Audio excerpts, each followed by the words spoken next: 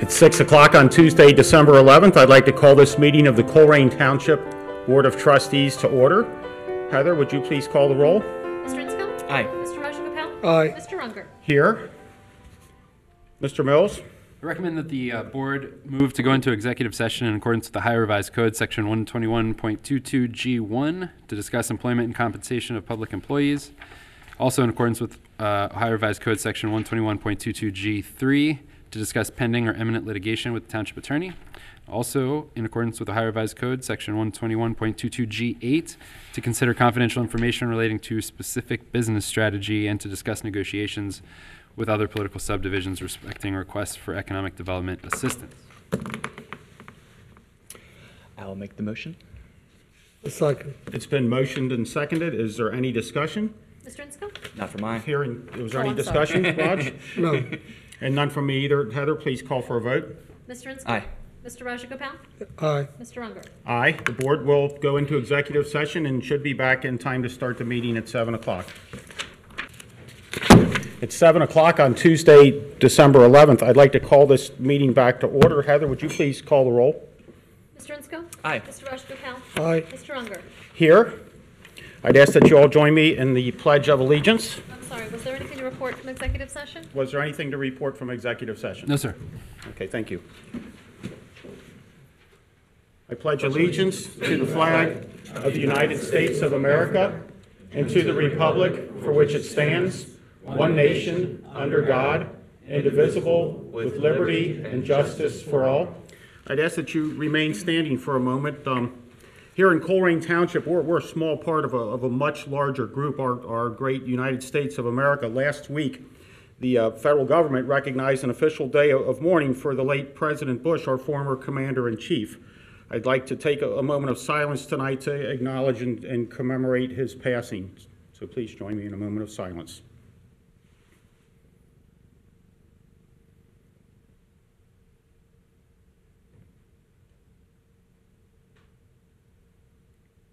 May God rest his soul. Thank you. Oh, thank you. And Mr. Unger, I'm before... going to let you start, Mr. Mills. Very good. Before we get too far into the agenda, I'd like to recommend a couple of motions, just changing the order of the agenda around a little bit. I would suggest that the board consider a motion that would amend the agenda in the following three ways. First, it would move agenda item 10, admin A, up to the top of the new business order. That is the resolution adopting 2019 temporary appropriations. Move agenda item 10, admin B, just below the last one. So basically we would be considering those first when it comes to new business tonight. And then remove agenda item 10, admin H, which is the motion authorizing the execution of an employment agreement with Emily Randolph. I'll make the motion. And I'll second it. It's been motioned and seconded. Is there any discussion? Hearing none, Heather, please call for a vote to amend the agenda. Mr. Insco? Aye. Mr. Rajagopal? Aye. Mr. Unger? Aye. Thank you, Jeff. And then our next item will be Fiscal Office. Mrs. Harlow. Sure. We have the minutes from your last regular meeting, which was November 13th, 2018. Mr. Unger and Mr. Insco, you both sent me changes, and those have been incorporated into this draft. Thank you. I would motion that we would approve the minutes from November 13th. I'll second the motion. It's been motioned and seconded. Is there any discussion? Hearing none, Heather, please call for a vote. Mr. Insco? Aye. Mr. Rajagopal? Aye. Mr. Unger? Aye. And then the minutes from your special meeting of December 4th? I'm sorry, November 27th first. I would motion that we approve the minutes. I'll second.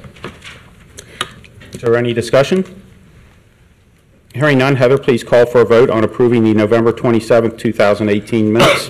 Mr. Insco? Aye. Mr. Rajagopal? Aye. And Mr. Unger? Aye. Great. And now November 4th. December 4th. December 4th. Thank you. I'm going backward in time here. I would motion that we approve the December 4th, 2018 minutes. I'll offer a second. I need some seeds from that thing. I'm sorry, Mr. Insco, did you offer the second on the motion? I did. Okay. Been motioned and seconded. Is there any discussion? Hearing none, Heather, please call for a vote on the approval of the December 4th, 2018 minutes. Mr. Insco? Those are the only minutes I haven't had a chance to review, so my vote is no on that. Okay, they are pretty much identical to November 27th, other than the dates and times being No, changed. you mean the December 4th minutes. December 4th are pretty much the same as the November 27th minutes. So, but if you want to vote no, that's fine. Yes. Okay, So Yes, you as in vote- I would like to vote no. correct. All right. Mr. Rajagopal Aye. and Mr. Unger. Aye. Motion carries 2-1. Next item, Mr. Mills. Very good. We are fortunate this evening to have two guests with us that represent our partnership with the YMCA. I know I've had a chance to say it before, but I'd like to say it again. It's absolutely incredible what the YMCA, Nora and her team have done with the senior center. I mean, they'll get into greater detail, but the attendance has gone through the roof. Engagement is through the roof. If you walk over there and have a conversation with the folks, you can just see the value that that this program brings to the lives of really important people. And so I want to say personally, and I want to say on behalf of the township, we are so fortunate to have you, and we're so glad that you're here. And with that, I'll just introduce you to come up and give your presentation. Very good, thanks. My name is Cindy Rizzo. I'm the new executive director. Cindy, could you go ahead and talk yeah. into the mic? And Yeah, because the camera will be zooming in on you. I've been to like 20 of these meetings in my life, and I've never spoken and nobody ever before, told but you now I'm to. going to talk to Dan and Greg and Raj. Thank you. Thank you, Cindy. Anywho, my name is Cindy Rizzo. I am the new executive at Clippard YMCA. I have been with the YMCA for 20 years, left Clippard for about 3 years, and now I'm back as the executive. Super excited about that opportunity. Congrats. Thank you. As you guys know, the Y has been there. We've been there about 35 years. Started out as just a plot of land with folks going out into the community and running programs in churches and in schools. Eventually, we had a pool. 25 years ago, the building was dedicated. So 25 years, March will be 25 years, so we're going to have a big celebration. Just some little facts about our Y.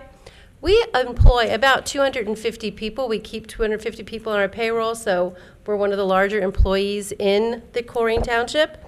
On an average day, we see about 948 people pass through our doors, and those are just people who scan, so we have lots of guests. So we can surmise that over 1,200 people a day walk through the doors of Clippard Y.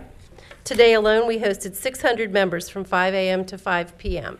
So busy parking lot, lots of people, lots of opportunity to impact lives in Colerain Township. We also operate all of the after-school programs in the Northwest School District elementaries. We offer a preschool. We also do a very unique program with autism children. We have an autism inclusion preschool, sports group fitness. We do lots of volunteer work. We work with Sun Ministries, Nate's Toy Box, and we host a lot of different events for the community. To talk about the Senior Center, we have to introduce Nora Dashley. She is like amazing. She does transformational work at the Senior Center. I was involved in 2015 when we took over management of the Senior Center. We literally had less than 75 members. Now Nora has built that up to over 400 members. There was not any kind of, Yeah. Woo-hoo. There's lots of activity going on. It literally transforms folks' lives. Yes. Just to go talk to someone over there, they would be in their room, in their home, with no one to talk to, but Nora makes a huge difference there, and all of her workers. When she started that program, they literally had no volunteers. There was not any kind of volunteer opportunity. She now has over 45 hard-working volunteers.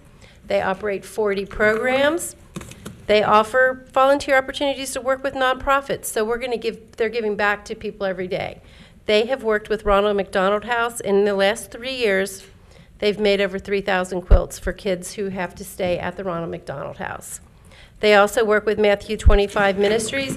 They provide plastic sleeping bag mats for homeless. And those, one mat takes about 46 hours to make. How many have you made this year, Nora? 52. 52, so that's great work. They also work with Pathways to Homes, and that's for young mothers and their babies, and that's all in our community. So Nora and her friends, kudos. They do great work there. They also partner with the Council on Aging to provide over 1,000 meals. They also have the ability to offer transportation to our members who are homebound, so they can come to the center, and that also allows them to take weekly field trips. So they offer huge opportunities to folks that they would not have that opportunity without Nora and her friends over there working. So we're going to show a little video because a picture says 1,000 words, and I think that we would like to end with this video. It just shows the great work that happens over at that senior center every day. Okay. The center is a place where the community. Yes. I just want to say thank you to you guys, the Colerain Township community, because without your support, I don't think, and the YMCA support, I don't think this would have been here today. For sure. So I just want to say thank you. Thanks, Nora. Can get together as a family. They look for a place just to be involved and socialize with one another and to bring out their talents. They feel alive being with their friends, and as I said earlier, as a family as a whole, and to be able to do something that they love. And when I mentioned to bring out their talents, they come in wondering what they can do, if they could do it. It's like riding a bike, and when they leave the center, they remembered how. Our goal is to not only have programs inside our walls at the Colerain Senior Center and the YMCA, but to have programs outside our walls. So we support 3 nonprofits, and it gives our members opportunity to give back. I love what I do. I've been here for 15 years, and the #1 reason is to give back. Not only to give back supporting other nonprofits in the Y and to benefit our annual campaign because it supports children and it supports our seniors. We tend to forget that we have a large demographic of seniors within our area, and I want our community to know that we are here.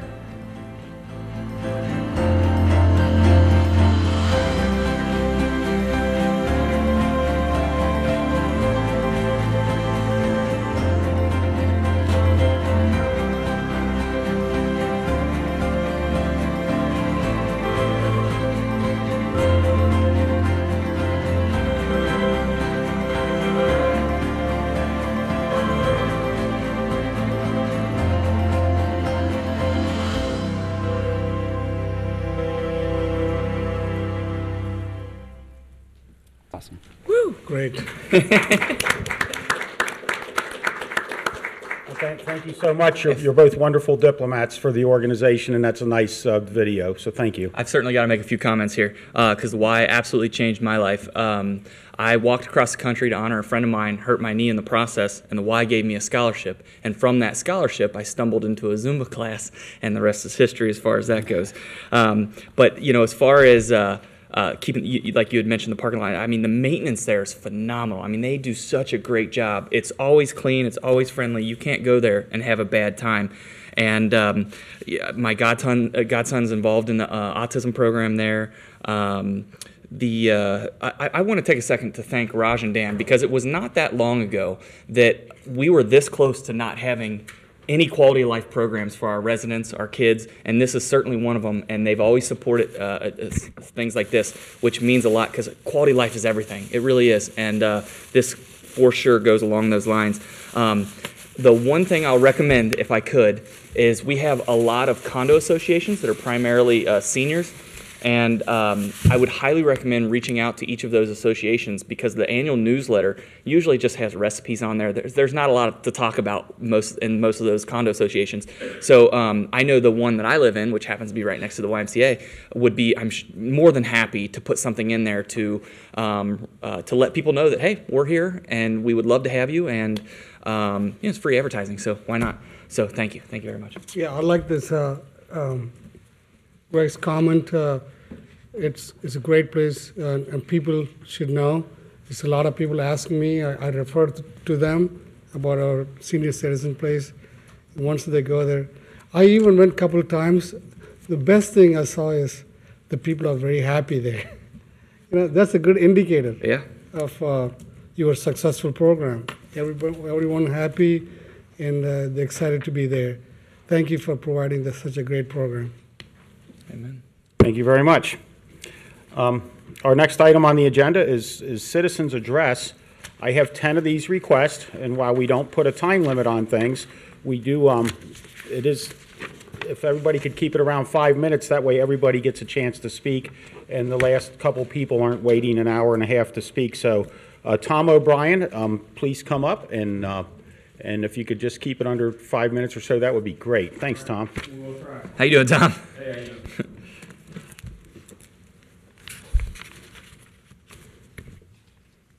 Got one handout.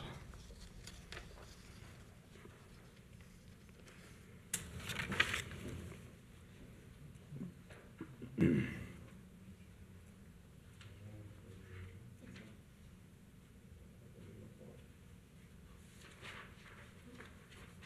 right. All right. There you go.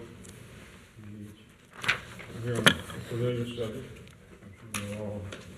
Thanks, Tom. Thanks, Tom.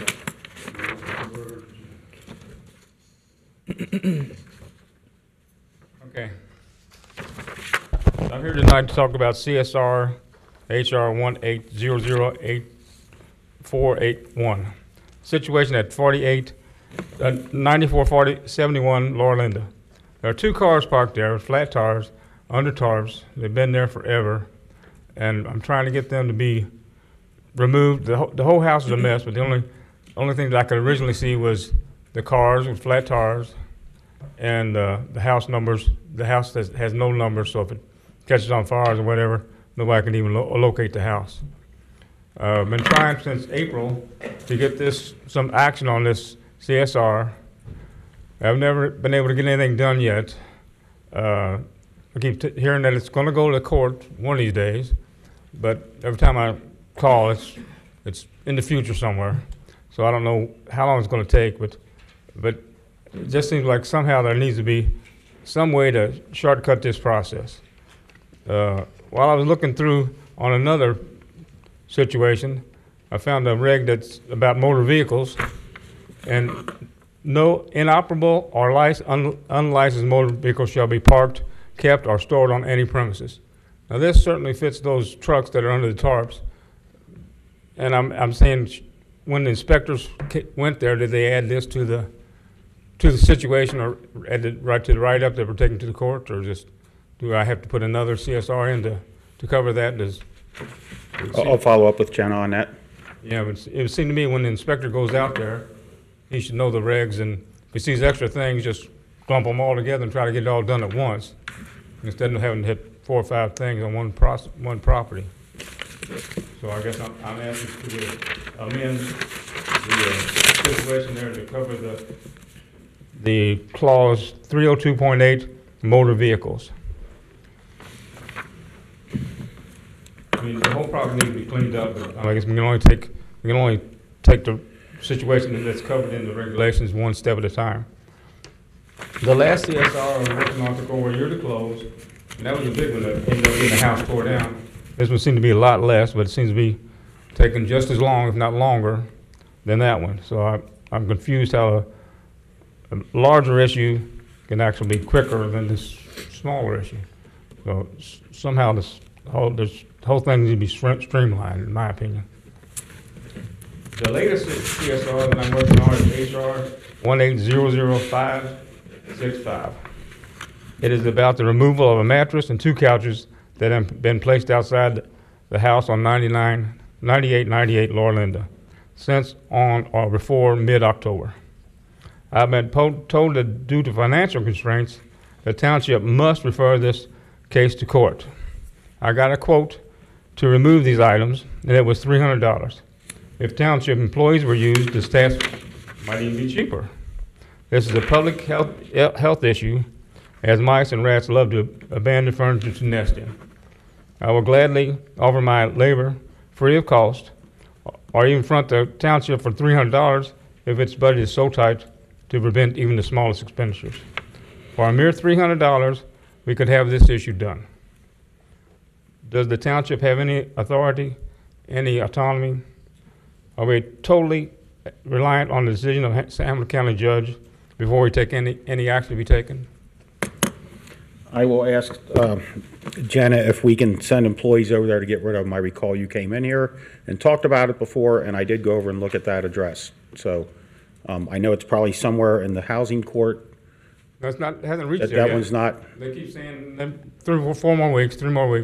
I tried to call Chris this morning, but he wasn't available. So Okay. as of last week, it was still 2 or 3 weeks away from housing court. And once it gets there, he couldn't give me an estimation of more than 8 weeks after that before it even goes before the judge. So now we're talking 6 months. I'll run by in the next day or two and have a look at it and talk to Jeff Mills about it, and he can talk to Jenna about it. Okay. Yeah, like I said, the whole thing is I mean, I have to come here because this is the only place I can get information. The website gives you no information whatsoever. Just as it's. I do follow up on every one of these that you bring to me. Appreciate it. All right, that's it for me. Thank you, Tom. Thank you. Mr. Bob Stevie?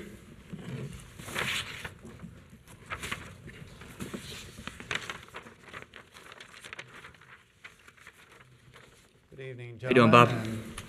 Fiscal officer, ma'am. I'm here to speak to motion J under administration on the agenda. It is disappointing to see that there's a motion to permit the township administrator to execute a contract with Schroeder, Mondrell, Barbier, and Pars for legal services. There are 3 simple questions that should be asked before you proceed. Number 1, was a sum total for all legal expenses over the last 3 years, including outside counsel, ever provided to each of you? Was the total $120,000, $150,000, $300,000? That's the first question. Number 2, was a breakdown of costs by category over the last 3 years ever provided? The meeting cost, the research, code enforcement, which is an issue this gentleman was just discussing, and discussions with township personnel. Number 3, is there any projection of the type of legal services needed for the next 3 years? Code enforcement, meeting costs, or maybe a massive capital project? In other words, are the future needs of Colerain Township going to be matched with corresponding talent?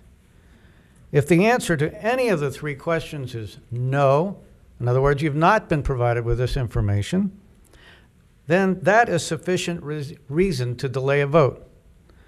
If the answer to all 3 questions is no, and this body moves to execute a contract, then this body is opening itself to the criticism that the decision was based on emotion and not fact. Thank you. Thank you, Thanks, Bob. Bob. Thank you, Bob. Next speaker, Christine Freiberg.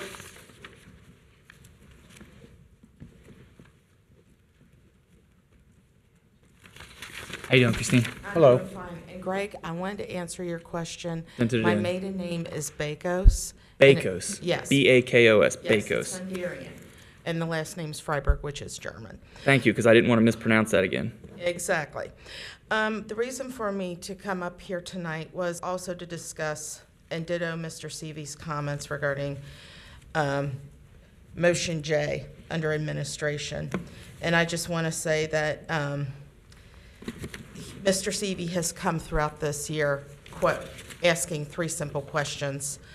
And I hope the board takes heed to what Mr. Seavey has said, as well as I'm going to agree with Mr. Seavey's comments because I think he couldn't have said anything better than what he has said throughout this year, as well as tonight. I also would like to address on the administration H, Emily Randolph. It is my understanding that she does not have a college degree in any accounting principles. Is that? We took that off the agenda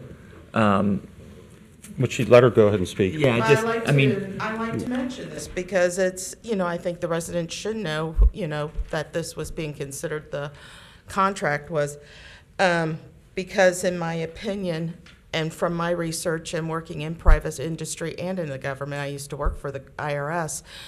In order to work as a tax examiner at the IRS, you are required a college degree and have to submit the transcript of your education.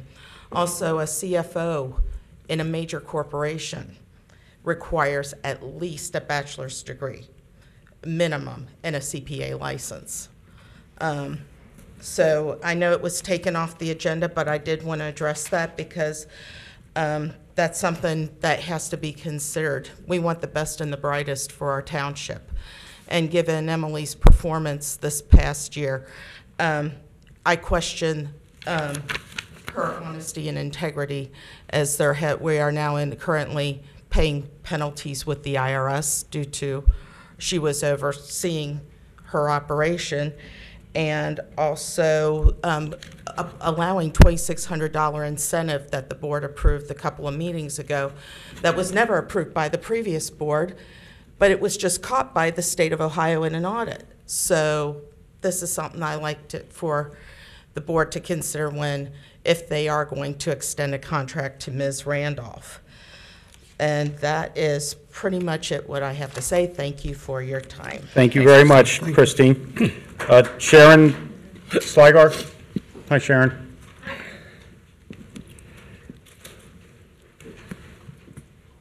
How are all of you?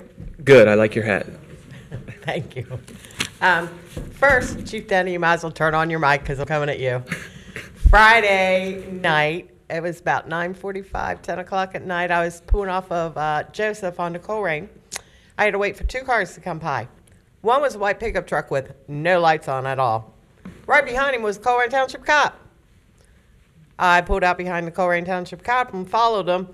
We went all the way from Joseph and Colerain down to where me and the pickup truck both turned left onto West Galbraith, and that cop went straight. Since when are we allowed to drive with no lights on? I would think he would need to look into that. Has she approached you outside of this meeting with that? So give him some time to look into that. If you can, after the meeting, provide him with a date and time. Yeah, it was Friday night between 9:45 and 10 o'clock. And the cop was driving an SUV, white pickup truck. Okay, thank you. And also, could you maybe talk to Patrick Quinn and ask him, once again, we have the problem with people running the stop signs back in our neighborhood. Most of the people are the people that live back there, because we all know that the cops don't come back there. Granted, I'll be the first one to admit I will slide through it, not completely stop. But some of these people are going like 30 to 35, and they're just flying right through And just for the record, what's that address so we can get an officer out there to examine it? It's on Royal Heights in Barthas. Okay. And for the record, what's your license plate number and how fast do you go? No, I just want to get somebody over there to look at it. I don't drive fast. I will go slow. I've actually had people threaten me and cuss me out because I'll only go like 5 miles an hour because the streets are so bad back there, which is he's next. So we need to put a minimum speed limit back there. Is that what you're saying? Yeah, well, the speed limit is 25. Okay. And with the construction, they shouldn't really be going. Well, that's true. But people back there, we know there's no cops back there, so a lot of them will go 35 or 40 down through there, and now they're not even slowing down for the stop signs. They used to, but now they're not. They're just flying. I'll ask the chief to step up enforcement back there and see what we can do. We can certainly put in an extra patrol. Yeah, and I know it's most of us back there that are doing it, but you know, some of us need to. I'll probably be the first one that gets the ticket because I'll just slide right onto it like I love your usually honesty. do. Well, I can tell you this, and this is a good point when it comes time to put in extra patrol. When those roads do get repaired and there's no more potholes, we'll definitely see a spike in speeding because they'll be able to. The reality is they haven't been able to since construction started. So it's probably a good idea to kind of plan ahead here and set up an extra patrol for when we anticipate the completion of that road. It's probably a good idea. Okay. Next thing about the roads. 2 weeks ago, they put signs up on our telephone poles and on our things that say no parking from Tuesday through Thursday. Well, our parking is limited to begin with. And then when you can't park there, you got to fight with other people and stuff to get a parking spot. Well, they didn't do no work on our street Tuesday through Thursday. Why'd they put the signs up and make us go other places when they did no work? And yes, they were working back there because they were on Barthes and Henge. So they were working back there. They just didn't, they just put up a sign to aggravate us, apparently. I drove back through there Saturday, and I did a loop around through the subdivision, and it's been 3 or 4 weeks since I was back there. I did notice they came in and did some temporary paving to improve Yeah, that was last week. This is part 2 of the weeks ride. ago. Okay, and I can't recall if it was 2 weeks ago, was that when we had the ice storm or anything? Well, we did I have just an can't ice storm, recall. And they didn't work that, I think it was that Tuesday, but they were back there Wednesday and Thursday, and they were working. They just weren't working on our street where they put the no parking signs. They were working on Barthes, because the last, following week, which was last week, they came back with the signs again. And this time they did do the temporary pavement on portions of the road. Kevin, can I put you on the spot and ask Well, you let's- about when? I'll let Kevin follow up with her, Yeah. so we can I keep moving. would love to know when we're going to be done with that. Just Can Kevin follow up with you tomorrow? Sure can, Okay, great. no problem. Thanks, and Merry Christmas. and Thank you Happy so New much. Year. Our next speaker is Kathy Moore.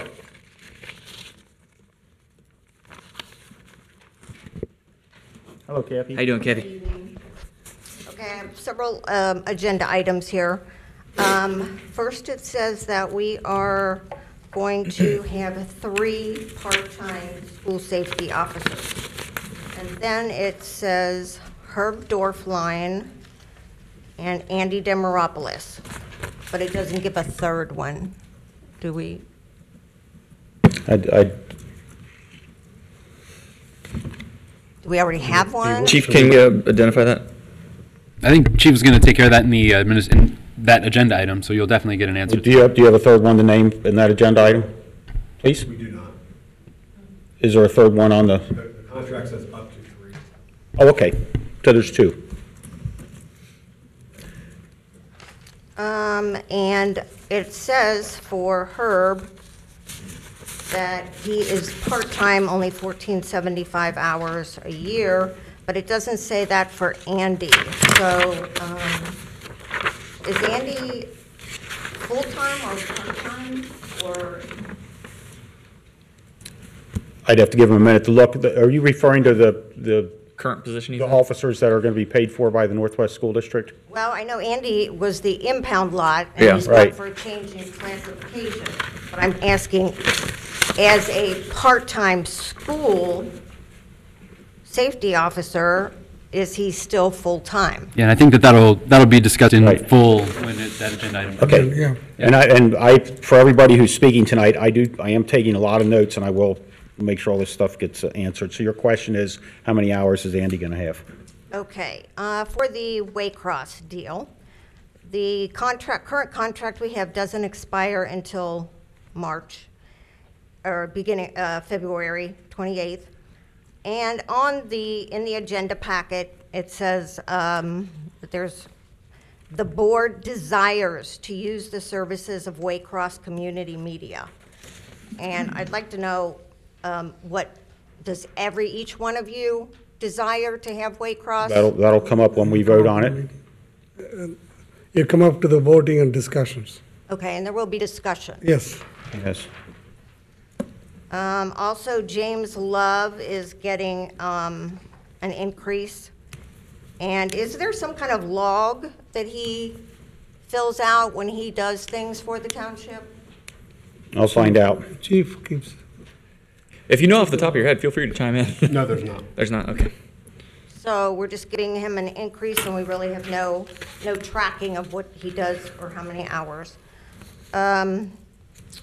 For the Highland property and casualty liability insurance, do we seek other bids for that?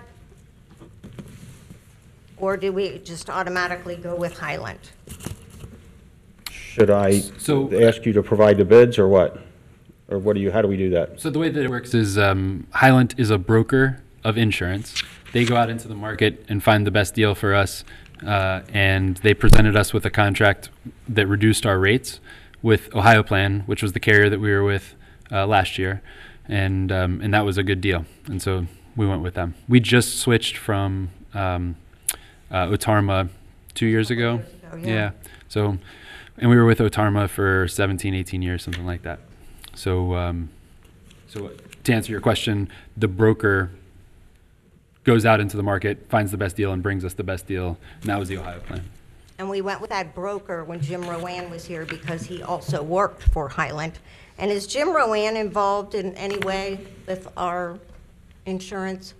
I suppose you'll have to ask him. I haven't talked to him in a long time. I sure hope not. I haven't seen him in ages. Thank God none of us have, but still, he could be involved. In I hope he's doing making okay money with, off of I it. hope he's doing okay with whatever he's doing. I haven't seen him in 4 years, probably. But he was an employee of Highland. Right.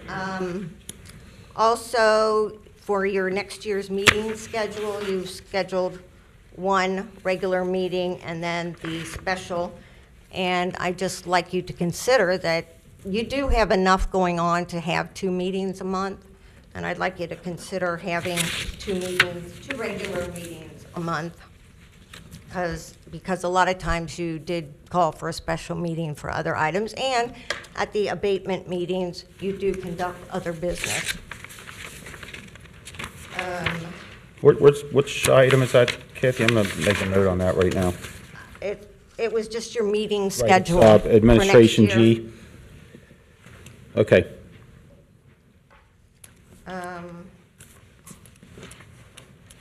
Okay, and then we're going to have a contract with Infinity HR, and this is to assist with the health insurance engagement, I presume. Is that what it is? That's the way I understood it? That people can go online and enroll themselves and, Yeah, we'll talk all about that during that agenda item. Yep. well, that's another outsourcing I see, as we just hired an HR specialist, and now we're going to outsource part of her job.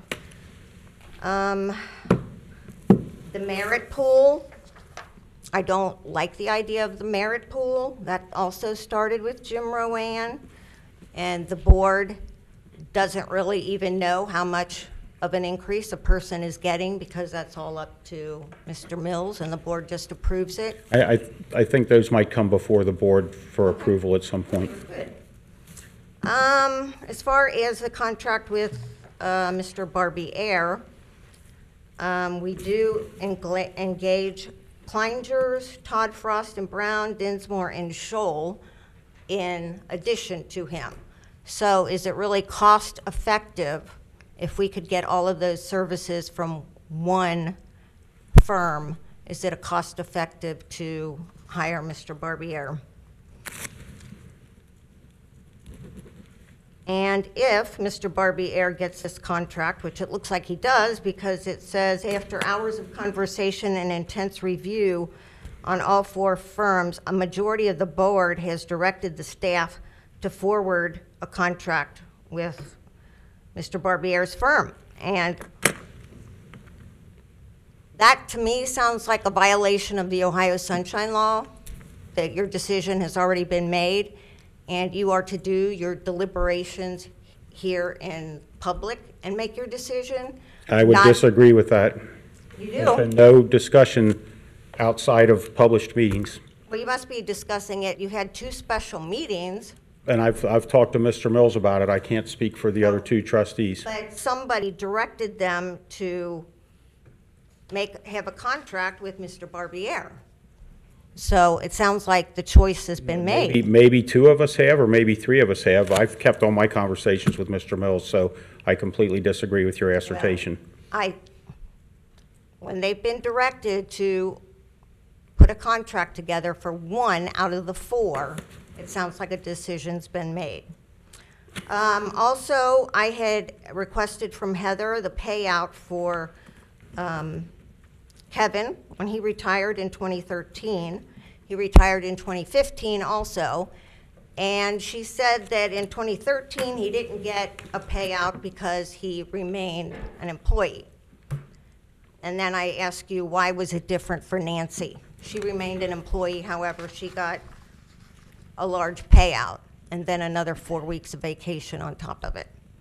So I think I'm glad Jeff is working on the policies, because it's kind of like we'll do whatever we want for whoever we want. It seems like that's the way it's been done. Yeah, you brought that It to my needed updating, for attention. sure. You brought that to my attention, and if you look further down in the agenda, you'll see that there's a draft policy I did see that. concerning I that. did see And, that. and a lot of that was based on the ideas that you brought forward. And we'll see if we're just going to introduce it as a draft to be voted on at a future meeting, probably when we go ahead and do the rest of the policy book. Okay, and then it says in there, under salary, that this employee's accruals for vacation and sick time will be reset as new employees. So are we going to go back to the accrual method for vacation? Because we currently don't do that. We'll discuss that when it comes up.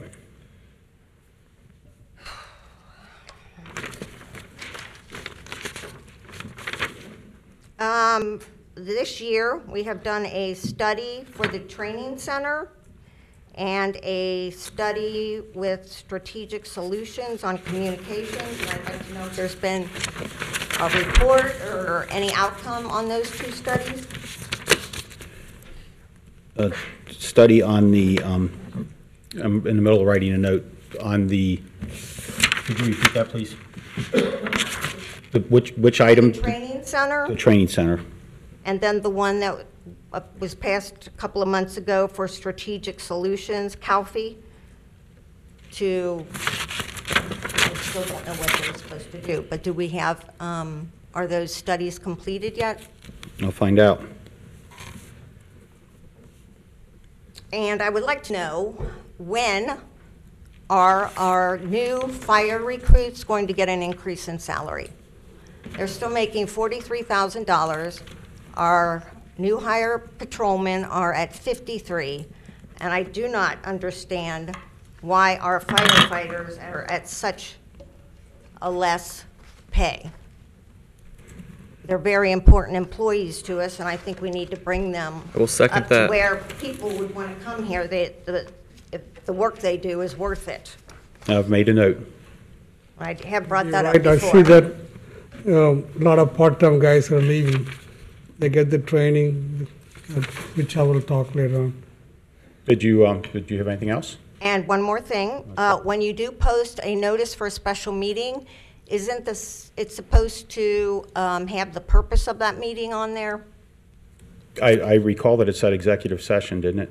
Yeah, but what was the purpose for executive session? I'd have to go back and look at the posting. It didn't say anything. And I'm just saying that there was nothing, there was no purpose listed. And I did send Jeff an email and ask him, and I never did get a reply. I sent him an email on November 24th and did not receive a reply. Thank you. Thank you. Okay, thank you. That was 19 minutes. I'm going to ask if everybody else could keep it right around 5 minutes. But we don't cut anybody off, but I'm just trying to make it fair to the last couple people that want to speak. Mike Parsons.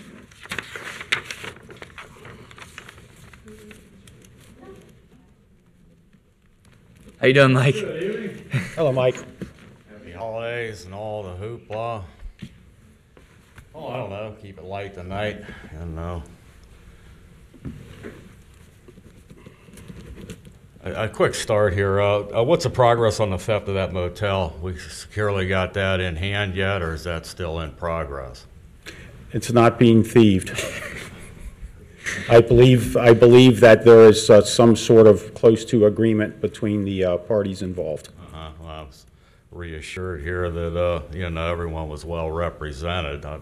Not so how reassured I was after hearing that, but that's beside the point.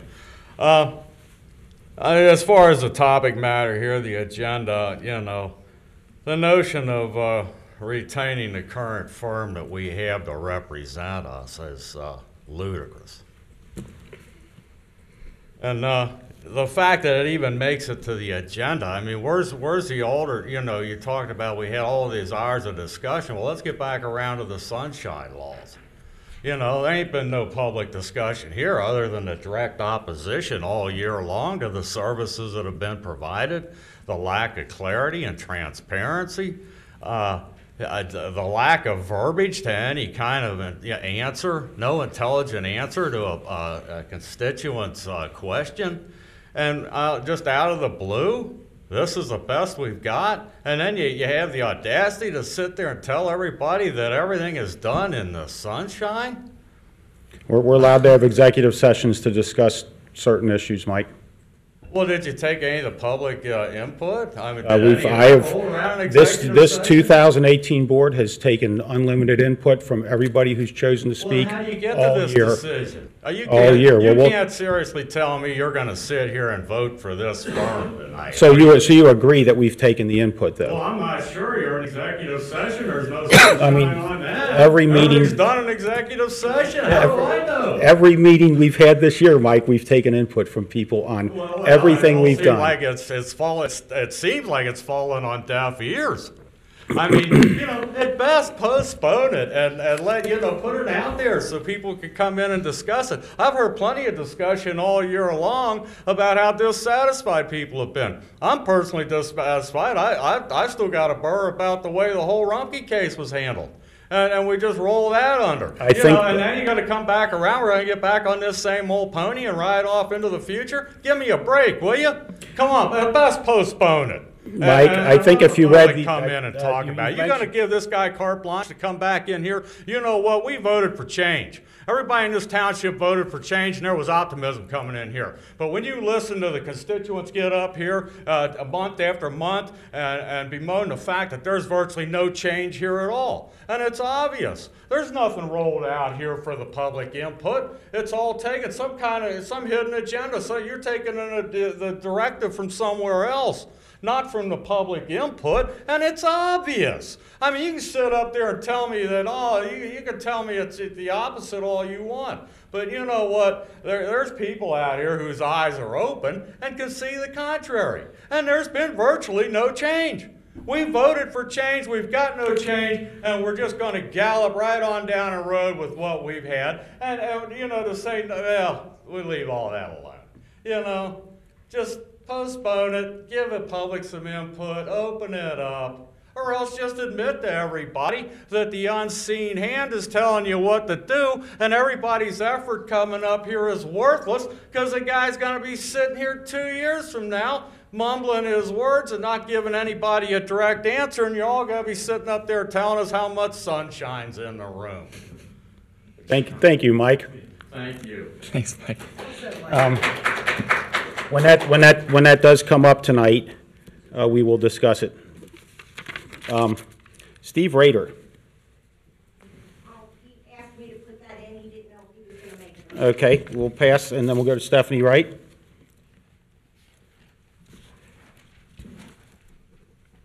How you doing, Stephanie? Great, thank you. First of all, I'd like to know what the extra camera is for this evening. I don't know who that is. I was this close to texting you. I thought it was somebody you brought in. Literally. Well, we can ask. Can we put you on the spot real quick? What are you here for? Let's let him be. He's allowed to. And I'm also glad to see that the microphone has been prepared and hopefully that the broadcast is a little clearer. I've tested it, and Waycross has made a lot of improvements and trying to make things even better. That's just fabulous. I'm also glad to see that the employee contract has been removed from the agenda this evening. Wanted to know if that was unanimous amongst the board? We just voted on it. We just voted to change the agenda and remove that. So yes, I think it was at a 3-0 vote? Yes. Okay, so it was unanimous, yes. So will that perhaps be revisited at another time, or is that just a done deal? I can't answer that. If 2 of the 3 of us go to our administrator and say that we want to revisit it, I assume we would revisit it. Speaking of contracts, obviously on the agenda this evening, we have to renew the contract with Waycross Media. Question being, why? Contracts usually are from a start date to an end date, and at that time they're revisited. I don't understand why we would rush into renewing a contract that is yet to expire. Could you explain that to me? To give them advance time to plan and continue to make improvements like the microphone you've pointed out, and just for planning purposes, and we'll see how it goes when it comes to a vote. Okay. I was very pleased to see that the YMCA and the Senior Center is represented here this evening. Our Senior Center is a hidden gem in Colerain Township. The previous board had all but pulled the rug out from underneath them literally and shut the doors. I'm very pleased that this board has stand behind their community and continue to enable our residents to use that wonderful resource. On visiting the senior center, which I do frequently, as a previous employee there with the seniors, I'm very compassionate to their needs and wants. And something that came to mind this evening with hearing the program director there, I'm aware that she works, her office is in a building or is in the space with multiple organs, musical instruments. Right. There are other office spaces available in that building, and I think for the YMCA in our township to achieve at 100% optimal experience and coverage for our seniors, that she should be awarded or offered an actual office space for her to succeed. And I do have one in mind. We have a lease agreement at this time that will due to expire on December 31st, 2018, and that is with our Chamber of Commerce. This agreement will automatically renew unless the board changes that. The agreement right now is the rent of $170 a month for a 10 by 10 office space, is what we've been told. But that office space also includes heat, gas, electric, phone, internet, restrooms with supplies including toilet paper, maintenance, cleaning, and $170 a month is very cheap, and I think that that space could be better used for our seniors and our community. I reached out and did some surveying on office space availability in Colerain Township per square foot. There is a property at 9600 Colerain Avenue with the price of $18.50 per square foot. What building is that, if you don't mind me asking? I've done it. $18.50 per square foot. There's a building at 5119 North Bend Road. The square footage per square foot is $25. One at 3367 Compton Road. Square footage is anywhere from $14.50 to $16.50. None of those include toilet paper, fax machine, phone, gas, and electric. I would urge the board to immediately rescind this contract as of December 31st, 2018 with the Chamber of Commerce. Also moving on to the law director position tonight that is up for bid. It's my understanding that the township did solicit bids for other law directors. There were 4 applicants. Those applicants were, I guess, viewed or interviewed by our Board of Trustees. And I do not understand how you could choose the firm that you have based on the criteria what was offered from the other firms. The other firms are diverse, well-known, reputable companies that might seem like it's a little over on their hourly rate, but when you combine that with the money that the current law director has extorted from our township continuously with overpayment, outsourcing his job to have other companies and law firms to help him do his job, I think you're making a poor decision if you renew that contract. Also about the merit pool, I would like to ask Mr. Weckbach, who is our new assistant administrator, if he has personal experience with a merit pool on the county level, and if that is something that they used there. Do you want to take that question, Jeff, or would you rather?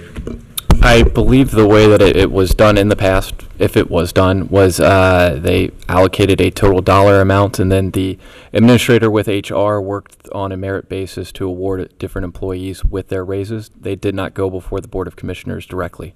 So the Hamilton County uses a merit pool? Yes. Okay. I do not agree with that. I think that each employee should be judged upon their performance and a percentage given, and then those numbers be presented to the board for a final dollar amount. Planning and zoning. We are we are assigning some positions this evening to members of our Board of Zoning Appeals and our zoning department. I ask through a public record request to receive those applications for those positions.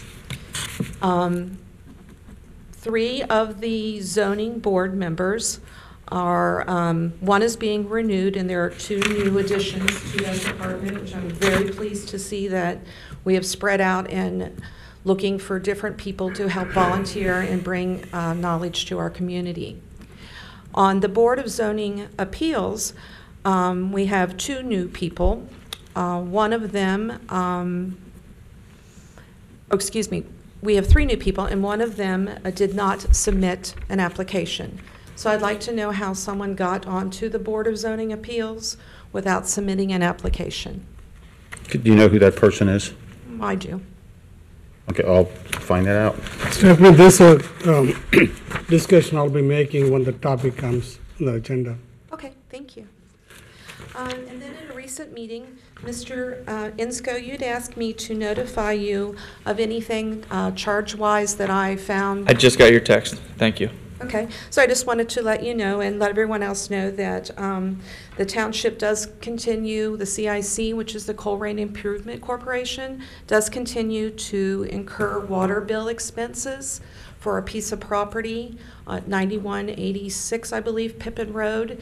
That property was to be transferred back in July of 2018. Does the board know if that has been changed? What's that address again? 9168. Okay, well, I'm just asking so I can write it down. So you don't know if it's changed? Tell me the address again. 91, I think it's 86, Pippin Road. 84, 9184. So it's at the $7 a month water tap or something like that, or? Yeah, Okay. we've continued to pay on that every month since the approval to sell this property, which is yet to transpire. Has the sale, I'll find out if the sale's been consummated yet. And a question about the CSR, which is a customer service request or something like that, that a resident can put in to ask questions about tall grass or things like that. Who handles parking on property? Is that handled by our code and zoning department? I would think you can make a complaint to the zoning department if somebody's parking in their grass or has a... I did. Okay. And I got a response that it was being forwarded to the police department. Yeah. If you're parked in the right of way, 321 cops is the right number, not 385-code. No, I put a complaint in about a business Oh, into the parking their CSR? cars on Yeah. the lawn, and it was referred to the police department. Yes. It's just, that's how that goes? Yeah. Okay.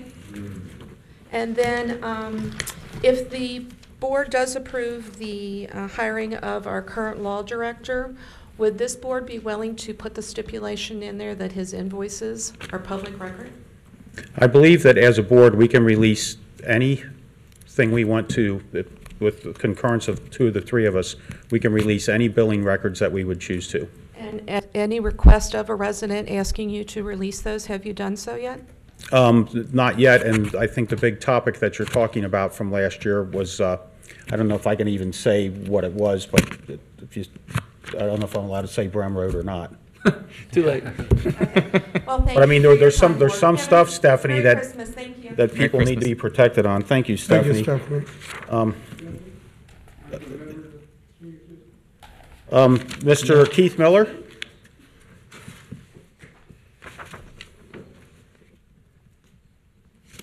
How you doing, Keith? Oh, that's always good. Yourself? Looking good. I love it. Yeah, you know, I gotta keep it here. Amen. Grandbabies love it. Call me Grandpa Claus. Well, let's talk about old Larry over there, you know. I ain't heard anybody ever come in this room have anything positive to say about the man. Come on, he had questions one night and he abstained from answering a question even. And, you know, let's go all the stuff like, let's get meetings advertised better, you know. Greg, you're up there at the mall. Can't we get our meetings put on the mall sign up there when the meetings are gonna be, time and date? That's a good question. After all, we give them police. Can't they do something for us? They could probably advertise our meetings on there. I don't know if that would necessarily be a private, any private business owner could if they wanted to. We did, Jim Acton's not here tonight, but he encouraged us to put them on our park signs, which we did. I don't know if we did this month because I feel like I feel like I drove by and it was blank. I could be wrong, but we have at least been utilizing those signs for that reason. And just real quick, while I'm on that topic, I did get a message saying that I guess I should have signed in to speak, since apparently it was in support of Larry. So we do get in support of him. They don't always come up here and yell it out loud that they support him, but we do get support. That'll be a discussion. I'm sure we'll have a lively discussion about it when it comes up on the agenda. Wait and study this real well, maybe even get the minutes from the court case with Rumpke and look them over and see how we was actually defended. I really don't think a guy that was hired by Dieters is in our best interest. It was Dieters' work, plain old work for Rumpke. When that comes up, I think you're going to find there was another lawyer doing all that work for years before Larry ever got involved. But we'll discuss it when we get to that point. All right, then I'm going to say good Stick around. Thank you. And Merry Christmas. Merry Christmas Thank to you too, Keith. And to all a good night. This last one looks like Carrie Davis. Oh, there you are. Dun-dun-dun. I'll be the judge of that. It's, wow. Is hieroglyphics your first language? Like, really? Come on. Holy moly. Does that really say something? Okay, well, be nice to her. Be nice to me. How you doing, Carrie? I don't even know if this is appropriate because it feels like the meeting's different than previous meetings. This thing about the discussion afterwards. So, but I welcome more discussion. So if I'm saying anything inappropriate, just tell me. I'm not allowed to. I had a question for you, Chief Denny. I was at the Board of Education meeting last night, and they were talking a lot about the near accidents and how dangerous it was. And with the resource officer, one question I had was, are your officers allowed to do, during the busy time, street patrolling in the vicinity of the school so we can cut down on these near accidents? I would guess the chief can send a patrol wherever he deems it necessary. Well, I was thinking, since we've got these officers, and tell me where I'm wrong, these officers assigned there, if that can be part of their duties, is to, once a week, sit their butts out there and give some tickets, because it seems to me the only way these parents in a rush are going to slow down and stop for stop signs is if they actually get cited. And we talked at the meeting last night about how everybody would be cussing your guys because they're holding up the traffic. And we thought, well, wait a minute, he can just tell them, go over there and I'll give you a ticket down on that road instead of holding up traffic. But I think, I just don't know if maybe your officers can do that, so, Have you written speeding tickets or something outside of a car, like if an officer's standing there and tell somebody to pull over? I mean, I'm assuming you could do that. Yeah, we have in the past. Have you? That's interesting. But it was brought up at the education meeting last night. I can't read my own handwriting. That's funny. Give it here, I'll help you. The public information officer, I was wondering if we had a problem. I was wondering why we were hiring somebody to do that. You mean James Love? I'm not Yeah. seeing anything bad going on from their office. I think he shows up at various places, especially at bad places to speak for the township so that we have a representative to talk to the media.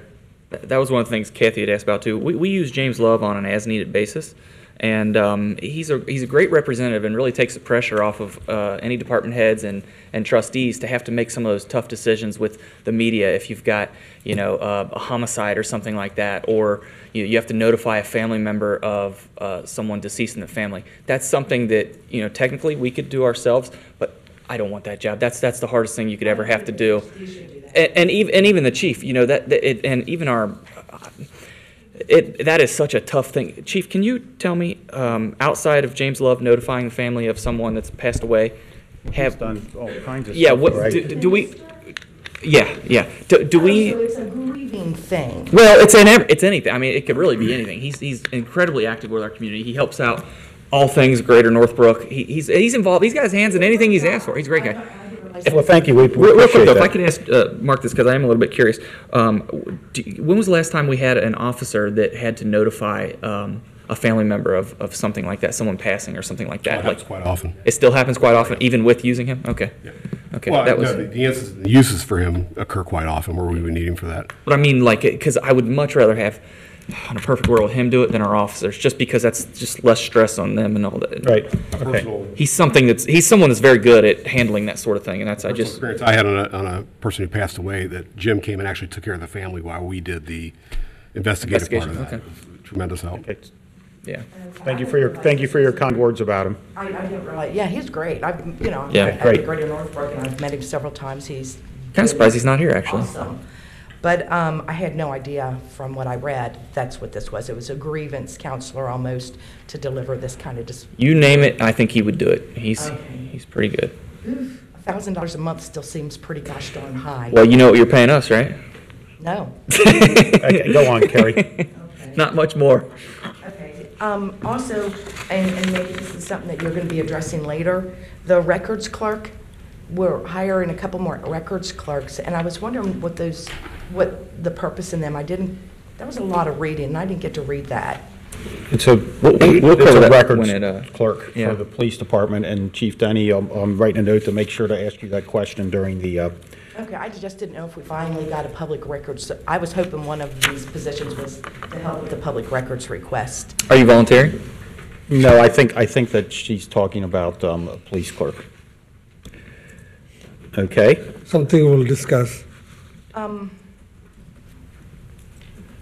I also wanted to comment that it's my understanding that whenever you're discussing personnel matters, that's not an open meeting.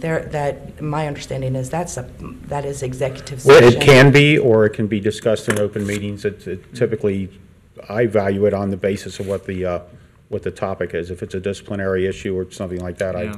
just as soon, all the votes take place in public. It's just, Yeah, obviously we can't. that's one of the reasons we can go into executive session. People were talking about why wasn't this discussion in public? You guys are supposed to be able to have candid conversations privately, so you don't disparage employees. We follow the Ohio Revised Code on that. I wish we were like the school board, having 5 members. 2 of them can meet up and talk anytime they want. We don't have that luxury, which stinks because I love these guys. I'd like to. I also wanted to make a comment, and it's going to lead me into something I'm not real comfortable with. The Chamber of Commerce having an office here, I am shocked that you guys have not, you've known about this for a long time, and I don't see how having them here. They were in here in April or May and made a presentation and explained what they're doing, and we've let them continue with the contract that they had. Well, the problem is the Chamber of Commerce endorses candidates for office. I'm not crazy about that. Amount of their money goes to those political contributions, and they didn't endorse me. But anyway, and because they are involved in political activity, I don't believe that you guys are allowed to provide them with any public benefit. And I would wonder if the chamber, since they're doing good work that apparently you approve of, regardless of their partisan works, if they get a really low-cost deal on office space, why don't we have one for the Greater Northbrook group? As a matter of fact, I have an advocacy group called Child Advocacy for Rights and Equity. Can I have a really cheap office too? So my point is, I think that, I don't think we should be doing this. And I don't think their name should even be on our sign. As a candidate, it really teed me off to have to see someone who endorsed my So opposition. they endorsed, did Yeah, they but- vote on it at a meeting, or did they put it on literature that Bill Blessings endorsed?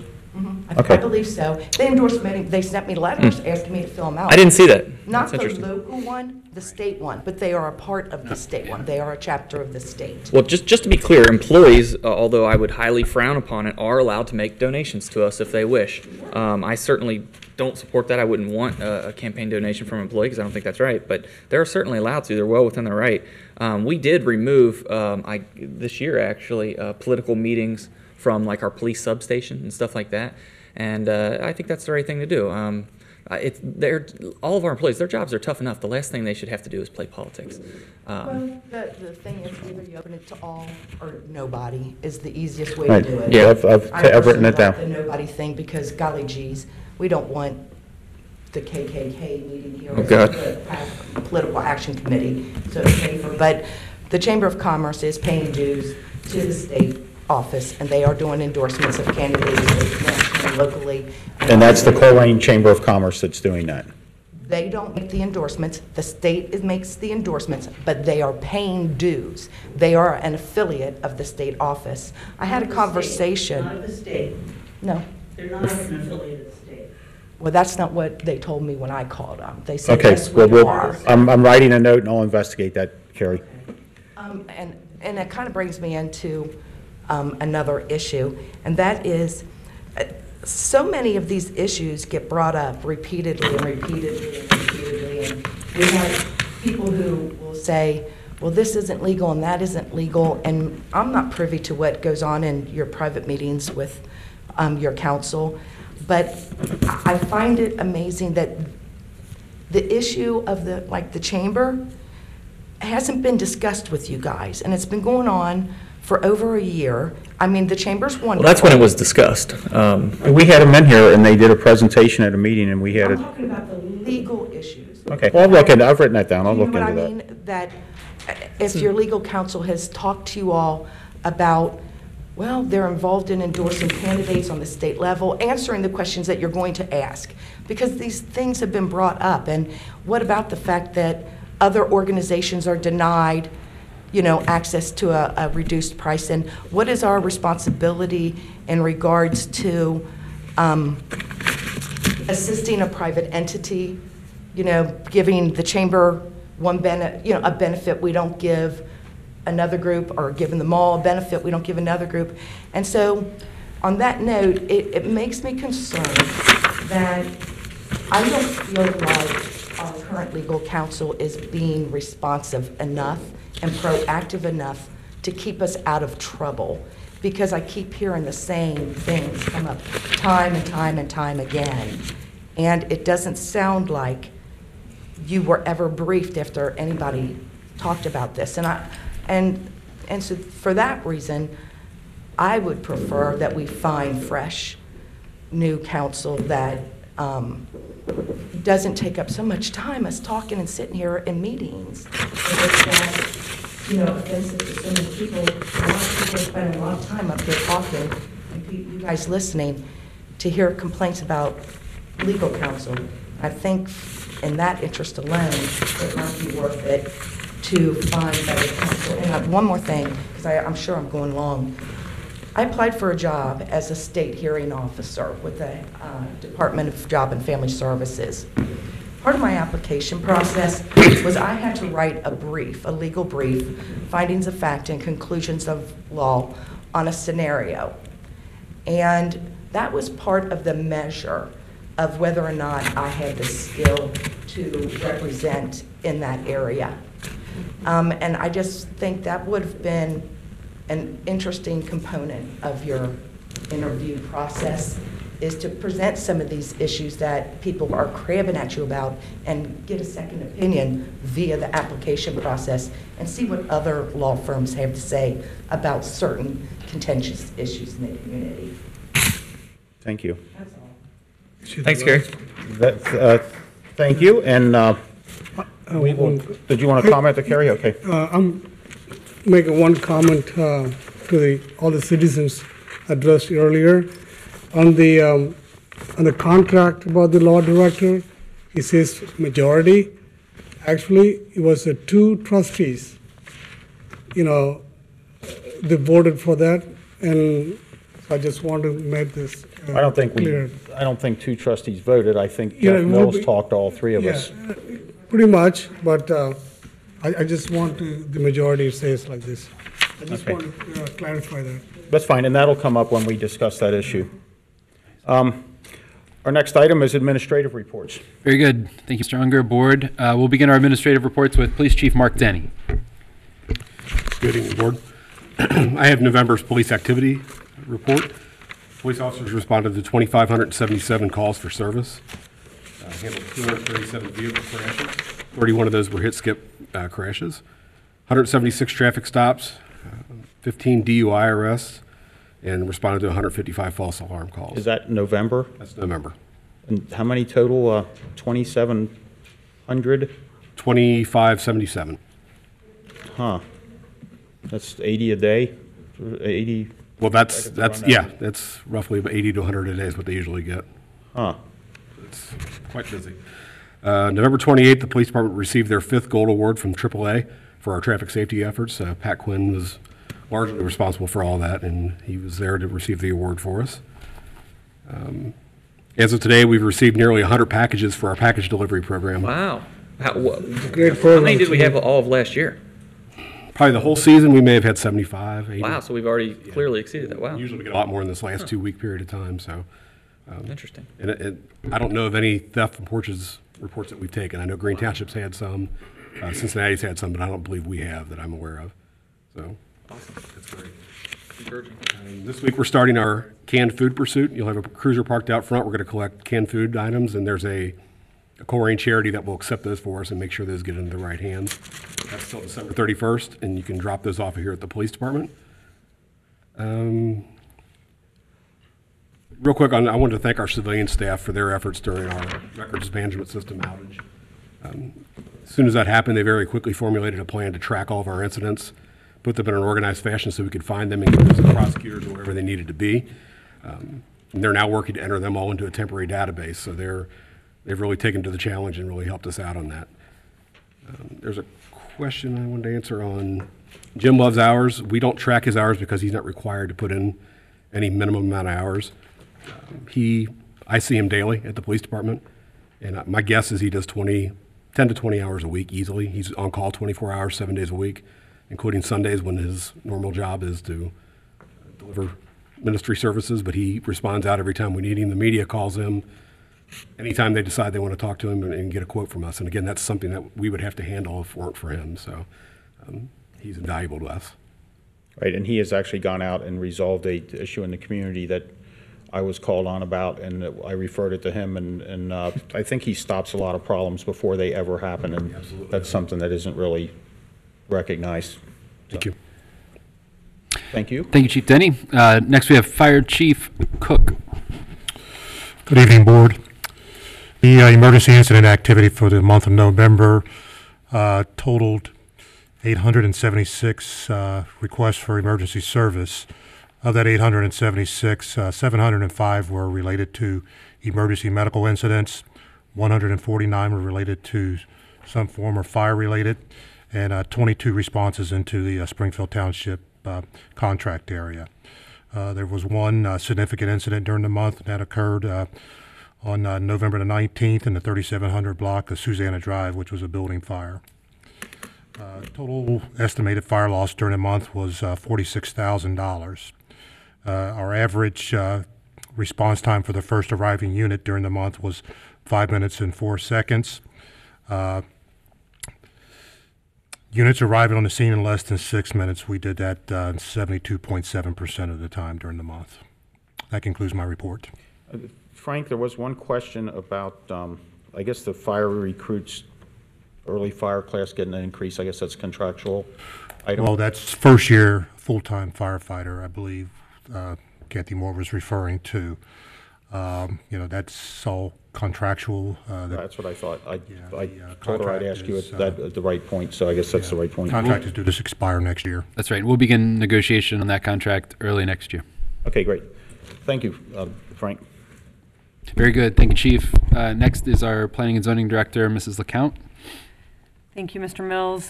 Just a quick update on Housing Court so far in 2018. This is been a big task for us this year. And in 2018, we have referred 93 cases to Housing Court.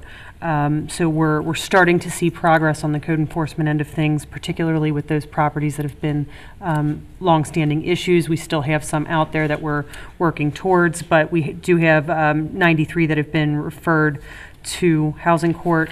There are 25 that are currently with our legal team, with an expected 12 more to be sent before the end of the year. So we have 25 that are still waiting for a housing court date. We do have housing court one date set for January and one for February already. We're looking at adding a second date in both January and February to accommodate those 25 cases. And to quickly answer Mr. O'Brien's question about the properties on Laura Linda, both of those are lined up to get a housing court date in January or February. I don't have a date at this time. Mr. O'Brien has been updated by Mr. Cavallero, most recently an email in response to an email sent this afternoon in response to the 4 voicemails he left today. And Mr. Cavallero referenced their last conversation being November 26th, where he provided the same information, because that's where we're at with that. We're moving through that housing court process. We're making sure we have all of our legal requirements to proceed forward with that. The other item that I wanted to update you on was something I brought up last month, our collaboration with the police department to begin issuing those KPSs, following up on the KPSs that were mandated from housing court. And what we are finding is, even if the police officer and Chris are unable to make direct contact with somebody, they are leaving information that there's a bench warrant out for these individuals. And surprise, surprise, we're getting some phone calls as soon as people realize that they have bench warrants out for them. And we are finding that we are able to make contact with individuals that have eluded us in the past. So we are starting to see some progress there, and we are gaining compliance on properties that we've had major challenges in doing so. I think there was one other question for me from Ms. Wright regarding one individual recommendation being made tonight to the board. I believe she's referencing Mr. Sam Hill. That did not submit an application to me. This is because his term is not expiring. He's an alternate member of the Board of Zoning Appeals, and my recommendation is to move him into an unexpired term that was vacated by a resignation due to health reasons. So that is why we don't have an application for Mr. Hill at this time. Okay, thank you. Very good. Thank you, Ms. LeCount. Mr. Schwartzoff from our Public Services Department. Thank you, Jeff. I just have a few items. One is on the Megaland project that we are got a grant for, and recently got a second grant for that. We're also doing, a public request for sponsorships. Tonight, it's actually on the agenda. One of our checks we've received. So far to date, we have $15,000 committed to that project from the community. I don't have those checks in hand yet, so we're not accepting those donations. But if anybody wants to donate towards the playground, they can go to our website, and there's a sponsorship information on the website. A couple quick skip updates. Acre, Gardenia, and Burnside, we do have the base asphalt down there. There's still some minor concrete work to finish, but come spring, Neiman will come back in and finish the project, put in the final layer of asphalt. So They're a lot happier, pretty for well sure. moved along, and it's, people can get in on pretty good asphalt currently. Royal Heights, last week we overlaid some of the worst areas, especially on Barthas Hill. So we've done some improvements there to get us through the winter. We're still waiting on Duke to install some of the gas service and also move some wires to new utility lines. Once that's done, then we'll have Rack and Ballure come back in. Still a little bit of sewer work to do. And hopefully this winter, if we get decent weather, they're going to start the road work, curb work, and sidewalks, all weather dependent. And realize when you do the road work there, they're taking out 36 inches. The road, the base, the rock, and everything.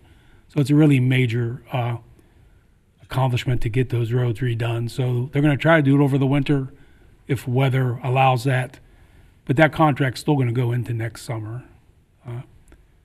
The worst may be to come. And I know it's been pretty bad for people there. Subdivision was built post-World War II, and when people were just moving out here, and so everything's 60 to 70 years old, probably 65 years It old. was in really, really bad condition. I mean, the curbs were gone, the road conditions They were still terrible. are. Yeah. It's going to be new when they're done, but I know it's been a real headache for the people that live there. It would be more helpful if there was two ways out of there, but there's not. There's only one way in, one way out. So it's been a really difficult project. I know it's been hard on the people who live there, but the end result's going to be a a really great success for Colerain. Another place we'll have to control speed when it gets finished. Yes. I drove up Barthas Saturday, and first thing I noticed was that nice several hundred feet of asphalt on the hill just to smooth out the bumps a little bit. So thank you. You're welcome. That's my report. Thank you, Mr. Frotzoff. Next we have Mr. Weckbach, System Administrator. 2 items to report. An update on our Q3 of our aggregation program. So our electric aggregation is currently saving residents about 8% over the typical rates. That amounts to $285,000. On our gas aggregation side, it's about 5% of savings over our typical rates, and that is $15,000. Gas is not as prevalent as electric when it comes to actual usage. The other item that I wanted to note is that we have been working with the County Auditor's Office to identify potential properties that are receiving owner occupancy tax credits.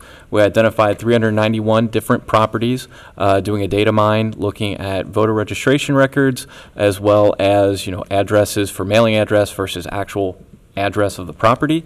This is more of a PSA. Next step for the auditor, now that they have our list, is to actually send notification to these homeowners, and if they do not respond, then the auditor will find them in violation and remove that tax credit. So we're trying to find ways to, save every dollar that we can. Thank you. That's really resourceful. I appreciate that. I've been following your project on that, and I'll comment on it when that comes up. Very good. Thank you. Thank you, Mr. Weckbach. Great. So, Board, this is the very last meeting of 2018. It is a time that I have taken to reflect a little bit on the year and what a year it has been. If you recall, back in January, we had marathon trustee meetings as we went through the selection process for the administrator. I think that we've had more meetings this year than any year that I can remember, and maybe there's one, but the results of that has been pretty impressive, and I just wanted to take a second to commend this board on your leadership, and I think that we've got an awful lot to be proud of this year. Whether it's our public safety departments that are pulling in accolade after accolade, whether it's our public services department that is working to reestablish Mega Land. That was a big project for you all, while at the same time overseeing millions and millions and millions of dollars of new road reconstruction in Colerain Township. The work that Jenna and her staff have done with Housing Court is absolutely unprecedented. The number of folks that we have been taking to Housing Court this year, and actually getting warrants issued. I mean, you can't get any more law and order than that. I mean, if you don't follow the law in Colerain Township, there are going to be repercussions. And I think that it's incredibly. I admire all of their work. From the administration side, the theme this year has been transparency, and to that end, we had 6 transparency initiatives, all of which are moving along, and I just can't wait for 2019. One of the big transparency initiatives that we'll talk about in just a few minutes is the 2019 Strategic Plan and Budget Book. This document we'll talk about later, but I'm very proud of. And so, we have a new website coming out in a couple of months. We have, along with that website, we'll have the opportunity for residents to drill down on a point-and-click basis into every single facet of our budgetary operation.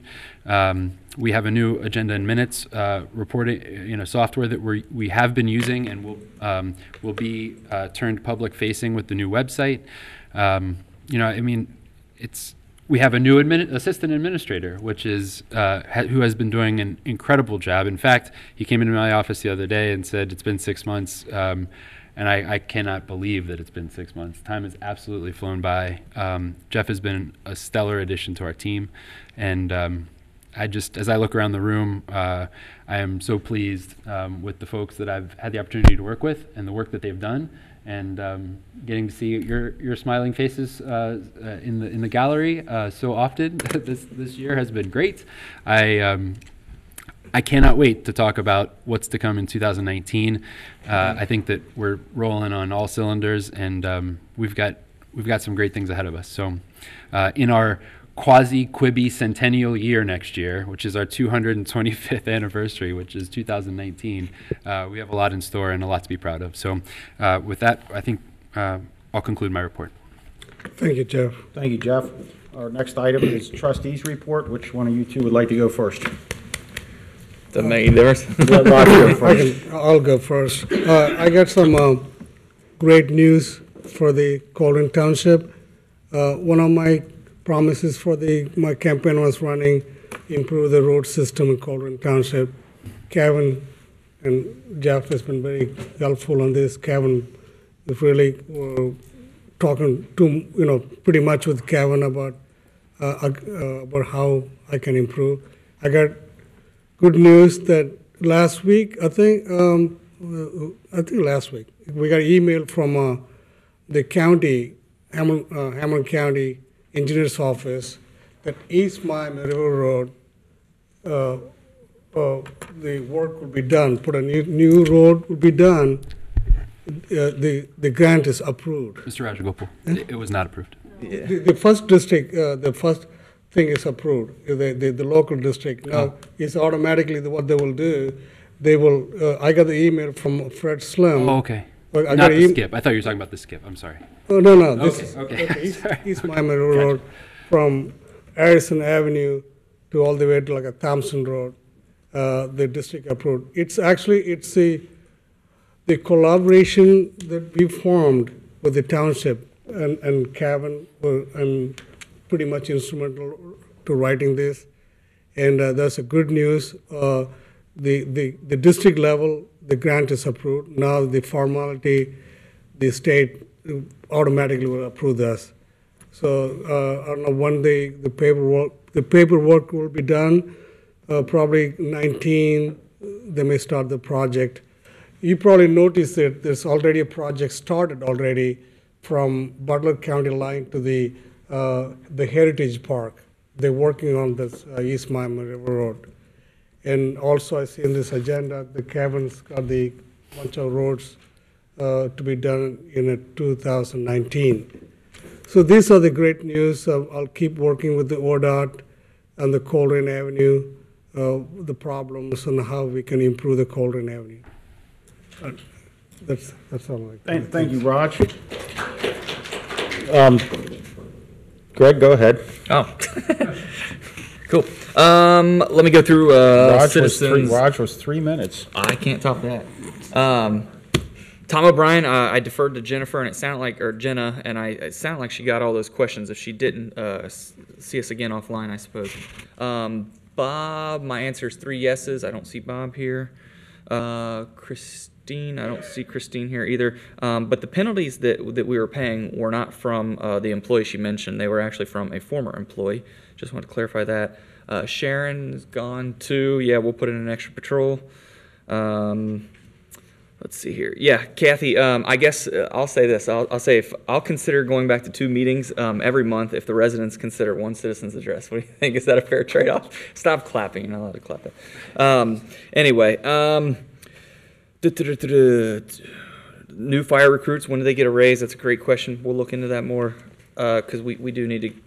Raj was right. We train these guys. We spend so much money training them, and then they leave to another department, and then you lose all that. The time and money you've invested in them. So we definitely got to get that square for sure. Let's see here. Where's Mike Parsons? I wanted to give you credit for being for speaking into the microphone more clearly than anyone has ever spoken to that microphone. So thank you for that, Mike. Let's see here. Stephanie, yeah, the senior center was literally closed off to one side, if you recall correctly. That was horrible. I mean, they were literally telling these seniors that they could not go on the other half of the building. It was offensive on so many levels and so messed up. I didn't know that you would work there, so that's kind of cool. I don't know if the chamber is going to renew their contract or if they want to renew. We'll cross that bridge when we get there. I also just wanted to say I appreciate your demeanor tonight because you get more flies with honey, right? Keith had said, what did he say?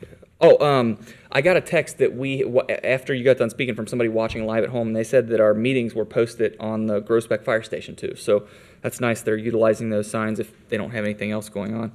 I want to thank Raj on road improvements. Any area you can, anything you can do to improve any of that is a win as far as I'm concerned. And I know I'm probably at about 3 minutes now, but I'm going to keep going anyway, Dan. You can have all your In your time you want. face. No, I'm just kidding. All the time you want, Greg.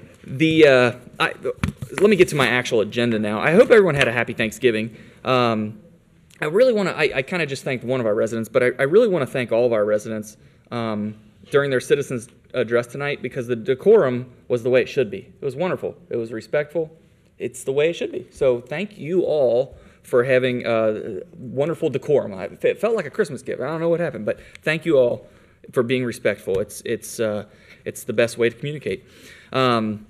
I've got some thank yous and some congrats to get through. I was actually getting ready to say that we forgot to do a canned food drive this year, and then Mark threw me off and said that we do. But on that same token, I did want to thank residents like our friends at Compton Recycling for stepping up and graciously donating to our veterans. I want to thank everyone for donating blood in honor of Andrew, who is still fighting strong. Not verbal yet, but or at least as of last time I had gotten an update. But still fighting really strong, making improvements daily, so just keep him in your thoughts and prayers. And then I also want to thank everyone for donating blood in honor of Tony Merck, which is our friends at the Pray Hope Belief Foundation. Both of them, both of those groups did a blood drive since our last meeting. I also want to thank Chick-fil-A. They did a wonderful fundraiser for Andrew, and I reached out to them to see if they would be willing to do one for the Pray Hope Belief Foundation too, hopefully around the July 4th 5K, since that's when they do their big fundraising, or at least the largest chunk of it, I should say. I want to thank Melissa Staley for helping organize holiday bags. You may have seen this online. You can donate non-perishable food at Northwest Passage Tuesday, Wednesday, and Thursday from 7:30 a.m. to 4:30 p.m. These holiday bags will be given to Northwest Local School District kids to make sure that they're fed over winter break. I also wanted to congratulate my fellow trustees on their kids' successes as well recently, one of them in boxing, the other in marching band. And I think their kids are a living testament of what kind of people these two trustees are. And I'm very proud to call them friends, and I love them dearly. So thank you guys for being who you are. Kevin already shared the grant, so that's good, with 50% matching funds for Megaland. That's good. I really appreciate that. The cards made it to state, so you gotta appreciate that. Anytime your local community can make it to state in anything is a huge accomplishment. That was obviously impressive. If anyone here knows anyone that needs a high school credit for getting their government hours, community service hours, or if you have like a civic, anything at all, don't be afraid to call. I did 2 interviews for St. X seniors that live in Colerain that reached out. They had to interview a local elected official, and I love doing those. Also, if you have a Girl Scout or a Boy Scout troop that needs like a government badge or patch or something like that, we frequently have scouts in here to lead the Pledge of Allegiance, and we'll always give them tours, except for the property room, right? Gosh. But yeah, so anyway, if you know anybody in need, don't hesitate to reach out. I also wanted to remind everyone that your dues are due for the Colerain Historical Society. I've got mine right here with me. If you are 85 years or older, they are free, and judging by everyone in this room, I'd say unless we're counting dog years, no one is over 85. So bring in your check. This is their 55th year, and as you heard Jeff say earlier, this is the going to be the 225th anniversary, which is, and I tried to pronounce this word. I'm going to let you show off. What was it? The Quasquibicentennial? I don't know. I'm trying to sound it out right now as you're saying it. Chris Henson, can you clarify if that's actually a word? I actually have it on my phone that I keep playing back because I don't know how to say it. Oh, this ought to be good. He's right though, it's the quasi-quib. Quasquibicentennial? Quasquibicentennial. Yeah, say that 3 times fast. I know, I just keep going at the 225. There you go, that's easier. So anyway, yeah, 225, hard to believe. It's impressive. I believe a Greater Northbrook is providing crafts for the Olympian Club's free breakfast with Santa Saturday, 9 a.m. to noon. Santa will be there at 10 a.m. Also, at the exact same time, there will be photos with Santa at Station 109. That'll be from 12 to 3 on Saturday as well, and the proceeds will be donated to the Allen family. So a great cause there. Come out and get your pictures taken with Santa. Does anybody have any events they'd like me to mention that I may have forgotten? No? Going once, twice? Sold. All right. Other than that, I just hope everyone has a Merry Christmas or a Happy Holiday, whatever you prefer. Just continue to keep down family in your thoughts as Andrew continues to fight. This has been an amazing year for our community. I'm positive beyond a shadow of a doubt that I can look at everyone and tell them that the best is yet to come. So, as always, I make myself available anytime any resident wants to talk about anything. Thanks for your time. Thank you, Greg. Are you here for, I can't tell the shirt you're wearing. Is that a scout shirt? Yeah. Are you here to earn your, go to the government? Great, go to a government meeting. I'm going to suspend the agenda for just a second. Do you have any questions for us, or do you need us to sign something? I do not. The requirement is to hear two sides of an issue, and then... Well, first of all, there's only one side to every issue. So, first mistake. I only do what the book tells me. Okay, well, the books are wrong. Well, Scouting's a great organization. Thank you for being here. Anyway, You're a scoutmaster, really? I'm an assistant scoutmaster with a Boy Scout troop, and I think I mentioned that on my biography, so I picked that out right away that you're here. It makes you want to. Proud mother of 2 scouts. It makes you want to be a trustee someday, doesn't it? Yes, be honest. You haven't bolted out the door yet, but anyway, I will continue. I did get a phone call from a person over on Season that was disappointed that her neighbor had erected a fence buying used various fence sections. Some of them are redwood. The couple next to it are white plastic. I mean, it's kind of cobbled together. I did follow up with Jeff Mills on that. The lady mentioned, she said, Mr. Unger, I've called you because I've watched a meeting on Waycross, and I heard you say you'd come look at anything. So I did. And there was a car two doors down the street with a flat tire and no license plate. And I mentioned that to Chief Denny, and before an hour, that car was out of there. And I just want to thank you for getting the hook over there, because that should have been, I guess it just takes somebody to report it, and nobody's reported that. But you're like 3 for 3 on getting abandoned cars that I call you on gone quickly. So good for you. Yes, anybody that has ever bought one of those, I do go out and look at it. Our Township Maintenance Department, we had that little ice storm last month, Kevin, and I saw your crews out on Saturday morning picking up branches and that were in the right-of-way. I know several Township residents were without electric for a while, and while it's been a contentious issue, I will go back to my original comments. It'll be a great day when Duke has all those supplies and materials and wire laid up right here in Colerain Township, which will even make the response time even faster. And I think that a lot of people don't think about those kind of things until several hundred or 1,000 lose their power, and then we're either pulling materials off of Kemper Road or from down in Queensgate. I think it's going to be a great day when we have that in Colerain Township to give our residents great service. The owner occupancy credit, if you go to Dusty Road's website and look at your own house, and if you look at mine, you'll see that I take the owner occupancy credit because, in fact, my wife and I own the house and I live there, and there's some value to it. I'd have to go back and look. It might be $50 a year. But I've contended there are a number of people that use houses for rentals yet claim the owner occupancy credit. And I know we've talked about that, Jeff Weckbach, and I appreciate your work on it. And if everybody would just pay the taxes that are due, we would have the income we expect. Because one of the other things we talked about is, yeah, there's levies in place for the school district and the township and that, but what is our collection rate? Are we collecting 100%? And what you've demonstrated through your project is that, no, we're not. We've got people that are not reported correctly, and they're renting out a house. They haven't filed rental registrations. So I would encourage all of our residents to take a look and make sure you've got it right before you get a letter from Dusty Roads. And we're not out to hunt you down. We're just out to seek what should be and get it all right. Congratulations to the Colerain football team for getting as far as they did. That was tough. I watched that game on the computer, and St. Edward's kind of was the better team that night, but Colerain's got a great program, and then Mr. Bolden's leaving and I guess going to Fairfield because they recognize what he might do for their program, so good luck to him. Lakota, is that where you, yeah. Lakota, okay. Yes, we've had a lot of meetings this year. As far as the transparency thing, my goal is to make everything available that we can on the website to hopefully cut down on public information requests and get it out there, and I appreciate the work you've done towards that. The new development on Sheed Road, Copper Creek. I was contacted on December 1st when it was raining pretty hard all day, and I went down and looked at it, and Sheed Road was completely flooded over with mud and debris coming down off of that stripped hillside. And I did get a response from that nice Debbie from the county, and I think they had a meeting out there yesterday. Did we attend that, or I know it's a county issue and not us? Yeah, I was not aware of that meeting, so. Okay.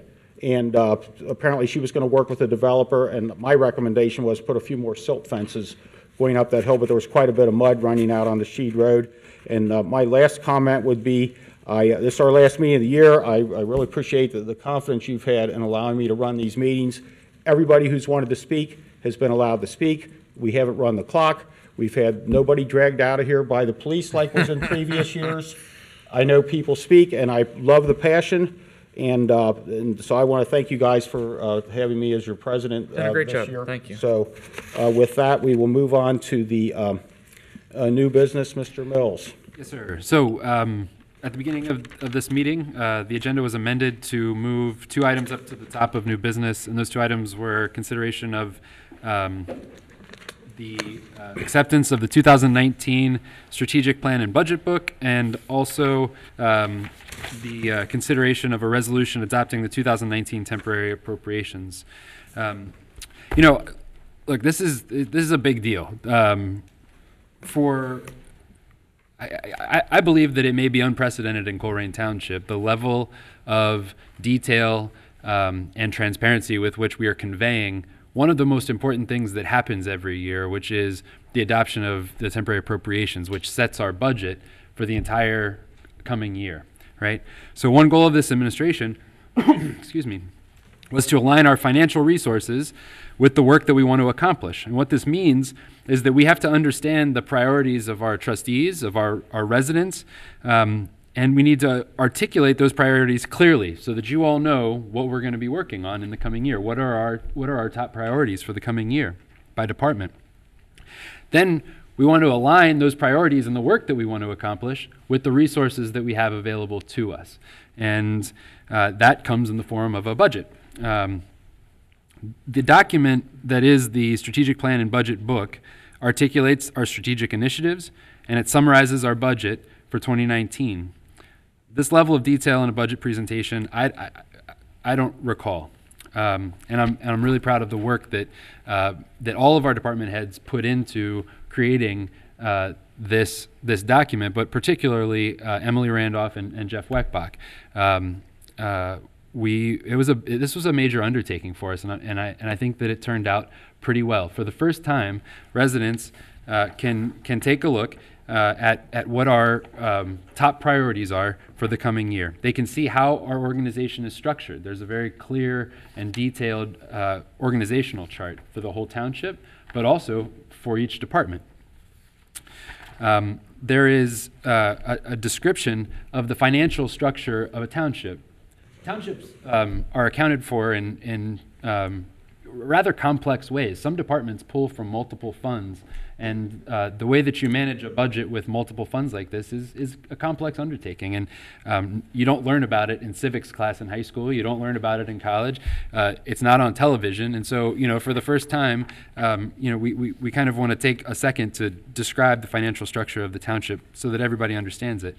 We also talk about the budget and planning process so that folks understand how to engage with that process. It's a very prescriptive process that's handed down by the Ohio Revised Code, and we follow it to a T. This year, we took an additional step and reached out to residents through a survey and face-to-face conversations, particularly up at the senior center, about what our priorities should be. And we married those things with what we heard from the trustees, and we held a leadership retreat as department heads and came up with this strategic vision for our township in 2019.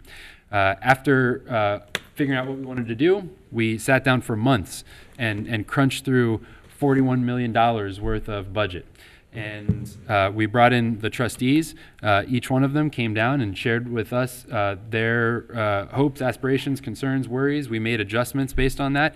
And what we were left with as a bottom line, is a 2019 budget that is less than 2018 and comes in as a bottom line number of $41,021,557.09. You'll get to see, if you flip through this strategic plan and budget book, sources of revenue. You'll be able to see what percentage, for example, of the police department comes from taxes and which come from non-tax revenues. The answer to that is 25% of the police department's budget is non-tax revenue, and that's an interesting statistic. You'll be able to see this even further, as I mentioned, when our new website comes out, and you'll be able to sit from the comfort of your living room and drill down into every part of our budget, and I welcome the conversations that are going to come from that. I hope that you'll see, as you spend the time looking at this, that this township is on the right path and is receptive and hears you and takes your comments into consideration and allocates resources accordingly. While 2018 was the year of transparency, and we're going to continue those transparency initiatives, 2019 is the year of engagement and beautification. Those are priorities that we heard from our trustees all year long. Those are the things that are going to top our agenda in 2019. With that, there are two actions that I'm requesting the board to consider. The first action is a resolution adopting the 2019 temporary appropriations, which, as I mentioned, bottom line at $41,021,557.09.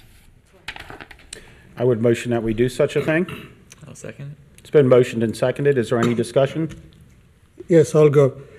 Jeff, you mentioned also looking at you also mentioned earlier, actually to reduce 2018, your appropriation is 42 million and 3,927. I'll round it up like 42 million $4,000.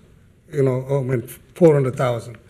But you also, it's almost reduction of almost like about $825,918, which is the projection. You see the reduction in 2019, but we are seeing also in the 2019 police will be $8,024,856. Okay, and around, I'm not going to give the round figure, fire department around about $14 million, okay, in the appropriation. But this is a projection you're giving, and you see any type of, in the future thinking, there's going to be a lot of county reduction, a lot of things will be going on 2019, and what type of reduction you'll be seeing it in 2019? In terms of our fund balances? Yeah, and see also more expenses you'll be expecting it. Sure. So there are some significant challenges that we face when we put these budgets together. Two of the biggest unknowns that we have are health insurance and the comm center. This year we're slated to spend, I want to say, upwards of $800,000 on the comm center at the county. We don't have any input as to how much that rate's going to be. It's set by the commissioners, and it impacts us greatly. The second one is health insurance. Our health insurance has been going up. We budget for 22% or so every year, and that is astronomical, and it has to change. And we've been waiting to we've been trying to come up with innovative ways to keep that under control. I hope that is that. Yeah, is that what you're? much, Yeah, you're touching it. You know, we also will be experiencing, all over the county-wide, a big type of the reduction of fundings. Like yes. A lot of loss. Yes. And which is going to be resulting in a lot of layoffs. Yes. And how this is going to affect our township? Sure. Reduction of funding from the state, from the county. Counties will lose about $25 million of problem. How is going to, so what type of things of revenue we're expecting, or what type of cut you are going to have to balance that upset? So the biggest change that affects us absolutely directly is the increase in detail rate for the comm center from $15 a call to $18 a call. That's the biggest financial input that we're going to see in our budget impact. There are going to be there may be, we haven't seen the commissioner's final budget, but based on the county administrator's proposed budget, there are other ways that will be impacted also. He has proposed cuts to economic development services.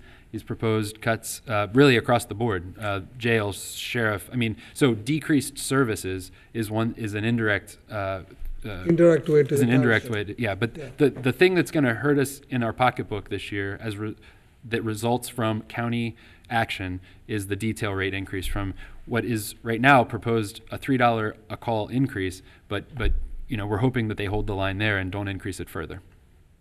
So what kind of steps you'll be taking to line up for the loss or anything? So we have to absorb that cost, and it comes from not doing other things. And so those costs are absorbed primarily in the levy funds that the police and fire departments draw from, which means that our levies don't last as long as they would. What we've done, we've worked very, very hard to keep those levies going as long as possible. And just to give you an example of ways that we're trying to extend our police and fire levies beyond the projected life of them, when the Stone Creek TIF district ended, it performed better than expected, and so there was a fund balance left when those TIF districts ended. That fund balance was transferred to the general fund in 17 and so we've been paying in 18, we've been paying for capital costs for the police and fire department in part out of the general fund, so that the levies wouldn't have to absorb those big capital expenditures. So basically what's happening there is economic development is extending levy life, right? And so those are some of the innovative ways that we're trying to mitigate any impact on Colerain Township property taxpayers. So we'll be preparing for that. We also know that the school board also losing, Sure. they'll be getting ready for that levy too. Okay. Yeah, so it'll be, thank you Sure. you very much. Yep, for the absolutely. comment. You got it. Okay. Was there any other discussion? Not for mine. Not for my. Heather, please call for a vote. Mr. Instill? Aye. Mr. Rajagopal? Aye. Mr. Unger? Aye. Thank you, Board. And the second item is the acceptance of, let me get this wording straight, is I recommend that you adopt a motion to accept the 2019 Strategic Plan and Budget Book. That's different from adopting it. This is just a book. So the resolution, that has legally binding implications. The book is just you're accepting receipt of it and you understand that this is going to be our work plan for 2019. I'll make the motion. And I'll second it. It's been motioned and seconded. Is there any discussion? Roger, Greg? Not for mine. There is none, Heather, so please call for a vote. Mr. Instill? Aye. Mr. Rajagopal? Aye. Mr. Unger? Aye. Thank you, Board. The next item on the agenda is in the Public Safety Department's Chief Cook. Board, the fire department has one item for you to consider this evening, and that's recommend the adoption of a motion to conditionally hire 2 candidates as part-time fire department employees at the specified hourly pay rates. Blake Riemann, firefighter emergency medical technician, at a rate of $14.50 per hour, and Robert Jack, firefighter emergency medical technician, also at $14.50. These recommended candidates are replacement for part-time firefighter employees that have recently separated from the department. The hiring of these 2 candidates will be contingent upon successful completion of all applicable pre-employment evaluations and procedures. Their start date will be effective as soon as possible after Sunday, January 13th, 2019, following compliance with the aforementioned conditions with a 1-year probationary period. I'll make the motion.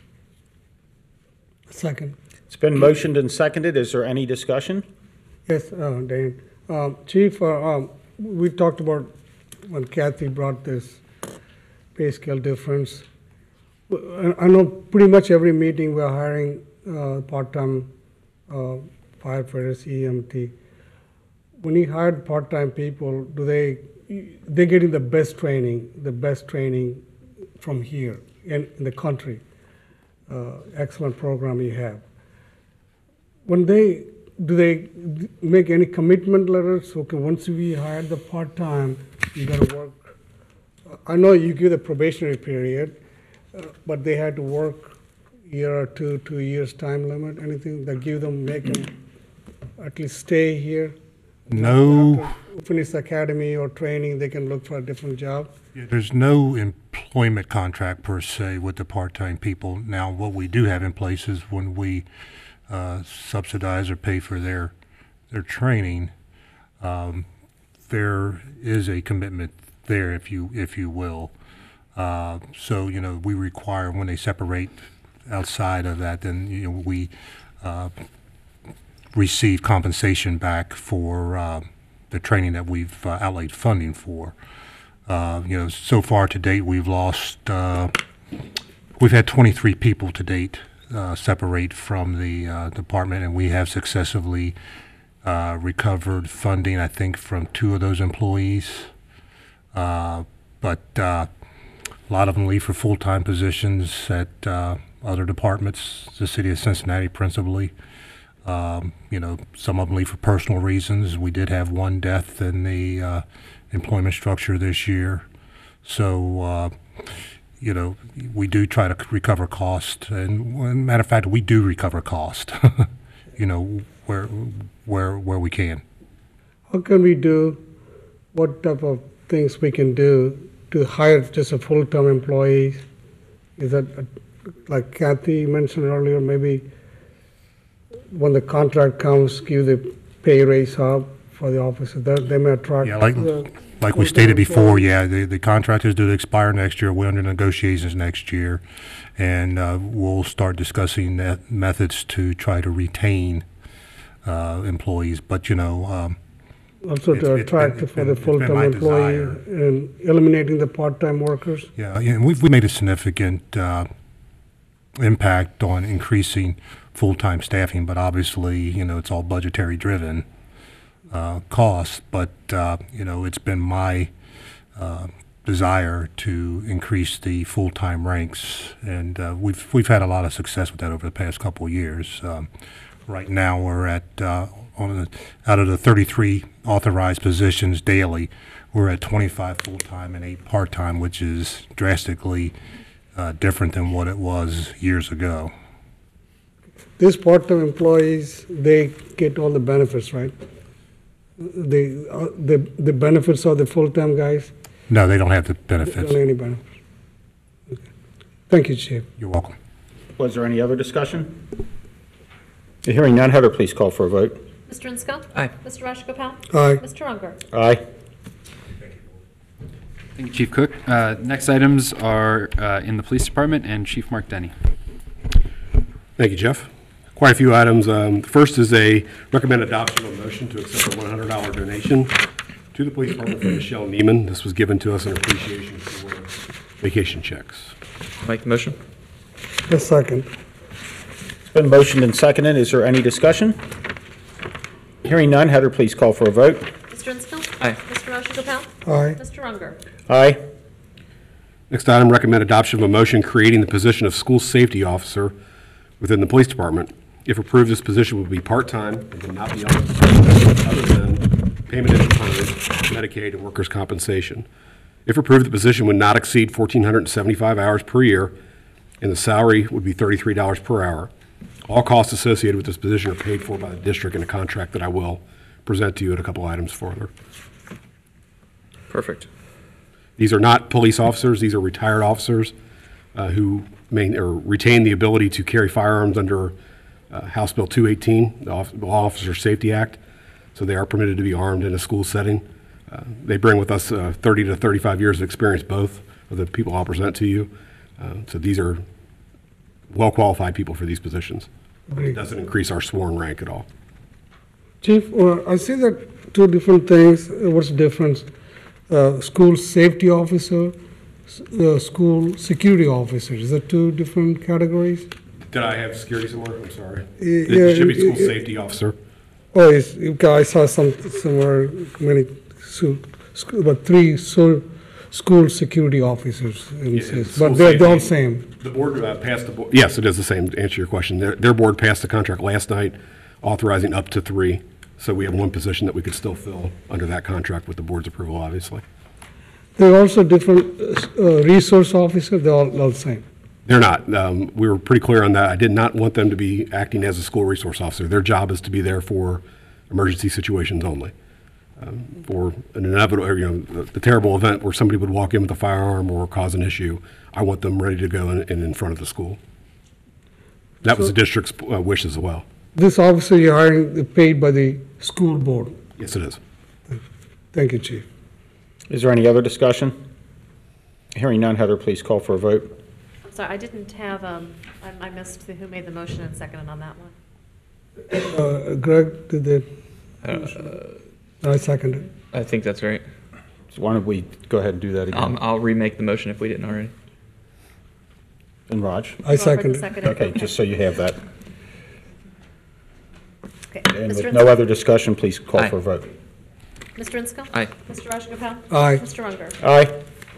Next item is recommend adoption of a motion to permit Township Administrator Jeff Mills to sign a 2-year agreement with the Northwest Local School District for police services in the amount of $126,600 for the remainder of this school year, and then $226,800 for the 2019-2020 school year. That is that school safety officer position. As a point of note, this brings the annual total of contracts from the district at $650,000 a year that the police department brings in. Wow. What was it previously? If you let's make the motion for Greg will motion, I will second. Is there any discussion? years past. How does that compare?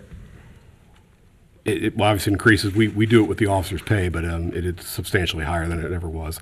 They've added an extra SRO, 2 extra detectives, and now these school safety officers. So they continue to want more of our services. Interesting.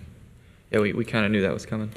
And I would just comment that is 100% funded by the school district, correct? And they get that money from a variety of sources, either from a state grant or out of local property tax fund. I'm not sure where they get it from, but that's money that the school district is spending to have our officers on site. Yes, sir.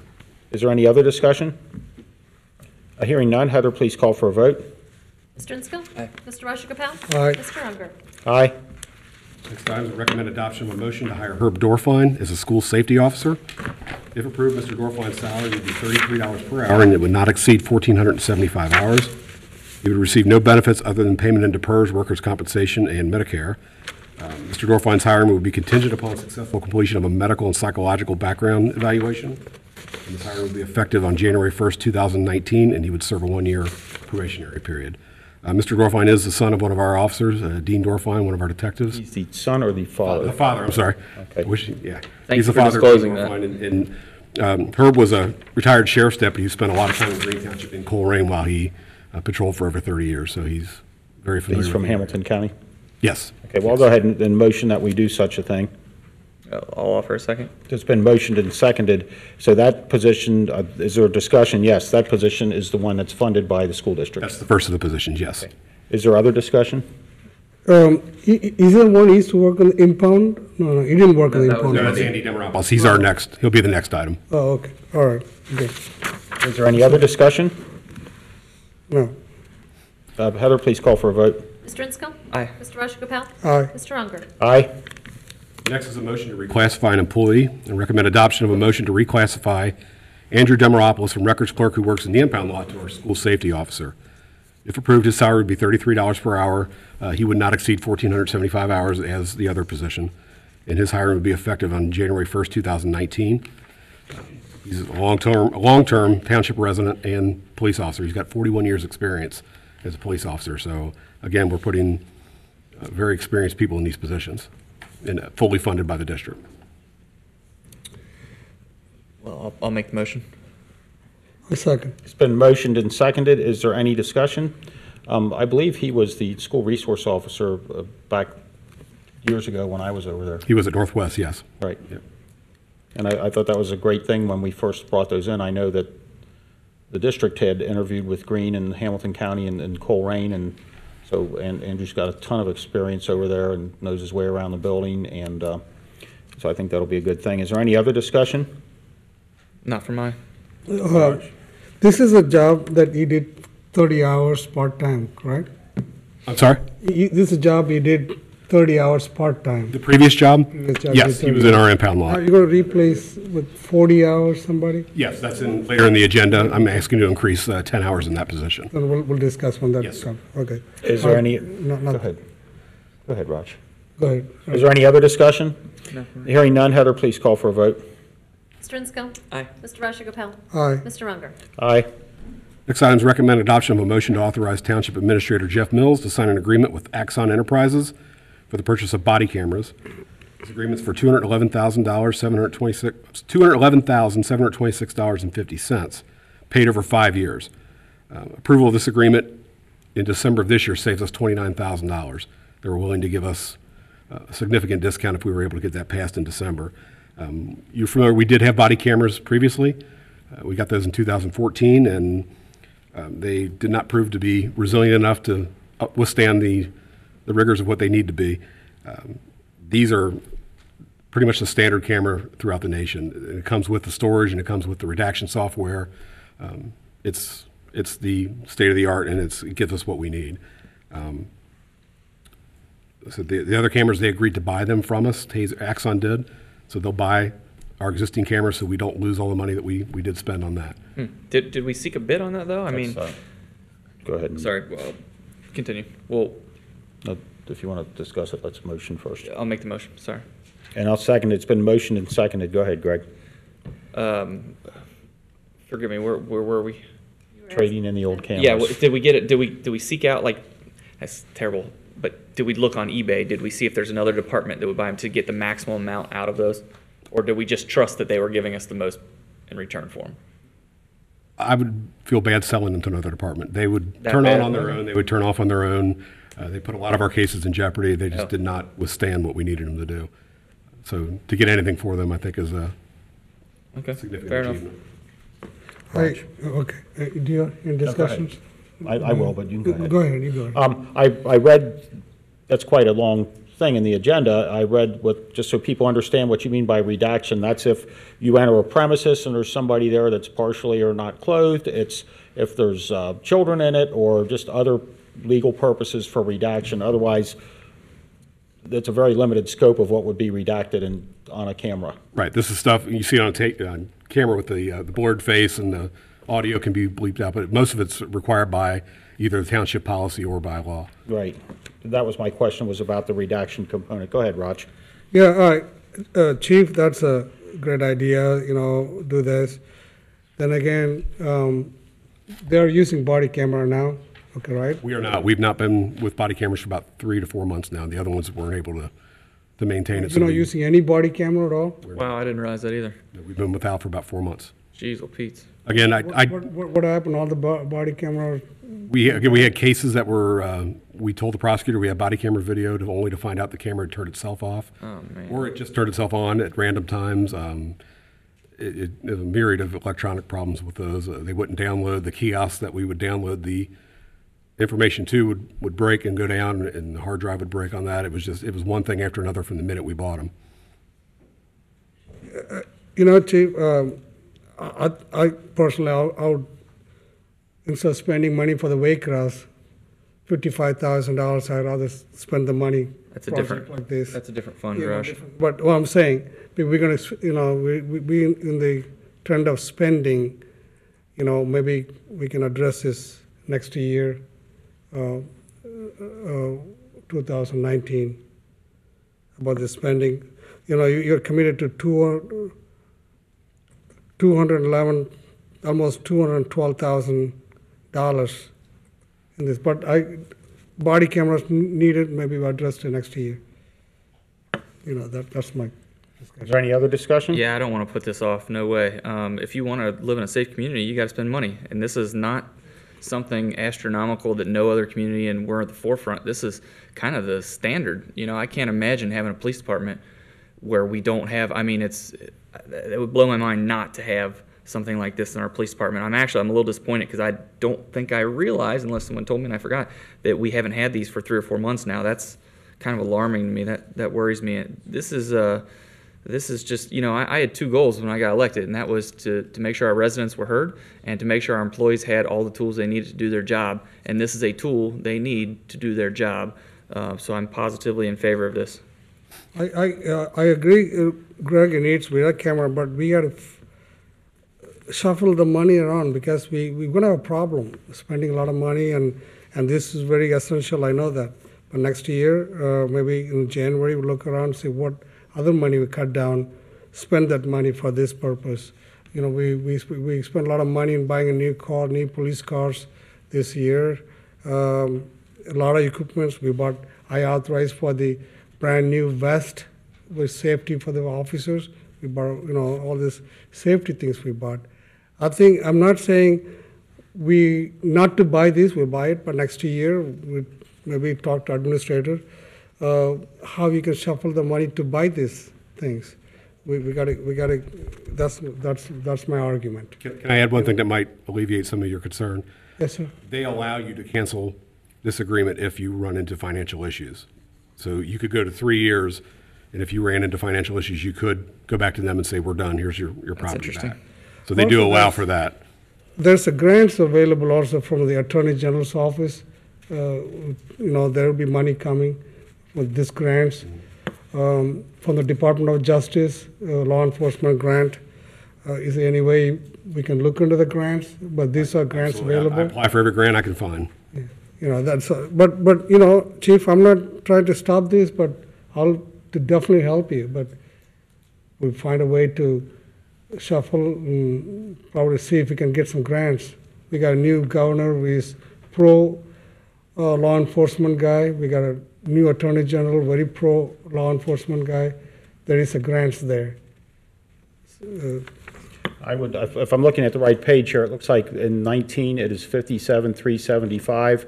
In year 2, which is 2020, is 38,728, and it's 38,166 in year 3, 38,728 in year 4, and 38,728 in year 5. So our 2019 cost is the startup cost included in the 57,000. It is. Okay. And those funds will be more than made up for in drug that 211 is spread out over 5 years. It is, and there's no interest on that.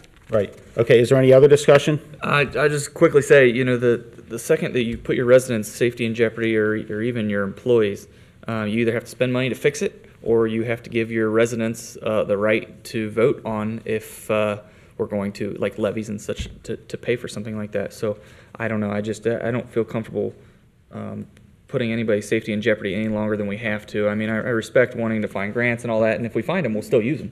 But this is kind of a serious thing. I mean, especially this day and age with everything. I mean, you've got to have video. It is mind-blowing, the burden of proof to prove anything these days. It's like you have to have way beyond DNA. You have to have way beyond video. You just have to have so much more than what I could ever have imagined in a million years. And I don't know. I guess I'm more passionate about this than I thought I would be. But I think this is a tool that I cannot imagine this day and age a police department not having this, just with the way that accusations work and just the social media, the way it is these days.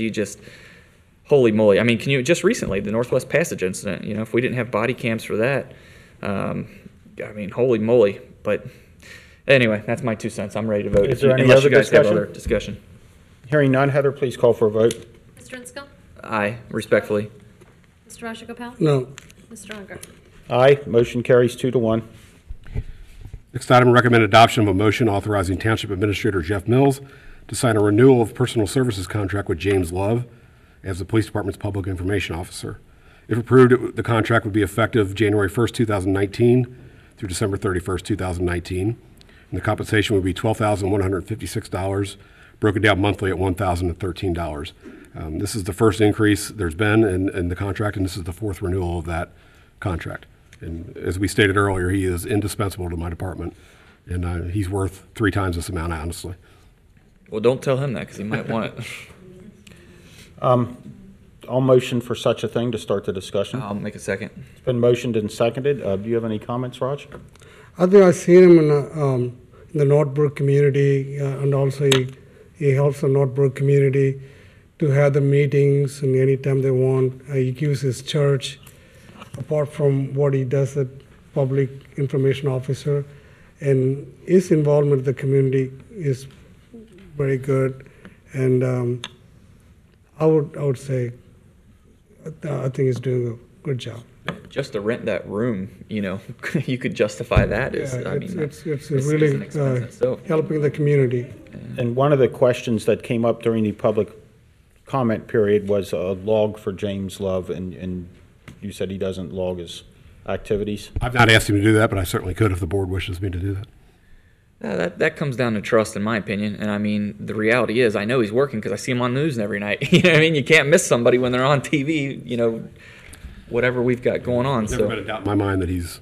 Yeah, it's for me. That's more of a trust issue, and he certainly has my trust. So, but this is an easy vote for me, unless there's more discussion. Raj, anything else? No. Okay. Heather, please call for a vote. Mr. Inskel? Aye. Mr. Rajagopal? Aye. Mr. Unger? Aye. Next item I'm going to ask to remove from the agenda. We did another inspection of this vehicle that we were going to acquire from the property or the impound lot, and found it's just not in reasonable condition that we could safely put it on the road. So, with your approval, I'll remove that from the agenda for tonight. Do we need a motion to remove that from the agenda? No, I don't think you do. Okay, and what that was a 2005 Ford pickup truck Pickup truck. that you looked into. We would have got it for either free or $1, but after further review, you've decided not to want that. So we'll move on to the next, your next item. Before I hit the hires here, I want to point something out. It gets kind of confusing when you look at who's replacing who. When all is said and done, all these hires will save us $39,873. That's accomplished by $39,873. As we replace, go ahead, I'm as sorry. we replace older officers who are making a higher salary. Gotcha. With the younger officers, we do save money, and there's revenue. Actually, on the school safety officers, there's about $12,000 of revenue on both of those beyond their salary. Now, that pays for training and the issues that we may need as the year goes on, but the salary impact on these positions, on these 4 positions, is $39,000 towards the good. So it gets kind of confusing and all that, I know. The first is a recommend adoption to appoint William Hain to the position of full-time police officer. Mr. Hain's appointment would be contingent upon successful completion of a medical and psychological evaluation. If approved, Mr. Hain's salary would be $53,000 per year, and he would serve a 1-year probationary period, and his hire would be effective January 1st, 2019. Mr. Hain currently works at the Sheriff's Department. He works in the jail, and he's a 2016 graduate of the Butler Tech Police Academy. Does he have any family ties to anyone in the township? No, he does not. Or forgive me, let me make the motion, and then we can have discussion. Greg's motioned, and I will second. It's been motioned and seconded. Is there any discussion? Just that. Yeah, he does not. No, okay. Not that that's a deal killer, just And to be an effort clear, of transparency. I think it's good. as you stated, it is just filling an existing. This is backfilling an existing position, yes. Anything, Raj? Nothing. Sorry. With no further discussion, Heather, please call for a vote. Mr. Inskel? Aye. Mr. Rajagopal? Aye. Mr. Unger? Aye. Next is recommended motion to appoint Zachary Elston to the position of full-time police officer. Mr. Elston's appointment is contingent upon the successful passage of a psychological evaluation. If approved, Mr. Elston's salary would be $65,000. He would serve a 1-year probationary period, and this is a backfilling of an existing position. That starting salary is different, and there's a 1-year probationary period as well. When we did the raises for the officers earlier this year, the union gave me the authority to do lateral transfers. The board expressed some desire to bring experienced officers into Colerain. This is a good example of that. I was able to find an officer with 6 years' experience to come over to Colerain. However, obviously that's impossible to do if they're going to take a pay cut. But this allowed me to bring him in at a comparable salary and get some experience on the road, which will cut his FTO period probably in half. I'll make the motion. Second. It's been motioned and seconded. Is there any discussion? He's our officer from North College Hill, correct? Yes. Yeah, that's good. Good to get that experience. You have a note on here. You Street. didn't mention that he is a United States Air Force veteran and currently serving in the Air Force Reserve, so thank him for his service to our country. A military police officer, too, so I did not nice. mention that. Great. Chief, is our police officer, the base salary is like a 53,000, right? That's for the brand-new officer, yes. Brand new officer. So, about 12,000 based on his 6-year experience with the North College Hill, correct? Yes. Any chance he lives in Colerain? I can't No, think we he can does state not. where he I is. usually put I love that in hiring the from bid. within. We can Well, I guess living in Colerain, I thought you were going to. No, I'm not asking for his address and his blood type and marital status. I'm just asking. Is there any other discussion? Yeah, what's his social security number? Too soon. Call roll. This also replacement, It is a back- replaces it is a replacement officer, yes. existing vacancy. Yes. Okay. Thank you, Chief. With no other discussion, Heather? Mr. Insco? Aye. Mr. Rajagopal? Aye. Mr. Unger? Aye. Recommend adoption of a motion to hire Paula Atkins as a records clerk. This hiring backfills an existing vacancy created by the promotion of Ashley Johnson to police officer. She is our minority scholarship awardee who graduates the police academy this Saturday, and she will join the police department in that role, which opens up her position as a records clerk. So this is a backfill position as well. If approved, her salary would be $15 per hour, and her hiring would be effective December 12th, 2019, and she would serve a one-year probationary period. And she is a Colerain Township resident. Thank you. I'll make the motion. Second. It's been motioned and seconded. Is there any discussion? Yeah, one of the questions from the resident is, where are all these people in the office now? Is there space? Is there too many? Blah, blah, blah. My one question on that is, how much of this hiring is a direct result of this system being down? It's not. It's not. That's being handled some by the records clerks, but it's being done on overtime hours. The clerks we have, we stagger the hours. They're not pulled in at the same time. We do 24 hours a day, so there are times when the business peaks and we get busier, especially during the evening. So we are going to stagger the start time to cover partial day shift and partial evening shift. Are you able to comment on overtime hours, how many more we're at versus hiring and hopefully saving that money? I mean, is that kind of... 100 hours of overtime is a direct result of the PAMED issue, and that'll be addressed in the future, I'm sure. So with the goal, this is actually going to save us money, if I'm following you correctly? No, I don't think it'd be fair to say that. This is just a backfill of an existing position. It doesn't increase the ability to do that. Okay. Do you think that we could be better suited hiring, say, a boot on the ground versus a records clerk? And, maybe because, we saw recently we had so many injuries, we had to do something with all of our guys and gals that were injured, putting them in the office and letting them do some of that type of work. Do you think that there's a reasonable comparison there? I say a lot. These are the unsung heroes of the police department. They are the backbone of everything the officers do on the street. The ability to have the records in the right spot, to be able to handle warrants, missing person entries, all those things that leave officers on the street to do their job is indispensable. We are certainly not overstaffed in this realm at all. They answered 30,000 calls last year in the office on top of doing the impounds and everything else that walks in. So they are severely understaffed as well. But this puts them back to where they are with Ashley being moved up. Well, those were my difficult questions I had to ask. I just have to trust that, you're doing the right thing for the right reasons. So thank you. Would that person be somebody that would also answer the 321 COPS line? Yes. So those calls are $18 a piece when they go to 911, so... Every call we get is $18 in the $18 is going to get absorbed. Absolutely. On the first call. Can I ask how many blackouts we've had since, I don't even know if that's the technical term for it, since we've tried to save money on 321 COPS versus 911? I mean, is there, aside from, week, Saturday and Sunday, in the past? Let me rephrase that question.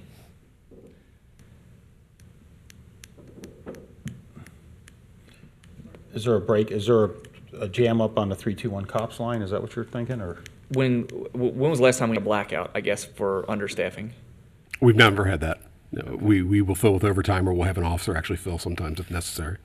And when was the last time we did not? How long has it been since we had a Saturday and Sunday 321 COP service? We still do. We do currently. When was the last time that we didn't have it? We did not. Probably 2012 or 11, I believe. Oh, it's been that long. Okay.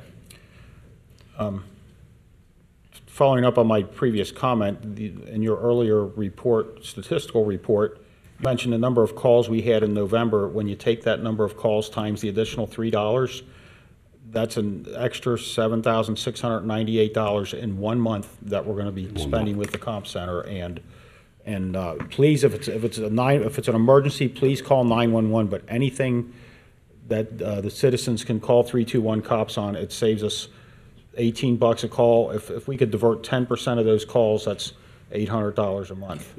Can you give me that statistic you just said again, 7,000? $7,698 above what we're, if we get the same number next November, it's going to be $7,700 a month more just in calls to 911 billing.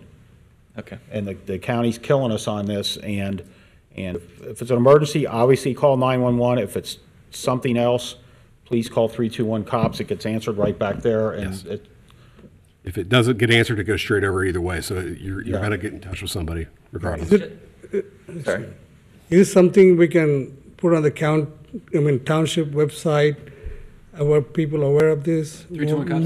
More publicized about this? Absolutely, and we've got magnets, and we have On the back of each police car, we have magnets, business cards that officers leave.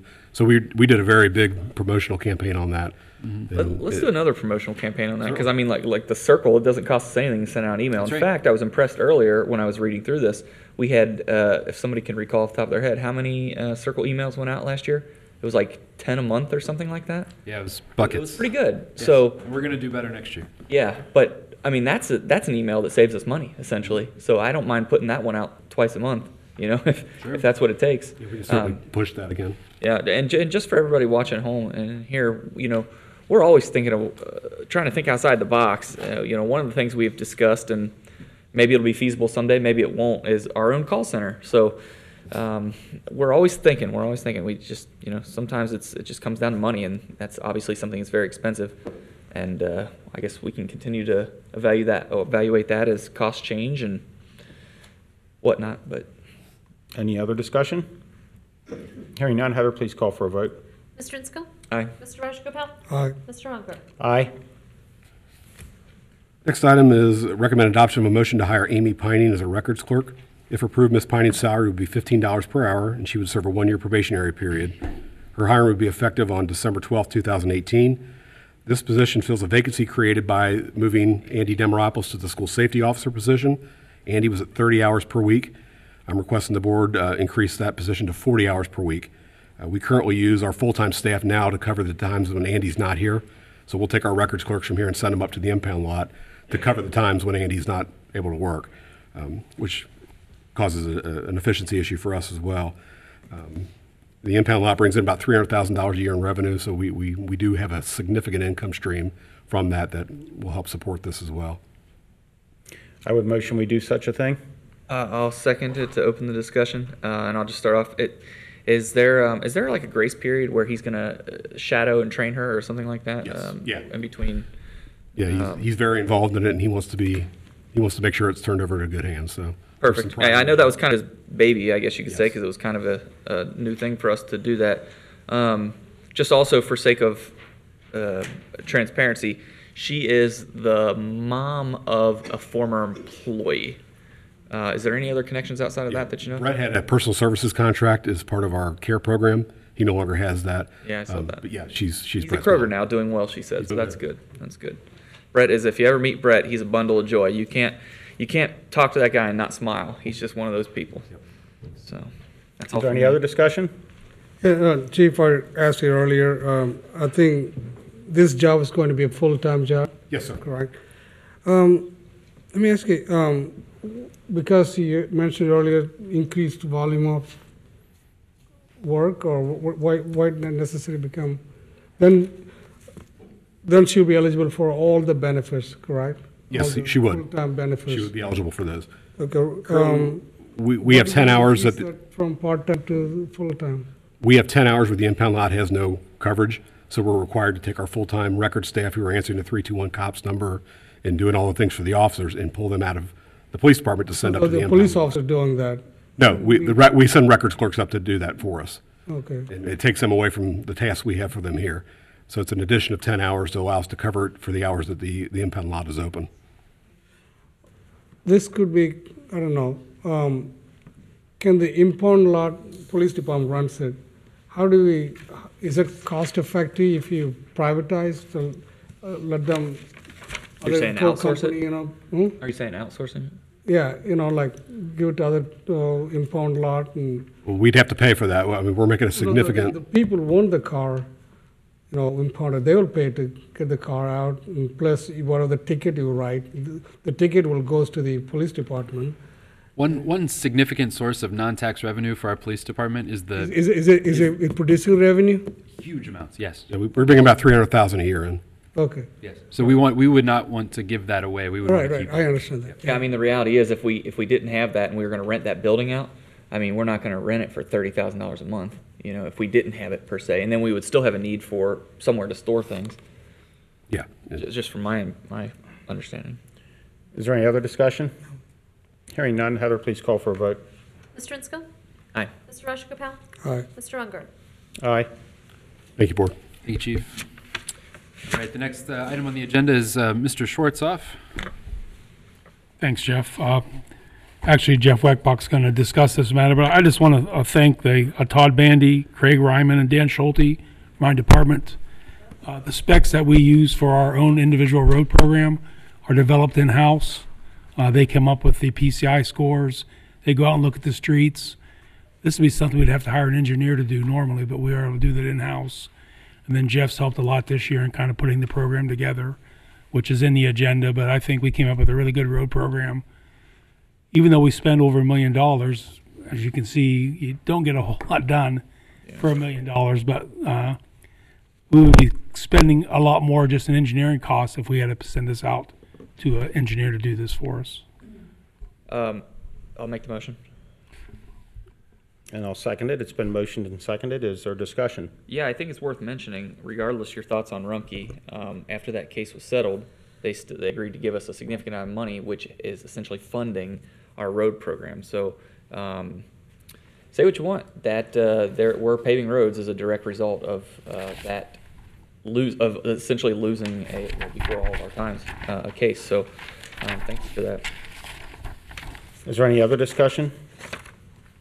Again, thank you to the Bandy and Craig and Dan. Those guys, they don't get enough credit. We have a lot of different types of hard work here. Some of it is mental, some of it's in an office, some of it's physical and out there in the cold and the heat and all that. And those guys are really unsung heroes in our group, and they don't get enough thanks. And I still, to this day, I cannot send them a group email. So every time, I wish all of our employees happy holidays or just whatever, they never get anything. They never hear from me because I can't. It won't. I don't know why the server won't allow me to do it. So as long as I know that we love and respect them and appreciate their hard work, that's all that matters to me. But please pass along my gratitude for their hard work. That's all for me. And I'd like to say that that's probably one of the more politically charged issues is whose street's going to get worked on, and that is completely done on a points rating system. And I personally have had no input in it. And I have trust not. you guys have I not had any input in that either. No. But that's what we tend to hear most about that in zoning issues is what street's getting done. It's only the streets that the trustees live on. That's what Right, what I've been told. Yeah, I've been told that also. I did notice a few typographical errors in the very, very long bid document, just to make a note of that. And We have corrected those. thank you. And was there any other discussion? I think you're the only one that lives on a township street. Raj and I are county roads. Heather, I know you're township. Township, yeah. So it must be you two pulling the strings here. They haven't pushed any snow off my street yet. Anyway, was there any other discussion? The hearing none. Heather, please call for a vote. Before I call the roll, Mr. Weckbach, would you outline the program for us? Sure. So this is a recommend approval of a motion to issue a request for bids for the 2019 road repaving program. The rationale is that in late fall, early winter of each year, the Board of Trustees will determine and adopt a road reconstruction program for the following year. This process typically coincides with the adoption of the annual budget, which was approved earlier, as the adopted appropriations will determine the total length of roadway that can be resurfaced in a given year.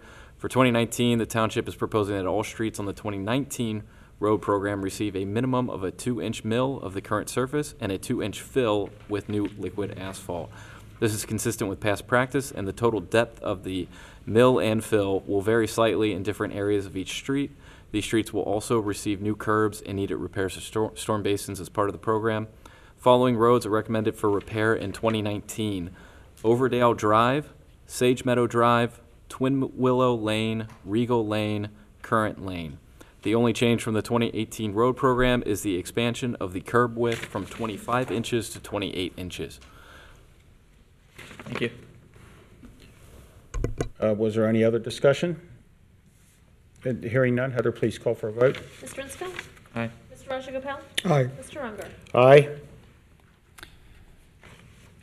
Thank you, Mr. Schwartzoff. You have one more item? Yeah, my next item is recommend adoption of a motion to accept a $300 donation from Precious Years Learning Center. Precious Years Learning Center has donated $300 to be a bronze sponsor for the replacement of Megaland Playground at Colerain Park. They're a daycare. Yeah. I'd recommend we accept such donation. I motion for such a thing. A second. It's been motioned and seconded. Is there any discussion? I have a question for Larry, who is not here right now. So, the Precious Years Learning Center has done business with me in the past at my dance studio, and I want to make sure there wasn't any conflict of accepting a donation when I've done business with them in the past. So, since Larry is not here for that, if we call a roll, I believe I'll just abstain. That's fine. We got two. I don't know what we Unless have, but I'd say unless go we ahead want to and put him on the spot. I mean, I think we're safe to call a roll. Give money, take it. It's been motioned and. You said I did not make a motion or a second. The motion and second. Heather, please call for a vote. Mr. Insco? Abstain because I've done business with them in the past, and I just rather be safe than sorry in this case. Mr. Rajagopal? Aye. Mr. Unger? Aye. Motion carries. But thank you for that donation nonetheless. It's much appreciated for sure. They're great people there. Yeah, thank you, Mr. Schwartzoff. The next item on the agenda is from the Planning Department. Mrs. LeCount. Thank you, Mr. Mills. First request is a requested motion to approve the 2019 meeting and submission dates schedule for the Board of Zoning Appeals. Just one note on that, there's an asterisk by the December 18th meeting date. That is just to draw your attention to the fact that that meeting will be held 1 week earlier than is typical for the Board of Zoning Appeals due to the holiday in December. I'll make a motion. I'll second it. It's been motioned and seconded. Is there any discussion? Sorry to get off topic here. Do you have the date for the land use meeting by chance, just off the top of your head? The next land use meeting? Yeah. Monday. Monday at 6, right? Okay, perfect. Thank you. Is there any other discussion? That was just a test, I think. That's what it was. Any other discussion? Hearing none. Heather, please call for a vote. Mr. Insco? Aye. Mr. Rajagopal? Aye. Mr. Unger? Aye. Thank you. The second request this evening from Planning and Zoning is requested motion to approve the 2019 meeting and submission date schedules for the Zoning Commission. You'll notice there are 3 separate schedules associated with that, which lay out, depending on what type of application it is, when those submission deadlines are. I'll make the motion. I'll second it. It's been motioned and seconded. Is there any discussion? I do see that all that information's laid out in the agenda. Which anybody that can't see this, we have screens up here with that information. Is there any other discussion? Hearing none. Heather, please call for a vote. Mr. Insco? Aye. Mr. Rajagopal? Aye. Mr. Unger? Aye. Next item is a requested motion to approve the Zoning Department 2019 fee schedule. There are no proposed changes to this fee schedule for the 2019 calendar year. I'll make a motion. I will second it. It's been a motion by Greg and seconded by me. It's this item right here, Raj. It's this fee sheet right here, which I got it. Jana says that it is not changed from 18. Correct. Computer froze up. Okay, gotcha. Okay, so is there any other discussion? Hearing none, Heather, please call for a vote. Mr. Insco? Aye. Mr. Rajagopal? Aye. Mr. Unger? Aye. Thank you. The next request is a motion to appoint members to the Colerain Township Zoning Commission. It is recommended approval of a motion to appoint the following 3 members to the Zoning Commission due to expiration of terms and a resignation. Staff recommends Board Member Colleen Smith be reappointed into the primary board member position for a 5-year term, which will expire December 31st, 2023. Staff recommends that Lori McMullen be appointed into the unexpired portion of the primary board member position, 5-year term, which was vacated due to a resignation. There are 4 years remaining on that term. This position's term would expire December 31st, 2022. And staff recommends that Rita Seifert be appointed into the alternate board member position for a 2-year term, which would expire December 31st, 2020. As with years past that we've done, I believe this is the 3rd year that we've done this, we have called for applications of interested parties for both the Zoning Commission and the BZA. We spent time in the month of November interviewing applicants who we had not yet spoken with, either this year or in years past, and then worked through our available options to make the recommendation then to this board. So following these 3 recommended appointments, you'll see 4 more then for the Board of Zoning Appeals, and I'll walk through those in the next motion. I assume, Larry, that these can all be done in one motion? Well, they can only be done in one motion if the board is going to vote the same. Go ahead and vote on this. On each person. Item D first. Did you go ahead? I didn't mean to. That's okay. The recommended motion in front of you at this time is appointment of Board Member Colleen Smith to expire December 31st, 2023. Lori McMullen as a primary board member for a 5-year term expiring December 31st, 2022, and Rita Seifert as an alternate board member position for a 2-year term expiring December 31st, 2020. I'll make the motion. And I will second it. It's been motioned and seconded. Is there any discussion? Are any of these relatives or, sorry. Go ahead, Greg. Are any of these relatives or friends, or as far as we know, of any staff or elected officials or anything like that? Ms. Smith is currently a current board member, so we're familiar with her. Yeah. Ms. McMullen is a member of a Greater Northbrook core group, so we're familiar with her as well. And then Ms. Seifert actually applied in 2017 and then resubmitted an application in 2018. So staff has come to know her a little bit over the last year after her application in 17. She has been working to get more involved, particularly with a greater growth spec.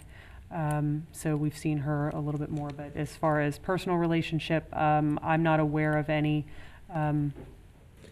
more than that. Oh, I'm so sorry. You're correct. Colleen Smith is actually the wife of one of our police clerks. But she's been on the board since I've been with the township in 2015. Gotcha. And just for the record, none of those people, to my knowledge, donated to my campaign. I don't know if you guys want to disclose that or not, but nobody donated to mine. You mean none of them donated to yours? Anyway, and that is a almost, I believe I've heard that pays some very small stipend amount, or not at all. It does. It's $100 a calendar year. Yeah, and that's an absolute ton of hours and meetings to go to. There was a local planning director who recently kind of benchmarked because they were paying $100, or I'm sorry, they were paying $50 a meeting. And there was some question about going back to $100 a meeting. So we are by far the lowest. That's just $100 a year. $8 a meeting is what we're getting. That covers 2 tanks of gas to get up here. Not even. So well, they all live in the township, so they're not coming. Well, I understand, but that's great. It's great. That's a ton of time to volunteer to do such a thing. Is there other discussion? Yes. All these people that you selected are nominating, kind of final. Are they submitted formally the applications, applied, all of them? Yes. Even though they were serving on the board previously, but they resubmitted applications? Of these 3 recommendations, yes. Okay. Now, you personally interviewed them? I have not interviewed Colleen Smith, and we interviewed Lori McMullen this year. We interviewed Rita Seifert last year, not this year. Okay. Now, you also mentioned on that agenda, the recommendation, the people we already interviewed before, you didn't take them back. You didn't interview them again, even though they applied again. We did not. Why is that? Any other HR people, any other place, even the people applied before, they're going to apply again, they may be increased in the interview skill. They may do a performance. You automatically rejected because they were not I mean, they were interviewed the last We time. did not automatically reject them. We considered their application. We had already interviewed them. So for instance, Rita Seifert, we did not re-interview this year. We had interviewed her last year. Our thoughts on Rita last year were that she was a very favorable applicant. At the time, though, we felt that Bruce Gehring, who was appointed last year, had a stronger resume at the time. So we still very much liked Miss Seifert last year. We didn't have the space for her at the time. So there is more space than is usual on this particular board due to a resignation. So typically we're only filling or reappointing 2 positions. In this instance, we're actually filling 3. So we actually had more space this year. Had we not had that resignation, I can't say for certain, but there would only be 2 recommendations here at this point. So we're already kind of filling more than we usually do. So when you interviewed, these people have a good knowledge about the zoning and planning, all these people? Yes, sir. Do they have experience in being in that field, or what type of knowledge they cure, qualification, college degree or We don't something? require specific planning and zoning Experience? but, community involvement is a big thing, and being familiar with our zoning code and our processes is something that we do look for, and it was something that we requested of, particularly Ms. Seifert last year. We liked her as an applicant, but she didn't, like I stated earlier, she didn't have as strong a resume as, say, Bruce Gehring, and so we told her that if she, picked up some more experience over the year, we would be happy to reconsider her. She did reapply, and we considered her because I know that I've worked with her outside of this process throughout the past year, like I said, particularly with the Greater Groesbeck. So the people involved in the community, not necessarily knowledge about the planning. Zoning is very large things, and they must have a good experience, or a class, a course, something. And not necessarily because they're involved in the community, they could be on the planning board or planning and zoning. I think we should have sought the people who really have experience and knowledge in that field, so they'll be effective board members. That's my thing. So, and I really think they should reconsider this applicant, or the people who already applied, or even they interviewed before, call them for the interview again. So they may bring in new skill. That's my argument. We can certainly do that next year. Thank you. Thank you very much. Thank you. Is there any other discussion? Hearing none, Heather, please call for a vote. Mr. Inscoe? Aye. Mr. Rajagopal? No. And Mr. Unger? Aye. Thank you, board. Jenna, I would suggest, based upon the discussion there, that you break this next motion up in individuals. Okay, I can do that. All right, so the. Say yes. For letter E. I don't mean to get off topic. Was there someone that you wanted on there that you? No. I just didn't see that. No, did you yes for the voting? You both voted. I did. I certainly didn't know how you were going to vote, but I would have given you the benefit of the doubt if you needed more time or something. I requested Jenna start the process again. She said she might do it. Call the interview again. She said that for next year. For next year, sorry. For the next year? Yeah.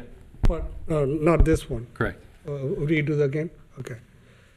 That's why I said no. Okay, I didn't catch that. So for item F.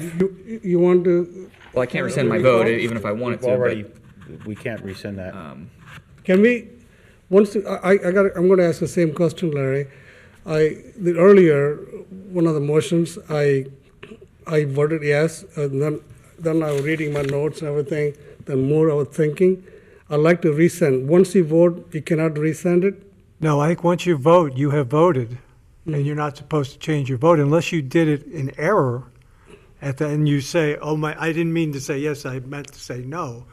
But if everybody here voted, there was a discussion, it was a proper vote, I don't think that you're supposed to do it again, no. There was a time when I had voted on something revolving around a distillery, and I felt like I had gotten it wrong, and I wanted to change my vote, and then the other trustee at the time wouldn't change it, wouldn't let me agree with them. I don't So think you so can. no, You have you to then you re-advertise need the at issue. on the next meeting, if I'm not mistaken, you would put it on the if two of the three agree. If That is correct. The procedure on the vote was done correctly. okay. Everybody voted, there was discussion, there was a motion and a second. I don't think you're supposed to do the vote over again. But on the next group, Jen, I would suggest you do them individually. That way you can have each person up individually. Okay, so proceed with the next item, which should be, So the next item is a recommended motion to appoint members to the Colerain Township Board of Zoning Appeals. I will break this down into 4 requested motions to give you an idea of why we have 4 rather than 3. We have a primary term board member that expires every 5 years. There are 5 members, so there's 1 a year. There are 2 alternate members, each serving 2-year terms that are staggered. Every year we have an alternate member that's expiring. Additionally, this year on our Board of Zoning Appeals, we had a resignation due to a health concern, health-related matters, and that left a vacant position that was not yet expiring. That does not expire. That term does not expire until 2020, end of 2020.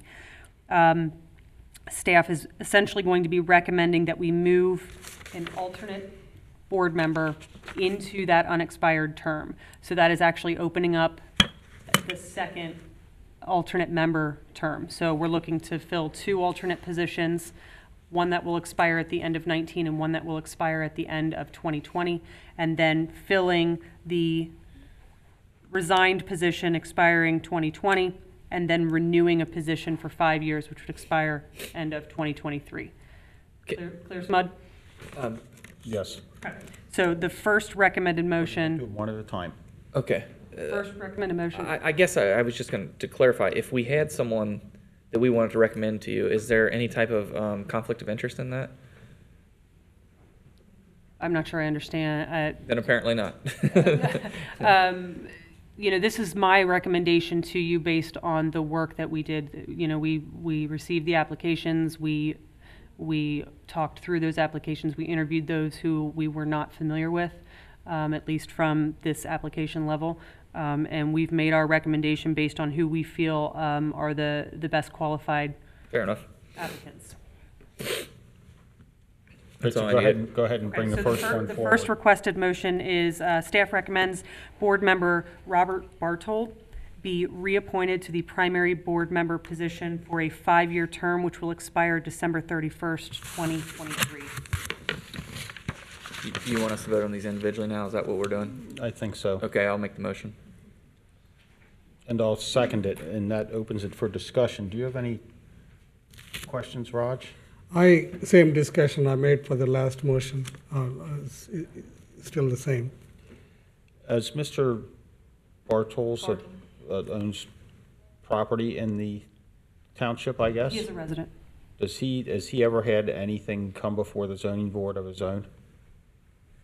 Has he ever applied for a zoning change or Not anything? since I've been here. I can't speak to the entirety of. That's fine. It would be something pretty recent. I saw that name, maybe I just saw it in the agenda, but I thought I saw it connected with something else. But if one of our zoning board members had an issue with a They would piece of need- property that they had. They should recuse themselves. Right, okay. I just thought I'd seen that name somewhere else. I don't know the Well, man. he's a current BZA Right. member, so Okay.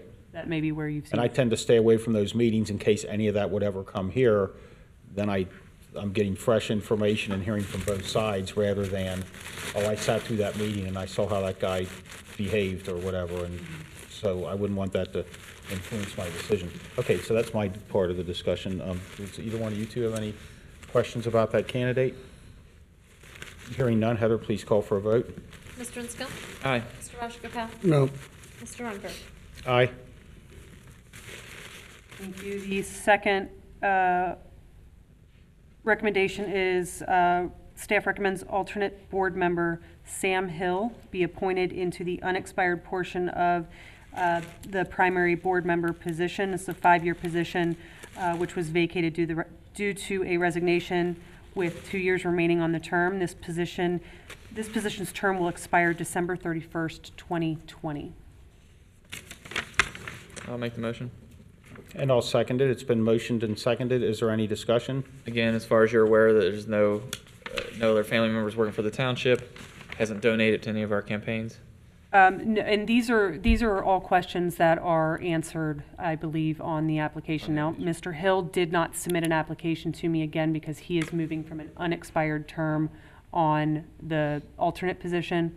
Because he would have already done all that. I can tell you that I know Sam. I've known Sam for years. I graduated from UC with him. He's actually currently the Director of Planning and Zoning for Deerfield Township. He's a very qualified Yeah, for sure. individual to be filling this role. He's got to be one of the most qualified So far, he has done an excellent job, and I'm very excited to have him sit as a full-time member on this board.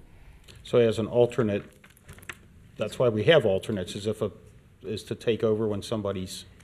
Additionally, we get the opportunity to see how they interact. So they're on a 2-year term. They're not seated at every meeting. They're only seated on an as-needed basis. So we get the opportunity to kind of take a look at them and see how they interact with applicants, with staff, with the rest of the board, and carrying out the vision of this board. So we're very excited to see Sam move into this full-time. Do you know when he started his term as an alternate? I believe it was I believe he served 2 full years, but 3 full years possibly. I'd have to look back at the records. He originally came in, I believe, and filled an unexpired alternate term, and then I think he's completing his 2nd year because this, again, so he filled 1 year, the 2nd year of a 2-year term. As that term expired, we reappointed him into a 2-year. I think we did that just last year, so he's midway through his 2-year term as an alternate. We're going to put him on the primary board. Perfect. Is there any other discussion? Sounds overly qualified to me. And this is the guy that's the Deerfield person. Blue Ash. Deerfield. Deerfield. Any other discussion? The only thing, when I say the process of the interview process, that's what I was concerned about it. Okay, he seems to be a very qualified guy, and he's even got a college degree. He could be a great fit. Just process how the whole took place. I'm concerned. So. Is there any other discussion? You're convinced of the person's qualifications?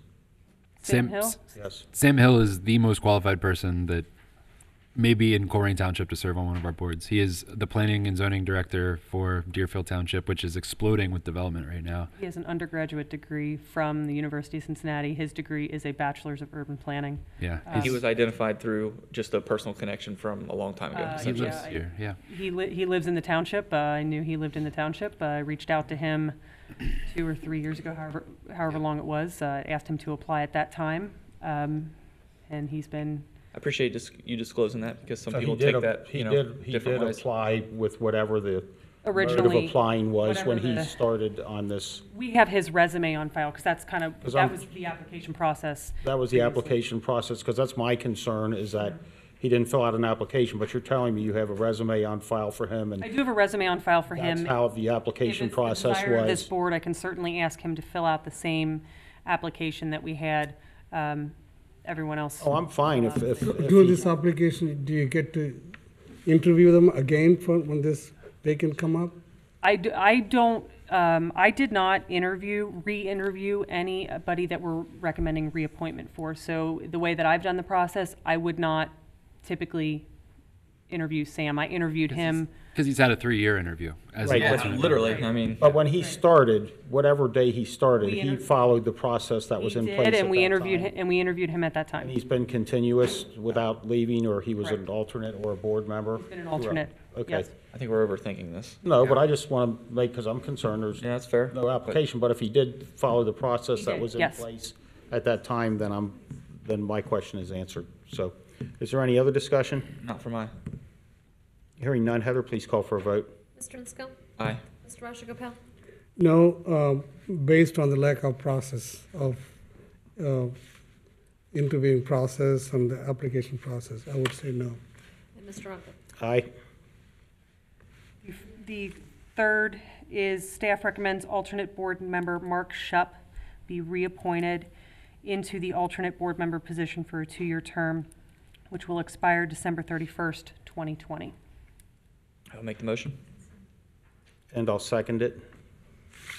That opens it for discussion. So he's an existing alternate, He is, his term is expiring, so he's been. and he's for 2 willing to years. be an alternate again. Yes. He's one of the top agents in So the. because his term was expiring, I asked him to submit an application to me, which he did. Okay, and being a realtor.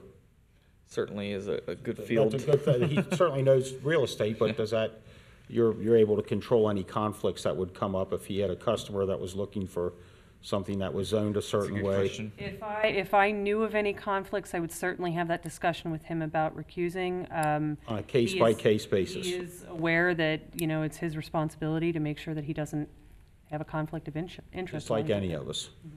Mm-hmm. Is there any other discussion? Same thing. I know Mark.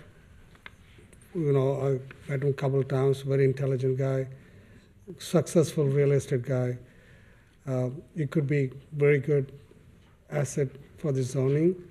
Then again, you know, how the process went on for the whole I strongly believe any type of appointment you make, and if you're going to put in the openings announcement to the public, inviting applications to apply for the job, it is fair to everyone should apply, even though they're existing members, the board members.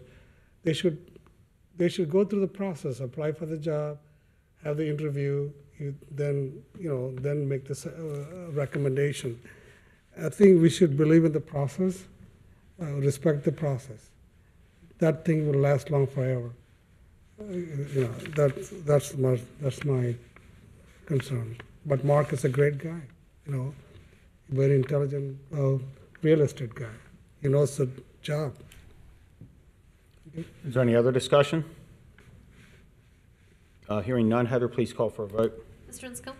Aye. Mr. Marshall-Gopal? No. Mr. Unger? Aye. Thank you, Board. And the last on this BZA appointment recommendation is that staff recommends Laura Dakin to be appointed into the alternate board member position for a 2-year term, the end of a 2-year term to fill Mr. Hill's now vacated unexpired term. This term has 1 year remaining and will expire December 31st, 2019. I'll make the motion. Oh, good. Did you second it, Raj? Yeah, good. It's been motioned by Greg and seconded by Raj. Is there any discussion? Laura's an angel amongst devils, so she'll get my blessing for sure. Is there any other discussion? Hearing none, Heather, please call for a vote. Mr. Inscombe? Aye. Mr. Marshall-Gopal? You know, same thing I mentioned earlier. I say no. And Mr. Unger? Aye.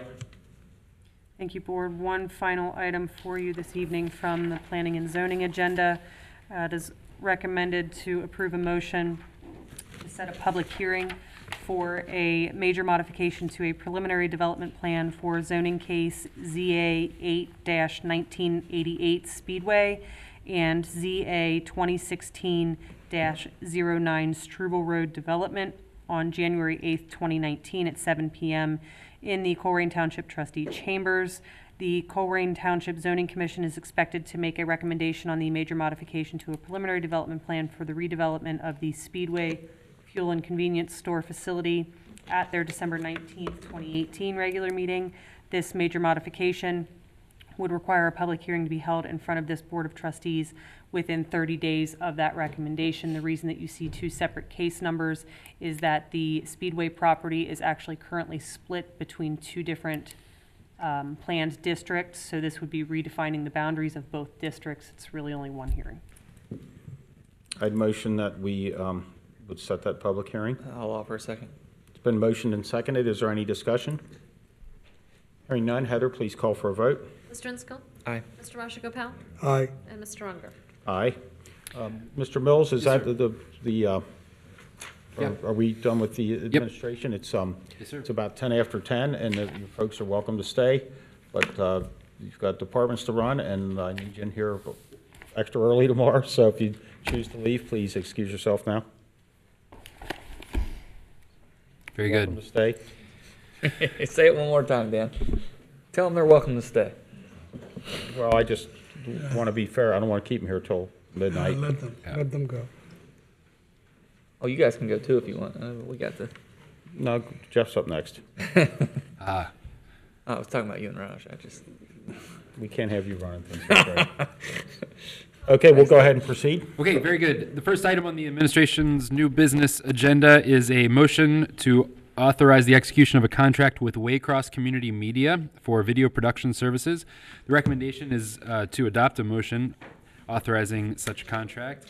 The board desires to use the services of Waycross Community Media to produce and cablecast/webcast township public meetings. Waycross has submitted a proposal to provide those services at a cost of $55,000 per year. The term of this contract is 2 years, and the contract was included in the trustees board package. I would motion that we would approve such a contract. I'll make the motion, or I'll second the motion. It's been motioned and seconded. Is there any discussion? Yes. We gave them almost a year for the Waycross, and so you're going to renew them for 2 years. What kind of data or survey they give this, how many people it reached? We're paying $55,000. We want to know, we get, in this contract, it didn't say anything about how many people it reached or surveyed, how effective this program was. And we got no data, no survey at all. And how can we study about, in a master's degree, evidence-based program. When you have the evidence-based program, we had to quantify how the program works. That's only we can base that, quantifying the program. In a year period, we can come up with, if you take the NBC, ABC, they view these programs, but they can be able to produce what program, what shows in NBC, for example, more effective, effective to have that in that NBC station. You take ABC, NBC, with lots and lots of shows. Based on that, they continue that shows. This is more effective, keep that shows in the thing. Same thing, this is like a program that help people to view our things. In past, we never had the cable, right? You use this free thing, people still have access to see it. Right now, we don't know how many people viewing it. We're spending $55,000. I strongly believe, take the $55,000, give it to our people. I think we are simply spending the money, something we don't know is works or not. But we do hear many, many times, people, they have a technical problem. They barely can hear this. Whether watching the show, my wife sometimes watches the show, says, I can barely hear this. No sound, no audio. Hi, Rhina. Testing 1, 2. Yeah, good Do you hear? Are you there? Call me. You should be going to another comedian show, buddy. Oh, God. Yeah, you do a good job. Yeah. I love you, Anyway, I know they have a desire to have this show, that Waycross cable TV, but we don't know how many people are really watching it. Is it worth spending $55,000? And like I said earlier, give the money to put that money where really we see this things will happen. Help them. This thing we don't know. And this is a program, and we're going to give for another 2 more years. I think it's insane. Okay. Thank you.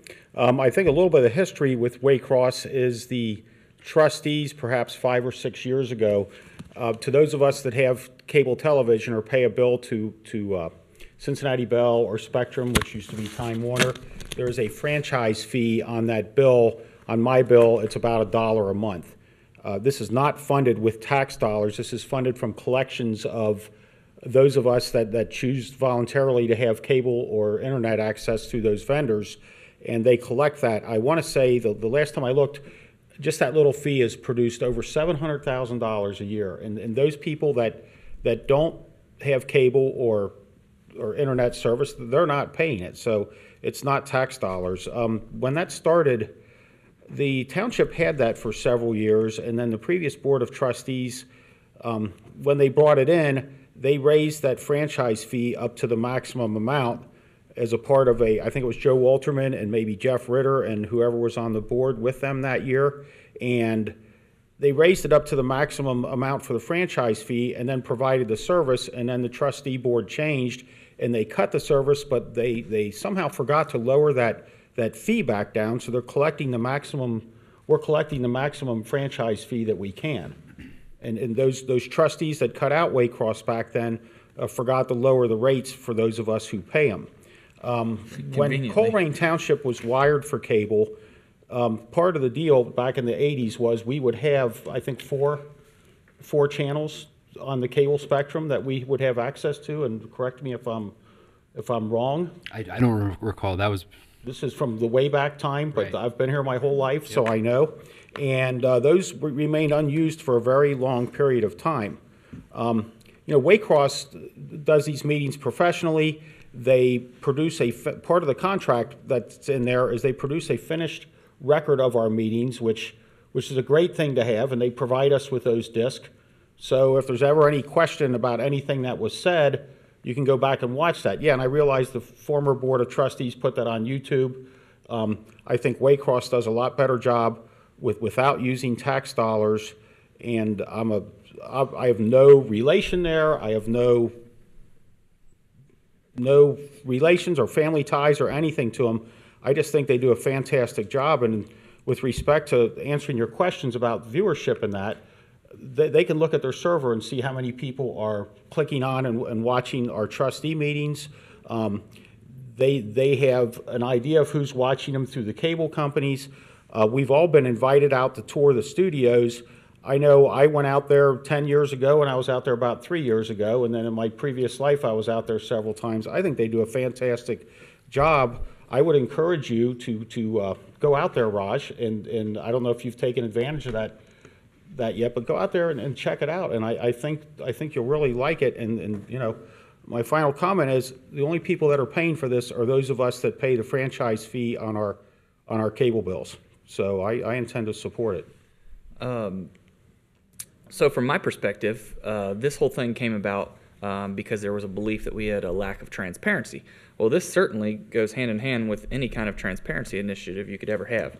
But my take on this was the transparency issue was actually fixed when we had an election, and luckily I've got two people that I care very much about that always listen, which I appreciate even more. So the reality is we could give back that $700,000 we're getting in revenue, and then we just lost $700,000 in revenue. So this is $55,000 of a much larger, a $700,000 pool of money that you're getting something from that fee related to that fee, because the reality is we're getting a lot from that fee. We're getting the other $650,000 worth of stuff has probably little to nothing to do with that fee. So the way I think people would look at this is either give us something for our money or give us it all back, and that's more than a fair argument. But for me, this issue really comes down to just a simple statement, and that's teamwork makes the dream work. Okay, so sometimes you got to compromise, and I'm going to ask Raj if you would consider this.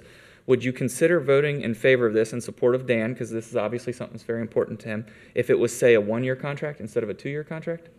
It's I like Dan. No, get out. It should have nothing to do with that. Good friend, all that. It's not the supporting Dan, it's supporting the township, like saving money. Yeah. Which we could save our taxpayers $700,000 if we eliminated it. We're going to have a problem in 2019. And we got a lot of expenses coming up, and we're going to lose a lot of money.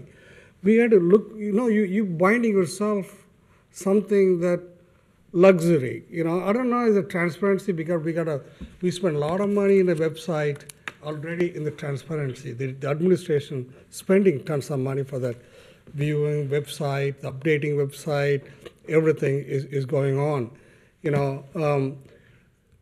But something which is not proven is effectively doing what we expected it. And people still, a lot of people complained about the people I was talking to, you can hear it, there's something wrong. I don't know. Let's detour a little bit, start saving some money and spend the money what's really needed immediately. That's what we should be. Well, the other going forward, $650,000 we're getting, we could certainly spend on whatever we wanted. $650,000 for what? That's what Well, that's we're bringing in $700,000 off that fee. So if we say we weren't going to use it, It's about seven. Spend some money that police department, fire department needs. because I could see how a real conservative taxpayer, or well, it's not tax, but could say, hey, I'm not getting anything for this money, or why am I getting stuff for this money that has nothing to do with what this fee is intended for? I just thought I'd try to find some common ground with you guys. That's all I was trying to do. Yeah, I really appreciate that. But so you wouldn't be. That's my feelings are. Even at the beginning, I didn't support when first time comes. I know it's a big passion for Dane, and you. I just like having our meetings available and professionally recorded, and it's not tax dollars, and I don't know if there's any other fees that you think we should have. We're paying good money. We're paying still. Would you be in favor? I would have to ask. Would you be in favor of lowering that fee if we quit providing the service? I would say, based on your comments, that would be no. I just don't see anything that much importance of spending for the cable. That's a bottom line. I hope one of you two will support me. Do you have any other comments? Just one small point on this. By outsourcing and having them do it, we do have a small savings of not having our IT director doing it in-house. So there is it's not truly a $55,000 expense just because there is some additional savings there. But again, I intend to support my fellow trustees and their pet projects and the stuff that's important to them, and I like when they do that in return. And ultimately, just because it's not something that I'm passionate about doesn't mean it's something I can't support. I understand both of the arguments, and they're both good, valid arguments. But I guess I'm ready to vote. If is there any other discussion? Called the vote. Heather, please call for a vote. That's why I'm ready.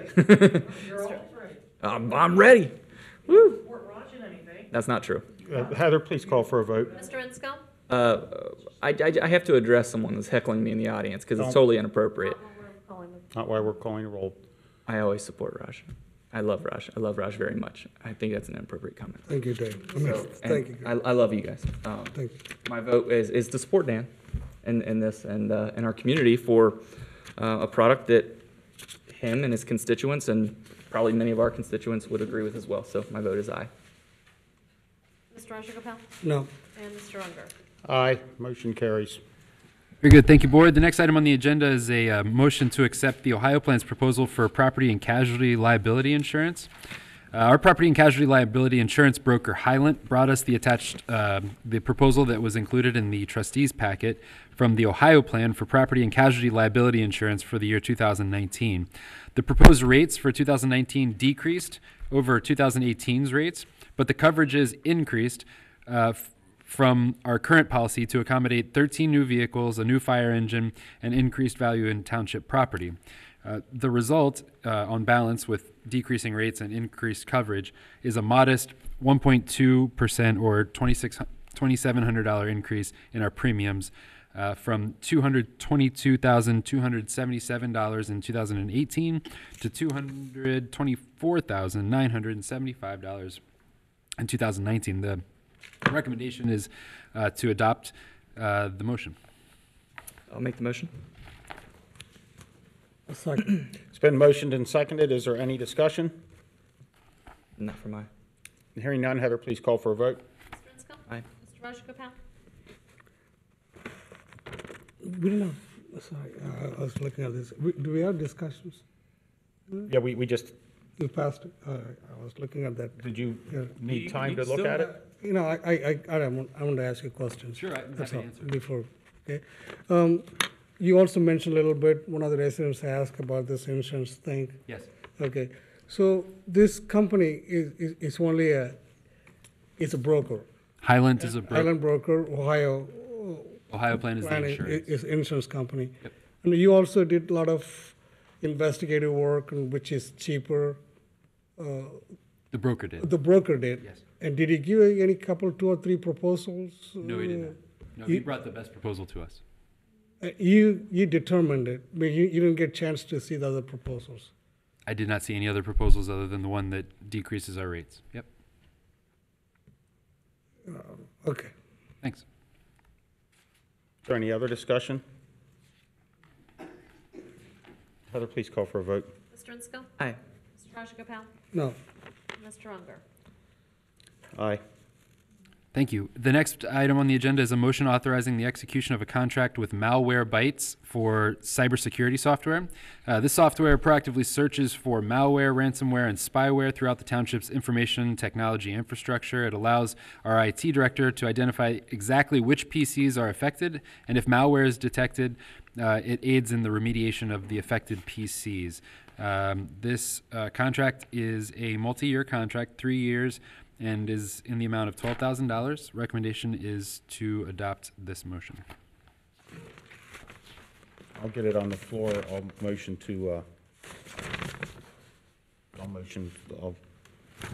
for approval.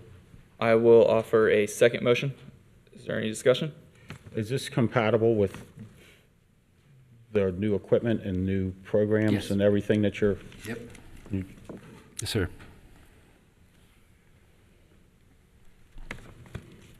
I'm looking for it right now. Is there any other discussion? I don't have any at this time. Raj? No. Okay. Heather, please call for a vote. Mr. Insco? Aye. Mr. Rajagopal? Aye. Mr. Unger? Aye. Very good, thank you. The next item is a motion to authorize a township administrator to execute a contract with CMHA for the purchase of right-of-way on Banning Road. Colerain Township, in partnership with Hamilton County and the Northwest Local School District, is working to comply with the Hamilton County Engineers' orders to add a right-hand turn lane on the westbound Banning Road, which is a county road. As part of the partnership with the Northwest Local School District, the township paid for Mr. Dennis Zaccardi to begin to negotiate the acquisition of right-of-way to make this project work. Mr. Zaccardi has negotiated the purchase of right-of-way from CMHA Bless you. and has presented the attached contract for the purchase and sale of land to become right-of-way. The township would not be responsible for making the payment to CMHA. Those funds come from Northwest Local School District. The township will also not own the right-of-way, as it will be immediately transferred from the owner to the Hamilton County Board of Commissioners, as is detailed in the contract for the sale and purchase of real property that was attached and included in your trustee packet. The recommendation is to adopt the motion.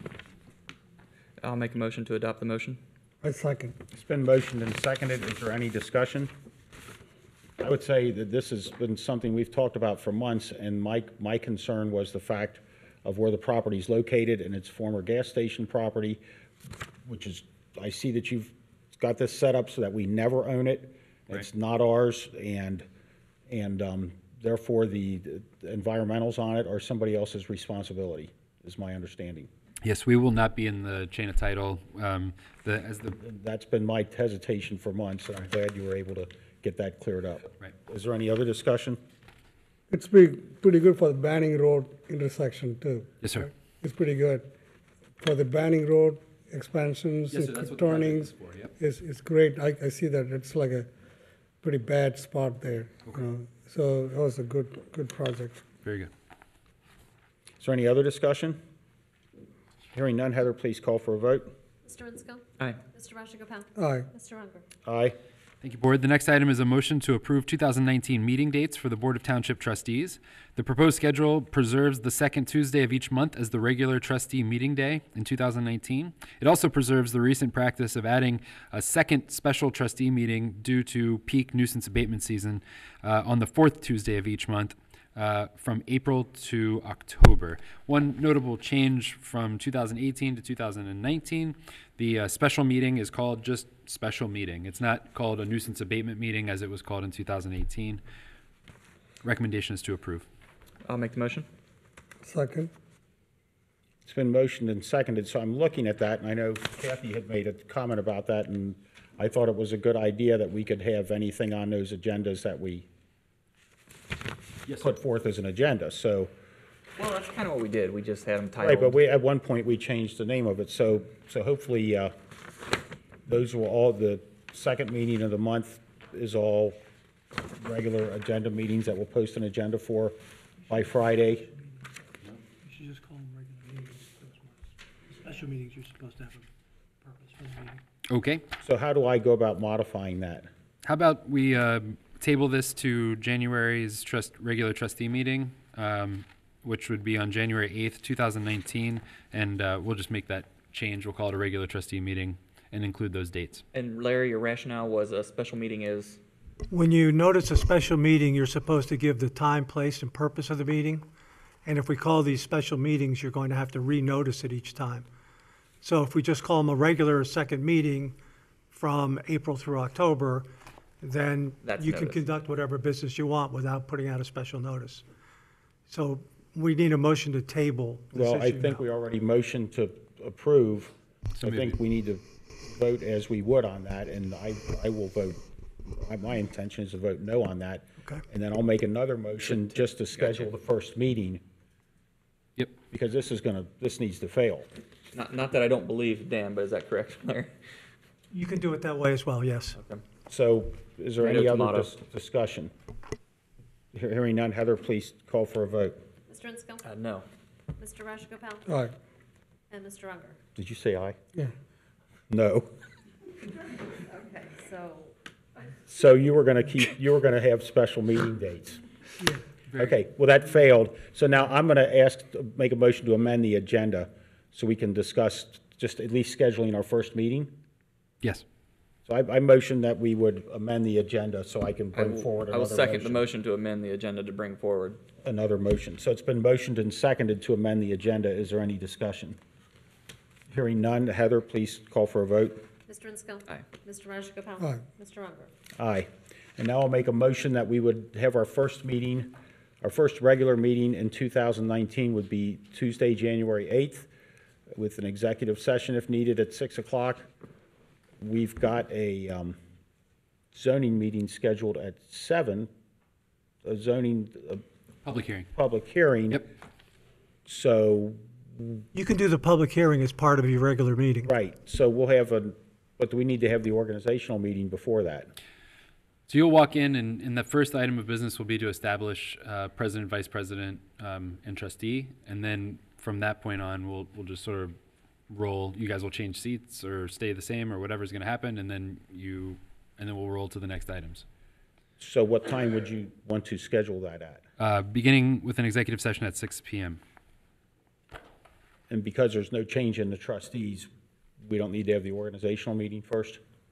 I think you should do the reorganizational meeting first, but you can have the public hearing at some point during the 7 o'clock meeting. It doesn't have to be exactly Let's have the 7 o'clock. organizational meeting at 6. Okay. And then we can close that meeting, and then our second meeting would be executive session if needed.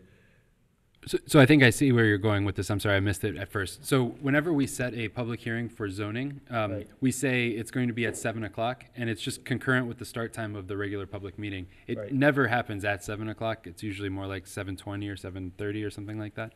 I just want to do things in the right Years order. ago, we had all the public hearings started at 8:30, and that was a problem because it just didn't line up time-wise Right. sometimes. Sometimes we were sitting around, and sometimes the Yeah. people came at 8:30 and they had to wait an hour. So I motion that, to clarify my motion, I would motion that we'd schedule a meeting for January 8th, and that the organizational meeting would be at 6. Okay, very good. 6 o'clock, and then we would have a regular meeting starting at 7. Yeah. And if we need to schedule some point between 6:30 and 7 for an executive session, or? Very good. You can do that as part of your organizational meeting if you think it's necessary. But we would have to advertise that, and that wouldn't give us enough time. We can put it on the agenda. We'll have organizational Put it on the items. agenda, I think but I then- understand where you're going with this, and if you guys pass this motion, I will draft an agenda for you, and I'll circulate it and just make Right, sure.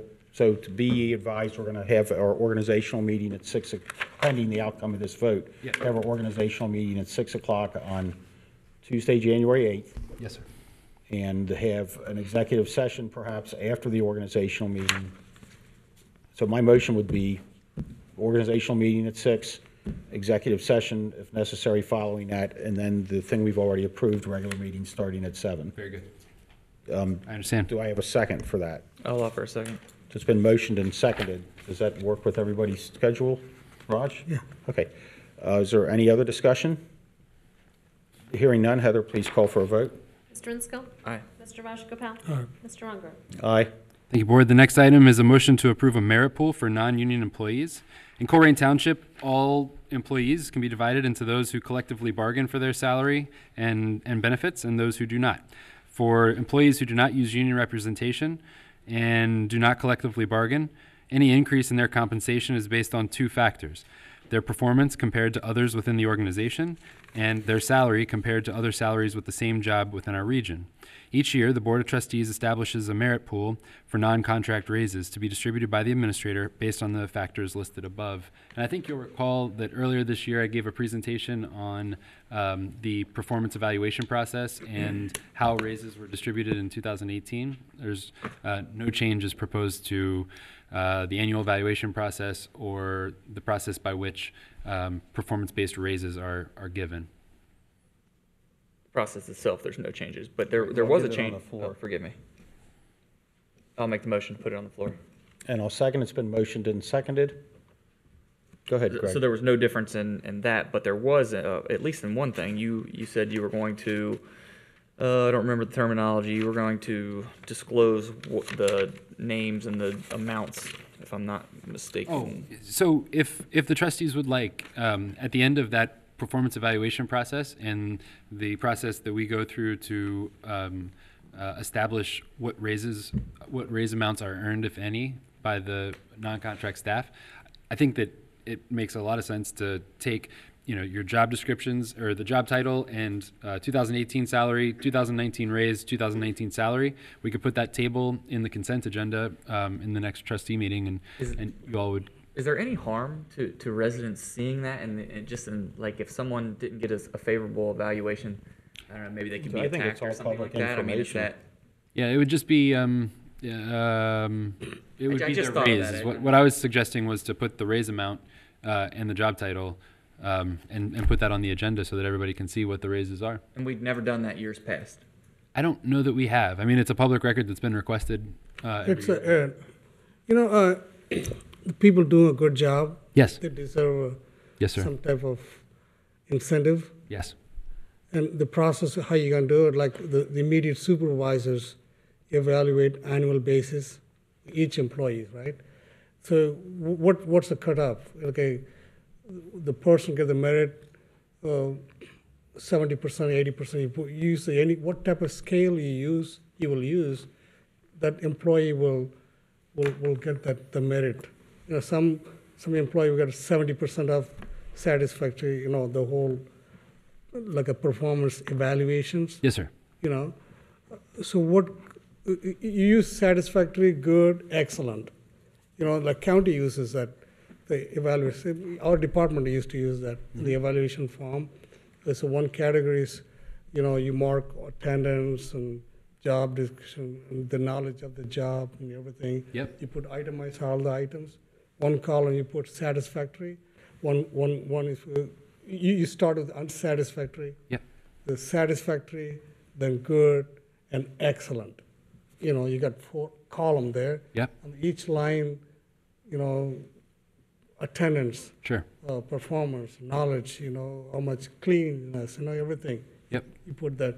You put check mark on each item. Okay.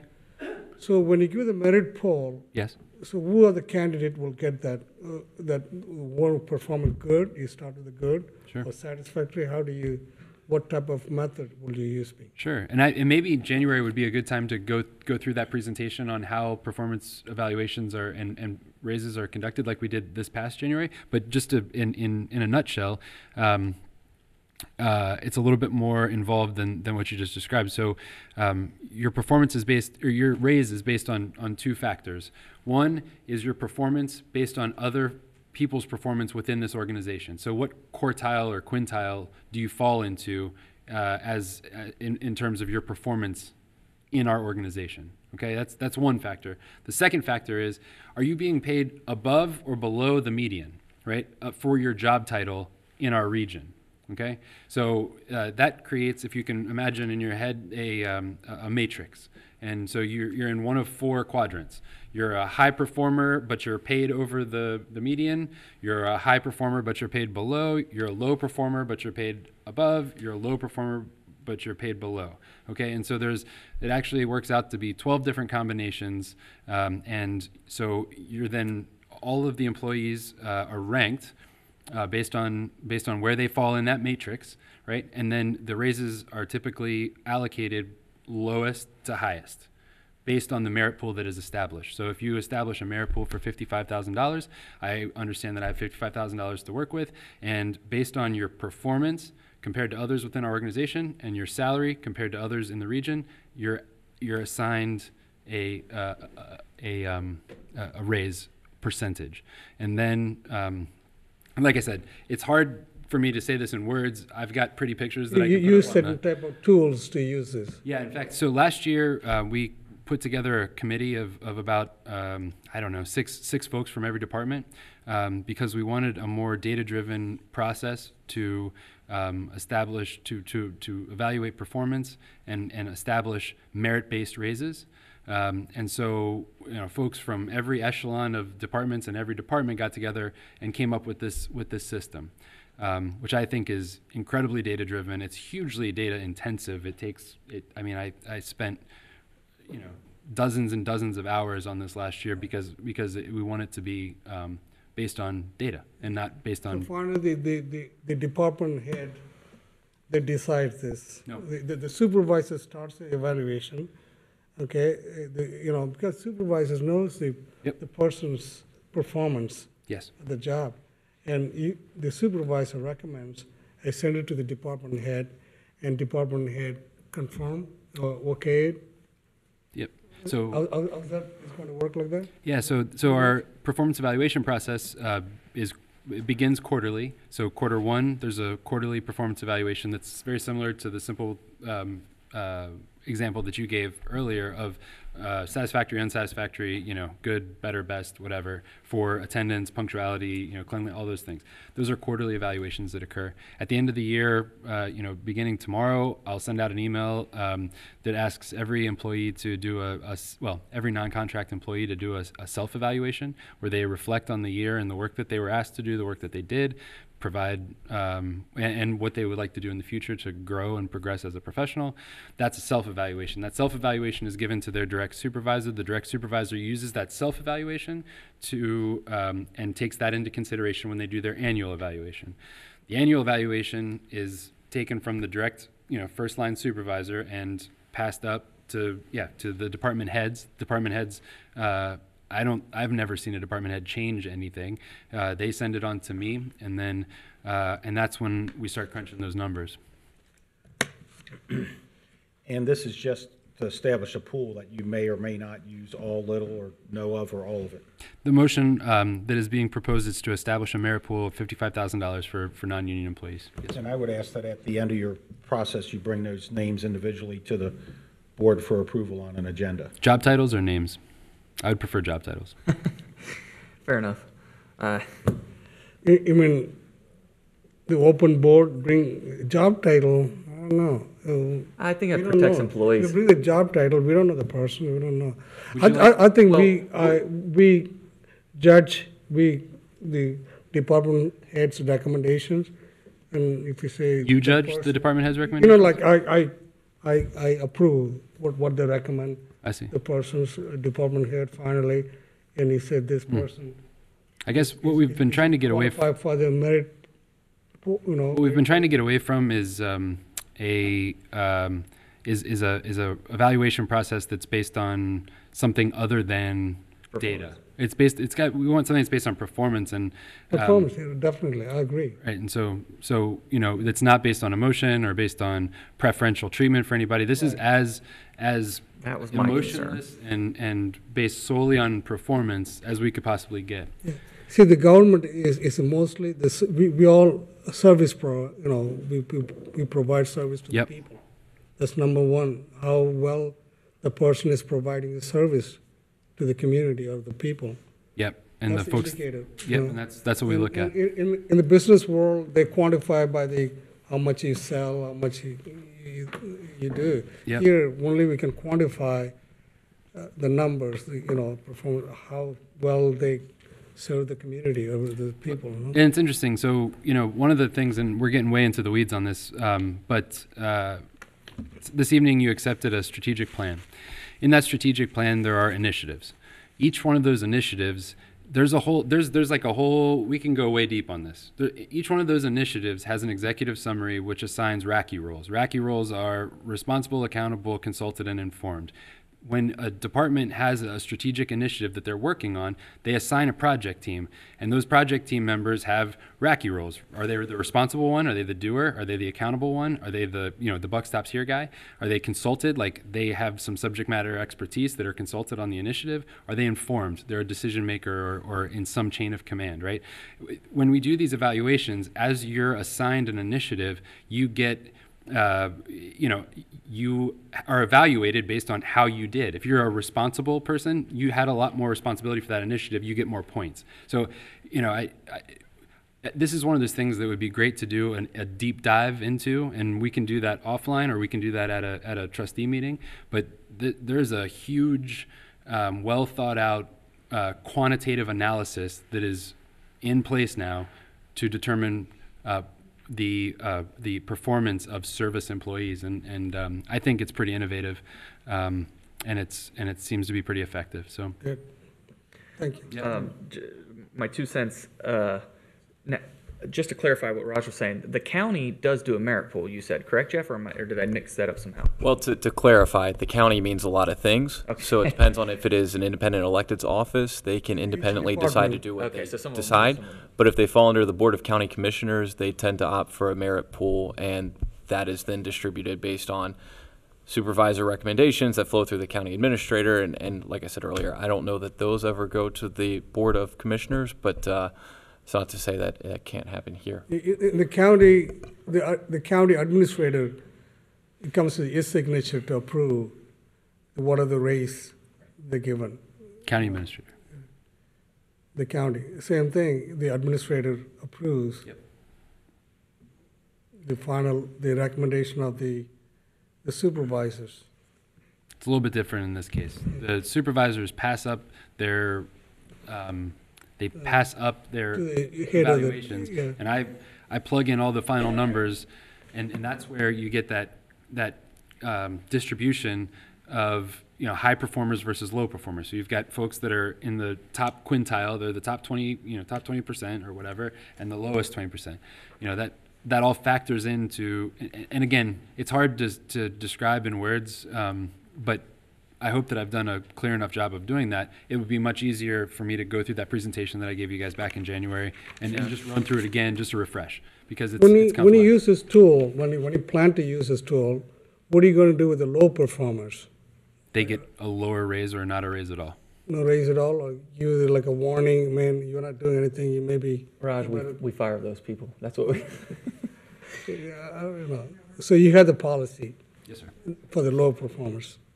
I mean, I don't think that there's a policy, but there's the way that the raises are structured is if you're a low performer, you don't get as high of a raise as a high performer. And guys, we're talking about, 24 employees in an organization where, 225 employees don't have hardly any performance-based raises, right? So this is something that is a best practice that we, have tried, and frankly, I don't think that we've succeeded in getting performance-based evaluation and raises into our contracts.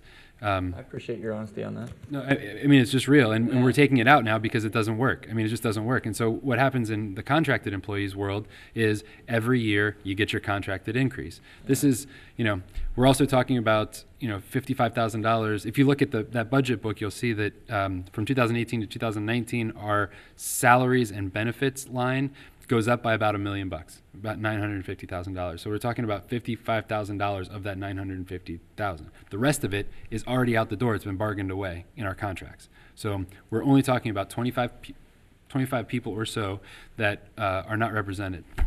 I can say I reached out to other administrators on this, and we were like the lowest in the area, at least when compared to other communities. I really appreciate a thorough explanation on this for all of us. This is still relatively new for me, just because in the past I was kind of kept in the dark. Sure. So I appreciate all this discussion. It's good. I also appreciate, I had a resident that really challenged me on this, and I really learned a lot from that conversation, which I'm very grateful.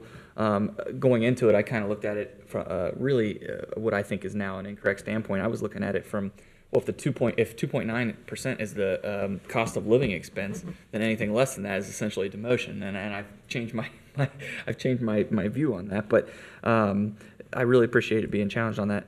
I think this just for me, it just comes down to trusting you, and I trust you to do your best job and not be nefarious and all those crazy things that happen in previous worlds. I mean, I don't know if this would work with previous administration, because it seemed like there was just so much favoritism, and I do trust you in this manner, and with that being said, I feel confident in voting with your explanation. It might be good this was April when you went over that with us? It was early. It was early in like the board's tenure, so it was a long time ago, and it was dense, and so I get it. Like if we don't, not the most. Yeah. And maybe it's good to go over it again at some point, but nonetheless, I feel like this was very thorough, so I feel a lot more confident voting for this now than I did before. So thank you for that. Sure, my pleasure. And I would just add the comment that, as I discussed with you the other day, there was a pretty long story in the Inquirer about the ultimate long-term cost of such things and how it's affected the city of Cincinnati's budget.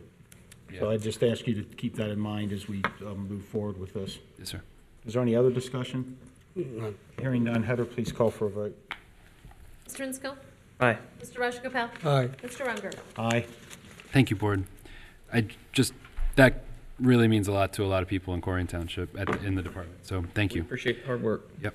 The next item on the agenda is a motion to permit the township administrator to execute a contract with Schroeder, Mondrell, Barbier, and Powers, LLC, SMBP, for legal services. I'm going to turn this over to Jeff. He did the lion's share of work on this, and I appreciate that. So before you is a motion to permit the township administrator to execute a contract with Schroeder, Mondrell, Barbier, and Powers, LLC, SMBP, for legal services. Colerain Township's current contract for legal services is set to expire at the end of 2018. On October 10th, the Board of Trustees issued a request for proposals for legal services. The township posted the RFP on the township website, posted a legal notice in the Enquirer for 2 consecutive weeks, and ran an ad in the Cincinnati Court Index for 7 days. Responses to the RFP were due on October 26th at 1 p.m. The township received 4 responses to the request for proposals prior to the deadline. Calfee, Frost Brown Todd, SMBP, and Dinsmore were those firms. The township trustees met in executive session on November 27th to interview all 4 law firms. The trustees met again on December 4th in executive session to further discuss the future of legal services for the township. After hours of conversation and intense review of all 4 firms, a majority of the board, and I will clarify this was via phone individually from each board member to me, has directed staff to bring forward a contract with SMBP for 2 years at an annual rate of $120,000. The logic that the majority of the board used to reach this determination hinges on the fact that SMBP was not the lead firm on the Rumpke case. Catherine Cunningham from Kegler, Brown, Hill, and Ritter was the principal, and that they were not brought in as law director and into the case until year 6 of the Rumpke case, which was 2012. In addition, a majority of the board feels as though SMBP's successful track record in defense of the township on lawsuits during 2018, coupled with the overall cost of the firm, presents the best option for the township at this time. The $120,000 rate does not include costs associated with any civil court cases. The board will explore using outside counsel if necessary for these cases, which are relatively infrequent. The board will also consider using outside counsel to assist with bond issuances and TIF-related filings, as has been past practice. Under the scope of this contract, SMBP employees will not be eligible for OPERS. And I recommend approval of the motion. I'll make the motion. And I'll second it. It's been motioned and seconded. I think I'd like to go first, if that's all right. Fine. It's great to get to interview so many qualified professionals, and I'd say every person we interviewed was quite well qualified. The firm with the green folder did not, it sounded like they had great zoning experience, and there might be some work for them down the road if we would choose to contract them for some zoning work. I kind of felt like they didn't have some of the other items covered. The next firm in the blue folder, 600 and some attorneys, great big company. The representative that came out to talk to us seems to be pretty stretched between maybe 7 other municipalities or townships where he is it's either 6 or 7, where he is the law director or however it's titled in that township. They were also the most expensive. The third company, I thought they were great and qualified, and I just don't know that we would have been their absolute priority as far as providing service. I think we would be a secondary thought. The fourth company, which Larry's associated with, I really learned a lot that I didn't know when we interviewed you, Larry. And one of the biggest complaints here is that I've heard from people that have spoke is that somehow the whole situation with Rumpke was laid on your shoulders and was your fault. And I was quite surprised to finally have an opportunity to hear your side of the equation. I did not know, and granted I was doing something else those years, I had this picture painted for me that this was all your baby and you lost it. And if you take a minute to just keep it short, what was your involvement with Rumpke? Well, I did participate in the trial, but the lawsuit was filed in 2007, and the trustees went to Columbus to get Catherine Cunningham, who has an expertise in zoning litigation. And so they hired her. She eventually went to Kegler, Ritter, and Brown, I think is the name of the firm. They're a big firm in Columbus. When I became, and Jim Reuter was on the pleadings with her because he was the law director at that time. After I became the law director late in 2012, I entered an appearance in the case. So it was filed in January 2007. Late in 2012, I first entered an appearance. I started working on the case after that with Catherine, but Catherine was always the lead attorney on the case. I helped her out in any way I could. It was a big case, and I was local here in Cincinnati, so I helped her out in any way I could, and we tried the case together. But your advice at the time was to not pursue it or settle it, or? Well, a settlement, we went to a mediation. We litigated the case in terms of depositions and things of that nature. And then we went to a mediation in which a settlement with Rumpke was reached that was very favorable. And Catherine Cunningham, I don't want to talk too much about attorney-client privileged information. Sure. But Catherine Cunningham had always felt that this is a case that there was a good chance the township could lose. And so we negotiated the best settlement we could, which was a very favorable settlement to the township. And then because I was the law director, I spoke at a public hearing on behalf of the township before the trial and gave all the reasons, the pros and cons of the settlement, but basically advocating that I thought this was a good settlement. And frankly, I was basing a lot of that on what I had been told by Catherine about her view as to whether we would win or lose and those kinds of things. Okay.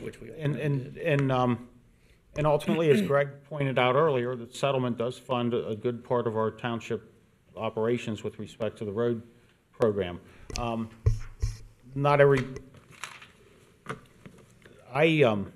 was previously in another position in life where I got rid of a 20-year law firm that we had because they kept losing. I don't see in my first year here where you've given us advice that caused us to lose anything. In fact, a couple cases we've had this year, you've won, and I appreciate that. And it's through a lot of research and hard work and defending the interests of the township.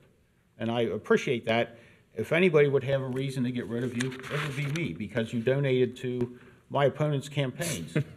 But I look beyond that, and I see somebody that's there, that's going to keep us out of trouble, that's going to give us good advice, as it's borne out so far. And you might lose one, you haven't yet, but that is why I will be supporting this. Is there other discussion?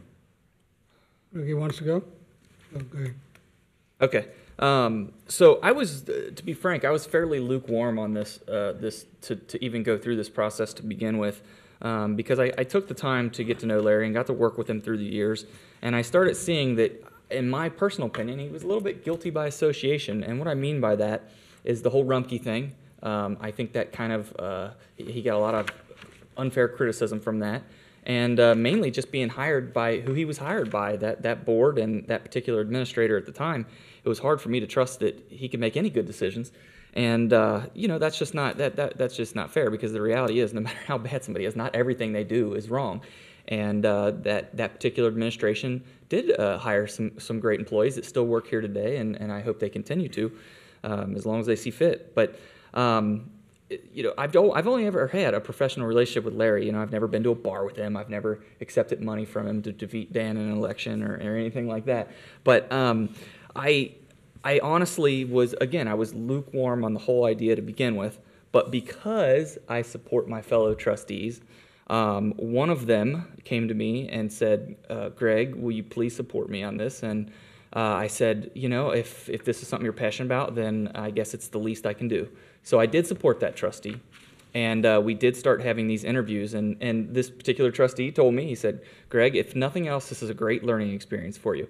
And he was absolutely right, and I thank him very much, and he knows who he is, and I thank him very much for encouraging me to go through this process and interview and learn. And ultimately, from my standpoint, I identified two of these candidates that above the rest. They were all great. They were all qualified. I felt like our residents were going to get wonderful legal representation no matter who we went with in this group. But there were two to me that stood out above the rest. One of them was identified as one of the trustees' top pick, and the other, of course, was identified as the other trustee's top pick, which I felt from the beginning put me square in the middle, which is exactly where I asked not to be through the whole process. I did not want to be the swing vote in a decision that's this important. This was one of those decisions that I felt, although technically those two could have come up with whoever they wanted and I would have been the odd man out, any combination of two of us could have hired a new law firm. I was of the opinion, though, that if I'm going to be the swing vote here, I want everyone on the same page. Otherwise, I'm going to continue. I would prefer to seek or to continue with the legal counsel that we currently have. So at times, I have to be honest, I felt like a judge sending the jury back for deliberations, and that's okay. That's the way it goes. You know, sometimes the reality is, you know, I hate when residents try to pin us against each other. The reality is, when we vote, we have a 50% chance of agreeing or disagreeing with each other every time. That's just the law of averages. In a perfect world, I would love for all of us to vote yes or vote no on every single thing every single time, but that's just not reality. On the contrary, it's not healthy to have too many trustees voting all yes or all no on whatever they're voting on. We saw that with the previous administration. We had two trustees that never disagreed one time in 4 years. How is that even humanly possible? No matter who you are close with in life, friends, family, wife, whatever, there's no way for 4 straight years you can agree with every single thing they said or did. So it's just the law of averages. It's nothing more than that. You know, so the main thing behind this was that I kept hearing from people, and believe me, I listened to everybody. I listened to every resident up and down until I was blue in the face, and then some about, and the main thing, that the theme that they had in common for why they wanted new legal representation was change. That was the common theme that everybody kept coming to me, whether it was what I perceive as the vocal minority or the non-vocal majority. The people that were for this all said the same thing. They wanted change. And I think that's parlays to a bigger thing in our country right now, because it's more of, I think this was a national thing that kind of trickled down to a local level. Because the reality is, change already happened. You know, I'm obviously on the inside looking out, so I see it every day. I can respect and understand that a resident on the outside looking in wouldn't see that. But the change already happened. The reality is, you know, we're the ones driving the ship. And if two of the three of us agree on something, it happens. If we don't, then it doesn't. And I've never had an exchange with either of these guys that wasn't 100% respectful. And I'm so grateful for that, because I promise if you guys would have joined me in executive session the first 2 years I was in office, holy moly, like what a night and day difference. The one thing that I was critical of, and I agreed very much with our residents, whether they were outspoken about it or not, was the whole OPERS issue. And it sounded like we had at least gotten some compromise and worked that out to a degree. So with that being said, I appreciate the hard work of all of our employees, and in this case, Larry, and I appreciate what I feel like he has given me as sincere and honest advice. And if that changed, then obviously we would probably, you know, change as well. But at this point, I feel confident in voting for or retaining the current council, just based on, you know, kind of a compromise and a promise that I'd made from the get-go, which was to listen to everyone and to learn, which I positively did, and I'm very grateful for. But ultimately, I felt this was a decision that all three of us needed to be on board with if we were going to make a change. And we just didn't have that, and that's okay. That's how life works. So no matter how the votes fall, I hope Larry knows that we appreciate him, and we hope that if this goes through, that he will continue to work hard and do his best. And I mean, that's about the most you can ask out of an employee. You know, you can say, oh, you want them to get it right every time, but the reality is, what's right to one person might not be to another. So. I'm prepared to vote unless I think Raj, have you spoke yet? I'm sorry. Yeah. Yeah, I'm finished. Take your time.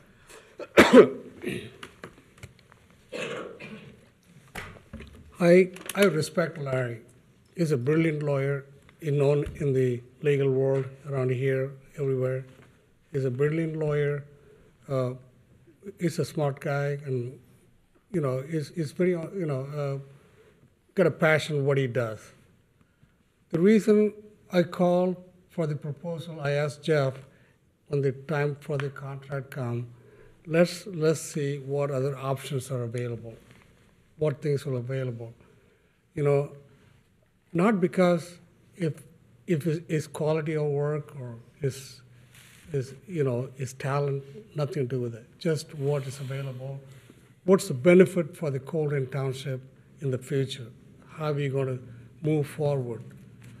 What are the legal people we're going to bring in, fulfill or help the vision of the trustees, taking Colerain Township one step higher. So let's explore inviting other law firms, what they're going to offer for the township. That's the reason, and Jeff helped us, and Jeff did a tremendous job convening all these people. Yeah, very much. You know, setting up the interviews. Great job. He did a very impartial, job and things like that. And each law firm, they brought their own proposals, and we get to interview, talk to them, and pretty lengthy time, ask questions about this. And what those two guys already explained their thing is. My thing is one step above. How are we going to save the money in the future for the township? How this is going to work, and what kind of benefit we're going to get. So, some of the numbers they gave me, like 2015, we paid Larry's salary plus the outside legal service. Is illegal. The Larry salary was $81,000. The outside legal service, apart from that, $149,117 total comes up $230,129. I'm trying to give the round figure. 2016, he went up to $100,000, about $101,000. Then outside legal fees was about $14,000. I'll just rounding up the number. In 2017, and it's about total was $151 $151,000 and $243. Then, you know, we sought that besides this legal work in the township, any type of other legal service, we went for the other legal expert on that field.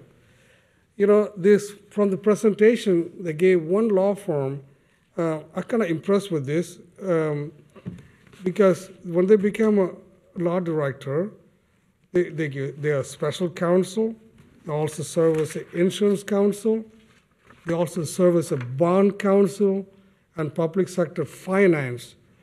Let me read this. In 2014, the firm merged with, other firm, and other firm they merged with, they were expert in finance. So they also able to give the finance advice. Then they also are the people expert in zoning, land use, environmental issues. Okay. Then labor and employment. Then also litigation, and they got a whole bunch of the public sector bond counsel, which one, very much we use as bond counsel. That's what a lot of money goes to. When you write bonds and TIF and everything, we pay for the other lawyers, and they also part of that hourly. They come us on an hourly basis, flat hourly basis.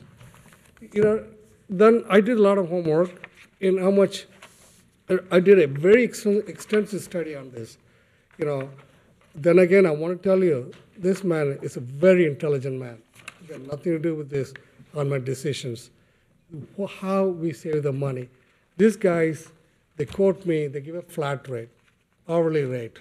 And this all the services included, and also they can estimate what we're going to do financially, the bond thing, the economic development, zoning, everything, the all inclusive package. And substantially, it'll reduce a lot of money for the township paying this. Then that's what I picked this law firm, and then, it'll say the hourly basis, and then again, also my suggestion was we had like 2 meetings. The second meeting, we don't need to have attorney. Mostly it's like at that time, it's a abatement, all these things the zoning department has, or the nuisance type of thing, meetings. So I figured out all these numbers, I'll calculate it. I figured out this law firm will be good for the future. Take the township one step higher, and what is to fulfill the expectation of the trustees, the expectation of the administration. Everybody's here. That's what I picked it up, that law firm. So I'll stand with that.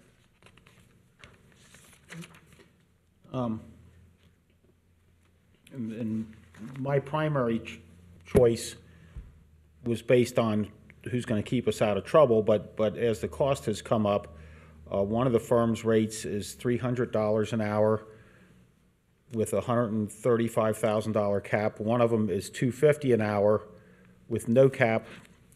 Larry is $160 an hour with $110,000. I'm sorry, $120,000 cap, and I just was unable to locate that fee in the other one. But Larry, yeah, was the cost, I have that. The Larry's is the annual fixed rate, $120,000. Okay, on It's this not a fixed is rate, that's a cap. That's a cap. We That's might the not spend that. Annual cap. That's for the 2 lawyers, right? That's for the whole firm. The law firm. Then the cost of the firm, the other thing besides what he does, any type of legal work he will do, he will charge $160 an hour and $80 an hour per paralegals, right? No, that's not for other work. The That's cap what includes. I copied on from the cap. Your cap is 120,000. Right. Okay. Then anything that besides you go like other legal work representing township, then you will charge extra $160 an hour for legal service. That would be if we file a lawsuit on behalf of the township. If, in fact, we are hired, if we're defending the suits, then we're paid by the insurance company. We're not paid by the township. There's only been, there's only been a couple of cases where our firm asked for relief from the cap, and that was because of the Brem Road case that turned into a pretty large piece of litigation where we were representing the township and suing people. But we would not charge extra to represent the township if they're sued, and we do not charge extra. It's still covered by the cap when we go to housing court. This year, as I think you all know, we're already $30,000 over the cap, and we haven't charged, we've written all that time off. We haven't charged for any of that. And the reason is that one of the reasons we're over the cap is because you guys are all doing so much work, more work than you used to. But the other reason is housing court has taken up a lot of time. But if we go over the cap for housing court or any of these other things, we just write that time off, which is what we did this year. Thank you. So the other law firm, we're quoting for hourly rate. Some of the things, the lawsuits rising in the township, the insurance will also cover that, correct? The insurance will cover. My understanding is that Same thing that just Larry mentioned, some other cases, the insurance will cover this. if we get sued, Sued like this, oftentimes insurance will cover the insurance defense. will cover. Yeah, that's part of our. So in that case, whoever the guy is quoting an hourly service, if they go beyond, it's still, the insurance will cover them. It costs less money for the township. We believe that the lowest cost applicant is SMBP. But when you compare with the cap on the hourly basis, I'll calculate it, an hourly base of work comes like a very, very low numbers. No, because they're at an hourly basis I of have work. all Also. this written. $160 an hour is how they charge.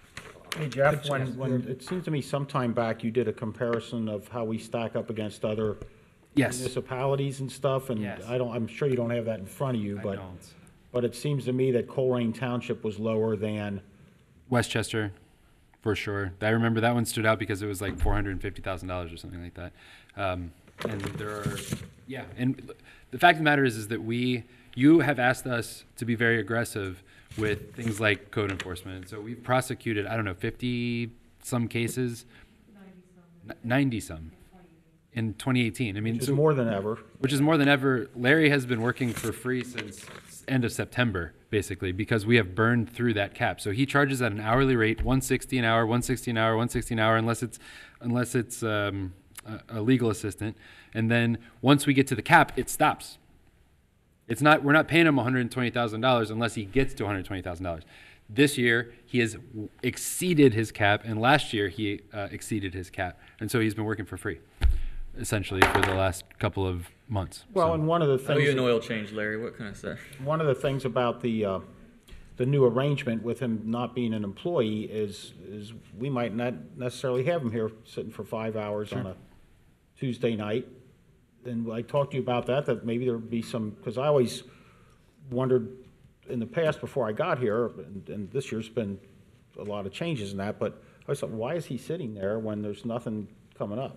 Because you're an employee and law director, but maybe as that relationship changes, there'd be some times when Larry, you can leave 3 hours ago or whatever. So Speaking of leaving 3 hours ago, if you guys want to go.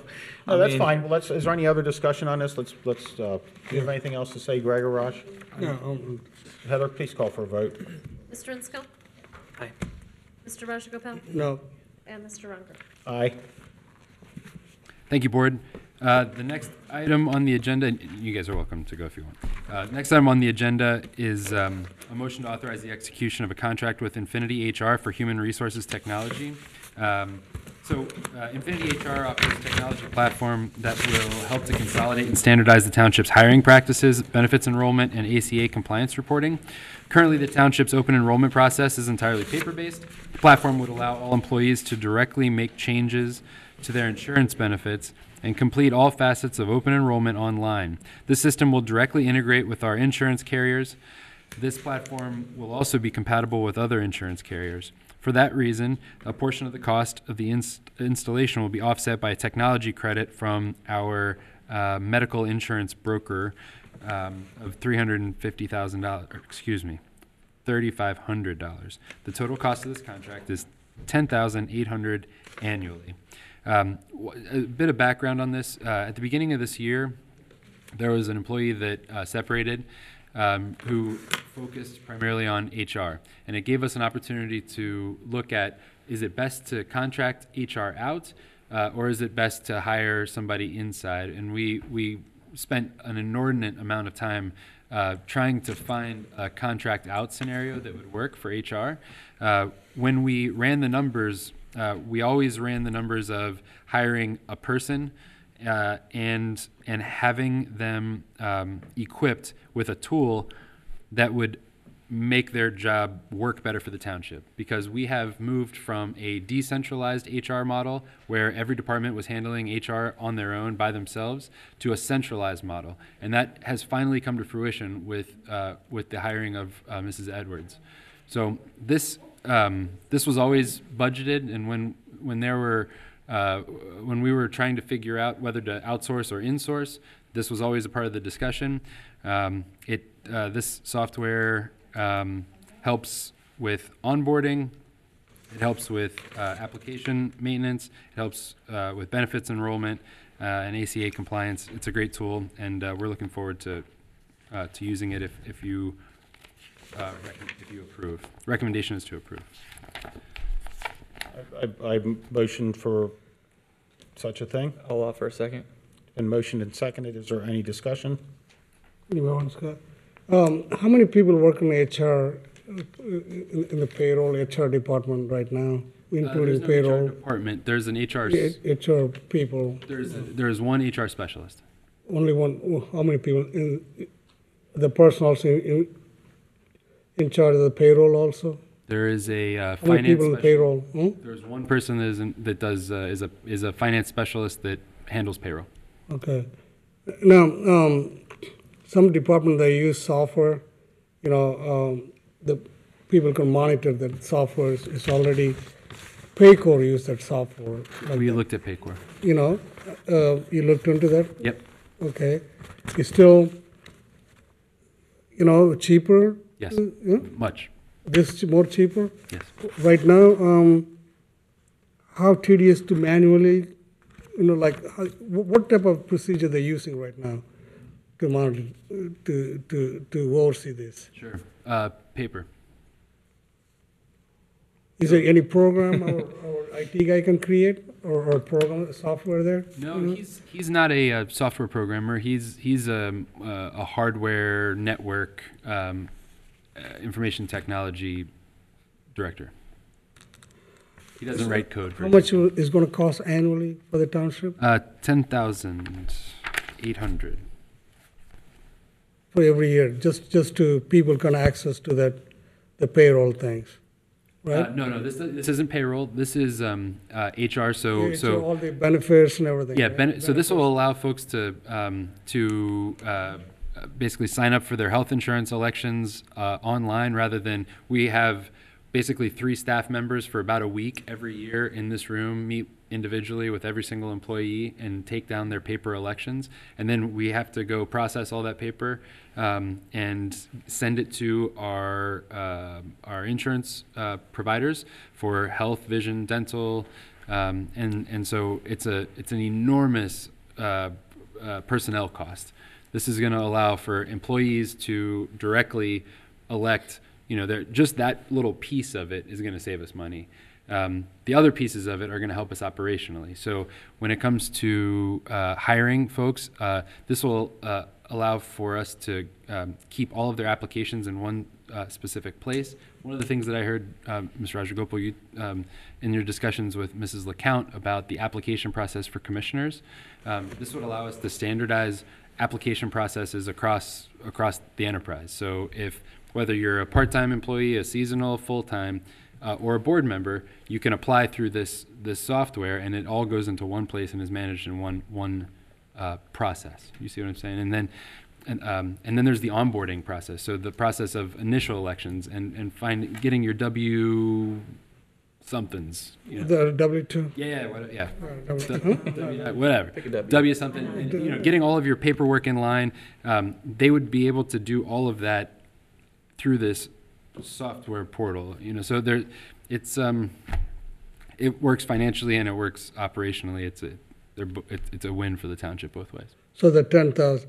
So is there any way you can send that or payroll the HR people for the training, get some kind of specialized training? Yeah. So learn some software. Right. Yeah. So how long this $10,000 contract will spend a year?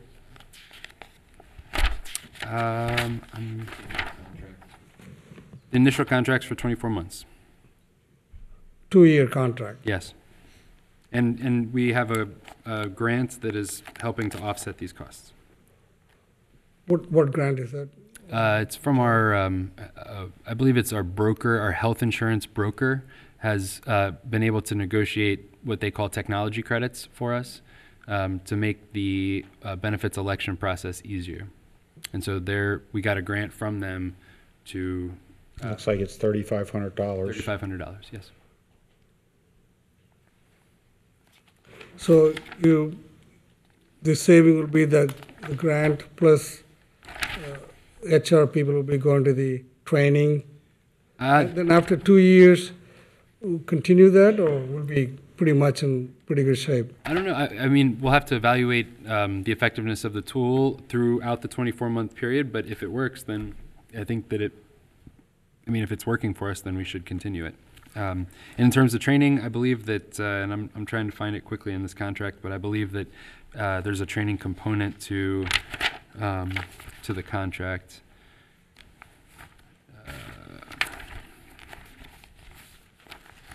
What it says here, Jeff, is it'll standardize the township's hiring practice, benefits enrollment, and ACA compliance reporting.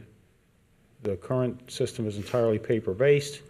This platform would allow all employees to directly make changes to their insurance benefits and complete all facets of open enrollment online. The system is directly integrated with insurance carriers, which is great, that in itself is a good thing. It would be compatible with other insurance carriers if we decided to switch. Yes, sir. And there's a offset of technology credit of $3,500. Yes, sir. Is there any other discussion?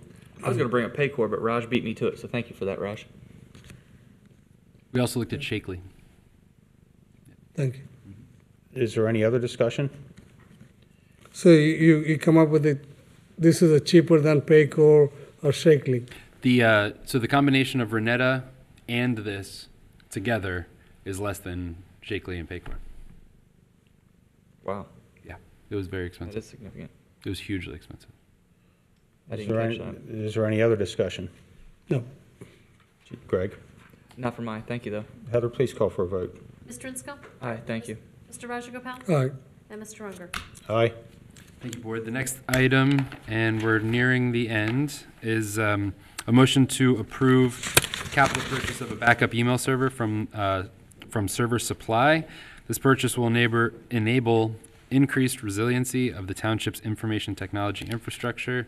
The recommendation is to approve the capital purchase for the hard drives in the amount of $1,999.20. I'll make the motion. I'll second it. It's been motioned and seconded. Is there any discussion? What are we doing? Are we doing anything with our old servers, or is it just that becomes the backup? That becomes the new backup? Okay. Because those things aren't cheap, but at the same time, they're like a necessary evil. You know what I mean? You can't not have backups. I know coincidental to the day of the ice storm, there was a problem with the email that this would have corrected in a day or two, and then it actually took me about 4 days to get all my archived email back. Yes. But hopefully this would. That's the reason why this is on the agenda. Okay. Is there any other discussion? Hearing none, Heather, please call for a vote. Mr. Insco? Aye. Mr. Rajagopal? Aye. Mr. Unger? Aye. That's kind of below your threshold anyway. It is, but it's a capital purchase, and so it's been our practice to bring capital purchases to the thank board. you. That's a good practice. Thank you for reiterating that. Yep. I mean, I could have just signed this myself, but I. Thank you with for Cal- bringing it to us. Got it. Okay, the last item in administration, and thank you for your patience this evening, it's been a very long agenda, is a first reading of a draft retire rehire policy. This was a board initiative, and we have it on the agenda as a draft policy that will be considered with the rest of the policy book when that book is considered. So do we need a motion for that, or just? No, I think it's just a first reading, so. Okay, it's just and it is on the agenda if anybody wants. Next month, it'll, okay, yes, all right, that's good. Anybody wants to see it. Thank you, Jeff. Thank you. Next item, fiscal office report. Mrs. Harlow? Mr. Mills, did you have any consent items? No. No, okay, just wanted to be sure. My first item this evening is your usual approval of payroll, purchase orders, and receipts. I'll make the motion. And I'll second it. It's been motioned and seconded. Is there any discussion? Hearing none. Heather, please call for a vote. Mr. Insco? Aye. Mr. Rajagopal? Mr. Runger? Aye. And I also received from the Ohio Division of Liquor Control, this is regarding its Wrath 101 LLC, DBA Ingalls Carryout at 7699 Ripple Road. This is a liquor agency as well as a carryout. And the carryout application is a transfer from Sammy and Amar Inc., DBA Ingalls Carryout, to that Wrath 101 LLC. So I did check with both Mrs. LeCount and Chief Denny, and neither see the need for a hearing. So if you both agree, we'll go ahead and send this on back to them, marked as such. Do we need a motion for that? No. I have no objection. Okay. It's fine. Is there anything else, Heather? I think that's it for me. I do need you to sign things before you leave, so please don't. Okay, next item, does anyone have any questions or comments about this evening? Please step forward. And state your name for the record, please, Bruce. Bruce Brown. It's interesting reading through 361 pages. Yeah, it's good for your eyes, right? First, I'm okay with Colerain Business Chamber utilizing space, because I think in the past I've heard a good symbiotic relationship between the township and the chamber. Also, I think if we throw them out, it's a bad indication that we don't support our businesses. Next, I stress we need to go back to a 5-minute citizens address clock. I know, Dan, you want everybody to have plenty of time to espouse anything they want, good, bad, or ugly. We had two go way over, but everybody else was good. But the reality is the people on Waycross and the people here in the room listen to people go on and on about whatever issue they have. If they can't do it succinctly in 5 minutes, I think it's a disservice to the rest of the public. Understood. I support the decision for legal services that you made a decision tonight. And let me see. Oh, the whole issue about the call center, the fees going up and up. And I talked with Frank and Mark before the meeting that in years past, people remember we used to get stickers with, you know, if you have an emergency, call this number. And I know a lot of people don't have home phones anymore, but maybe they'll stick them on their cell phone.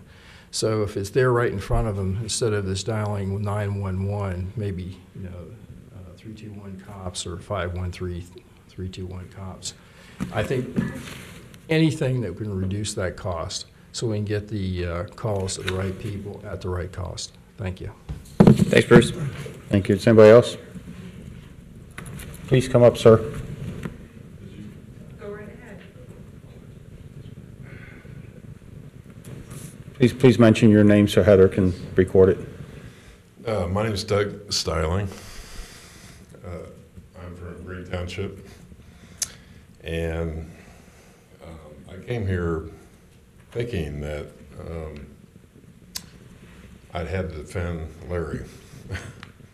But apparently, he's been voted in for next year. Is that correct? Yeah, correct. And it may be a shock to Larry. We haven't seen each other since the 70s. And Do you recognize him? I mean, is this a? What's that? Swimming? Yeah, swimming. And if I could brag just a little bit on Larry. Sure. Briefly. He was my coach from 73 to 76, I think it was. Did you come in at 73? And we were the Cincinnati Marlins, and he came with a whole bunch of Indiana University grads under Doc Hansman. He couldn't have asked for a better coaching group. And I learned a lot from Larry. I remember certain things here and there. You could pick a better ball director. You got a winner. He's been a winner ever since he's what, 17 years old. When can I say this? You were 17 years old at some point? I know this, but Larry was an Olympian in the 1968 Mexico City Games. Were you really there? I didn't know that. That's amazing. And he... Judge Ruhlman talks about you all the time. He says you're a good swimmer. He plays fourth, so... Yeah. Wait, what color medal is fourth? I don't... Oh, too soon. He came very close, but you know what? Fourth in the world. Yeah. It's amazing. Oh, wow. So I was so glad to hear that you had confidence in him to continue. And it's great to see you again. Yeah, thanks for being here. We appreciate stories like that. Did you get his last name? We don't always for the get them, minutes? but if you'd have gone on 2 more minutes, I was going to rescind my vote. So if Could you state your last name again? Styling. S-T... S-T-I-L-I-N-G. Okay, yeah, just, that way Heather can just put it in the minutes that you spoke. One more thing? Yeah, of course. 11-time, is that right? 11-time All-American? I want to see some footage of this. Did they have? It's all in black and They white. had, it was all drawings back then. They just drew. They drew him swimming out. Oh God. Well, that's great, thank you for your words. Anybody else want to speak? Hey, his membership's free, right? Did anybody else want to speak? Good luck following that, Stephanie. We just found out we have an Olympian in the building. Okay. I'd like to share a recipe. It was my great-grandma Armstrong's corn pudding recipe. The mix is you take 1 egg, beat that in a bowl, and then you add 16 ounces of sour cream, a stick of melted butter, 1 can of cream corn, 1 can of whole corn drained, and a box of Jiffy corn mix. You fold that in together, place in a greased 9 by 13 baking dish, and bake in the oven for approximately 350 degrees for 1 hour. Back to township business. Will the CIC meetings be posted and put on an agenda like the other meetings have been? They I don't know have how been. they couldn't be. They They have. have been. Board meetings and everything like that. Can we approve the CIC meeting dates? Are we ready to approve CIC meeting dates? Yeah, because they always coincide. We'll do it. Yep. Yeah. So we can expect that in the next meeting? You can, yeah. Okay. Sure. And I just want to make sure that I understood that we approved. The CIC won't have a meeting. The CIC sets, we'll get a calendar of CIC meetings But we set for publicized all the other meetings for different parts of the township, and the CIC is a very large part of the township, and I think. CIC is not part of the Colerain Township Board of Trustees. The CIC is a separate organization. Oh. Yeah, so we'll get that taken care of. Sure. Yep. And I just want to make sure I understood that we approved a contract this evening with Waycross that is yet to expire? Is that right? The expiration's coming up in a month and a half or 2 months. So we went ahead and renewed something that had yet to be expired. Should we renew it after it expires? Well, perhaps the timing would be a little better. Why don't you spend more time on looking at contracts that are expiring, like the Chamber of Commerce that's due to expire December 31st of this year. Have you looked into that? No, I haven't. During this meeting, Waycross is cut on and off 3 times. Is the board aware of that? No I one talked texted to, me. I talked to Usually Chip I about get- that at the. No, I'm not sure. I'm just making it up. Ah! I Did talked the to. Kroger company apply for a liquor license, and are they going to have a liquor store in their store? I don't know that. I haven't heard. They applied for a liquor license? Oh, I asked you for that. You didn't send it to me? I didn't send it to you. I scanned it. I didn't. Yeah. It is the Infinity program that we just approved of $10,000 to train our HR specialist. Will she be the only employee trained on that system? Unlikely. Unlikely. Okay, and I'd like to ask the board, this just come to a light recently with some information I was looking over. What happened to our economic development person, employee? My opinion is we still have him. Yep, that's me. My title is Township Administrator and Director of Development. It's not on your email. Okay. Okay.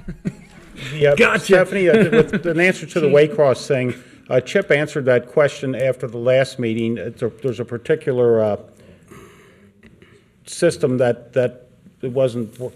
I can get you that answer. Please ask me that in an email, and I'll get the explanation.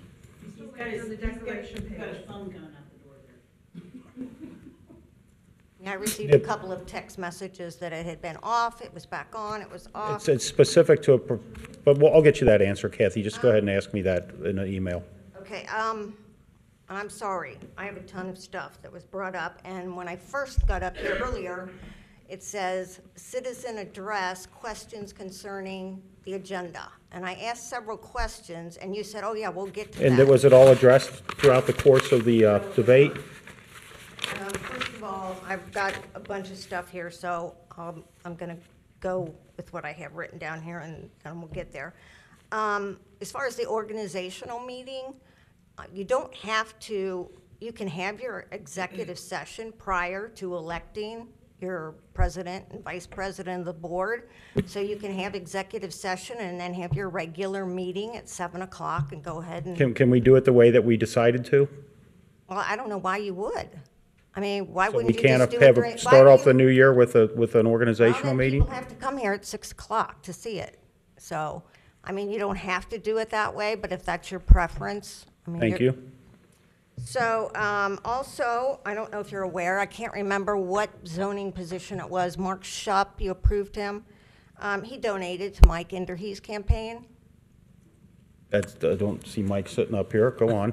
Well, you're not supposed to have donated to any campaign. It doesn't matter if you donated to a campaign. That's just a question on the application. Well, somebody else was disqualified for that. I don't know that anybody was disqualified for donating to a campaign. Yeah, and it's supposed to be, you can't have contributed to a campaign within the last 4 years. And now you just appointed Mark Shupp. Okay, the budget book, I did look at it online. I didn't go into a lot of detail. But is that in addition to the UAN system? So it's like we put our receipts and our purchase orders and everything in the UAN system, but is the budget book something that you have to do in addition to get that information? So we use UAN for accounting, right? And lots of other And things. that gives you your budget. It gives you your appropriations and your budgets and everything. No? Okay. I mean, it does. I mean, that's how you couldn't run any, you couldn't make any expenses if you didn't have your appropriations and everything in there. So is this budget book in addition to? Is it like, we're over here at the UAN and we're doing this, and then we have to go over to the budget book and do it again? That's my question. So the budget book is a document that is included in the trustees packet. But how does the information get into the packet of information? Employees put it there. Okay, so we're doing it once on the UAN, and then we're also doing it on another system. I created a document, yes. Okay, it's a duplication. It's a duplication when we do our financial statements as well. That's a big duplication to do all of that. Thank you. It was a very big effort. It was. It's a Yep. duplication of service that doesn't seem necessary. But anyway,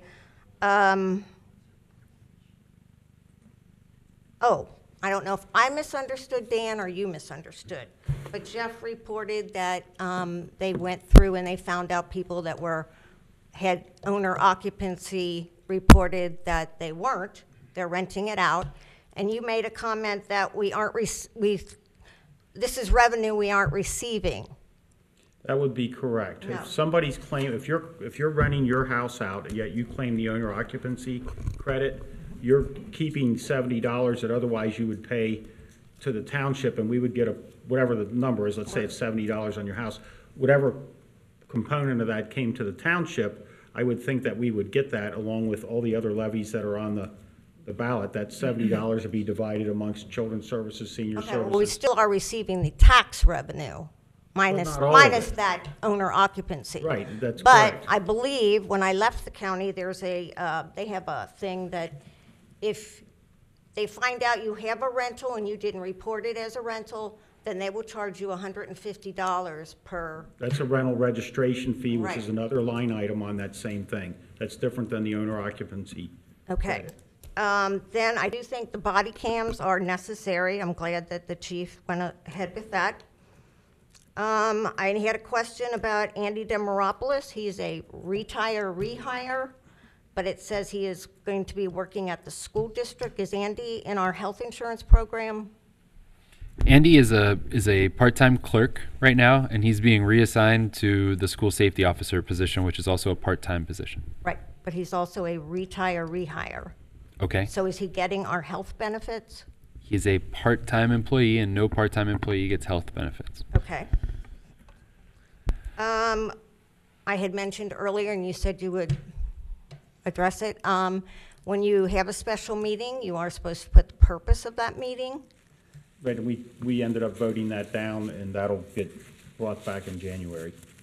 We voted down the whole schedule of meetings. No, I'm talking when you had a special meeting in November, and you just put out there that you're having an executive session. You have to put the purpose of the meeting. Of the executive session? Yes. Was the agenda posted on those, Jeff? There was no agenda because it was just executive session. There wasn't an agenda, and it said there was going to have an executive session. So the purpose of the special meeting was to have an executive session. The chamber contract does expire the end of this month. It just automatically renews, so you wouldn't even know it was expiring. Just for information, when we use a broker, because I went through this with Dan Malloy a couple of years ago, when you use a broker for the liability, all that kind of insurance, they send you the proposal. And because they're a broker, the other proposals are not public record. So you don't know what the other proposals were. But I do know that 2 years ago, we saved $25,000 over Otarmo by moving to Ohio Plan. So they're... Okay, a couple of years ago, we had additional proposals that I requested to see. Well, because it went through a broker, those are not public records. Oh, I see what you're saying. Okay.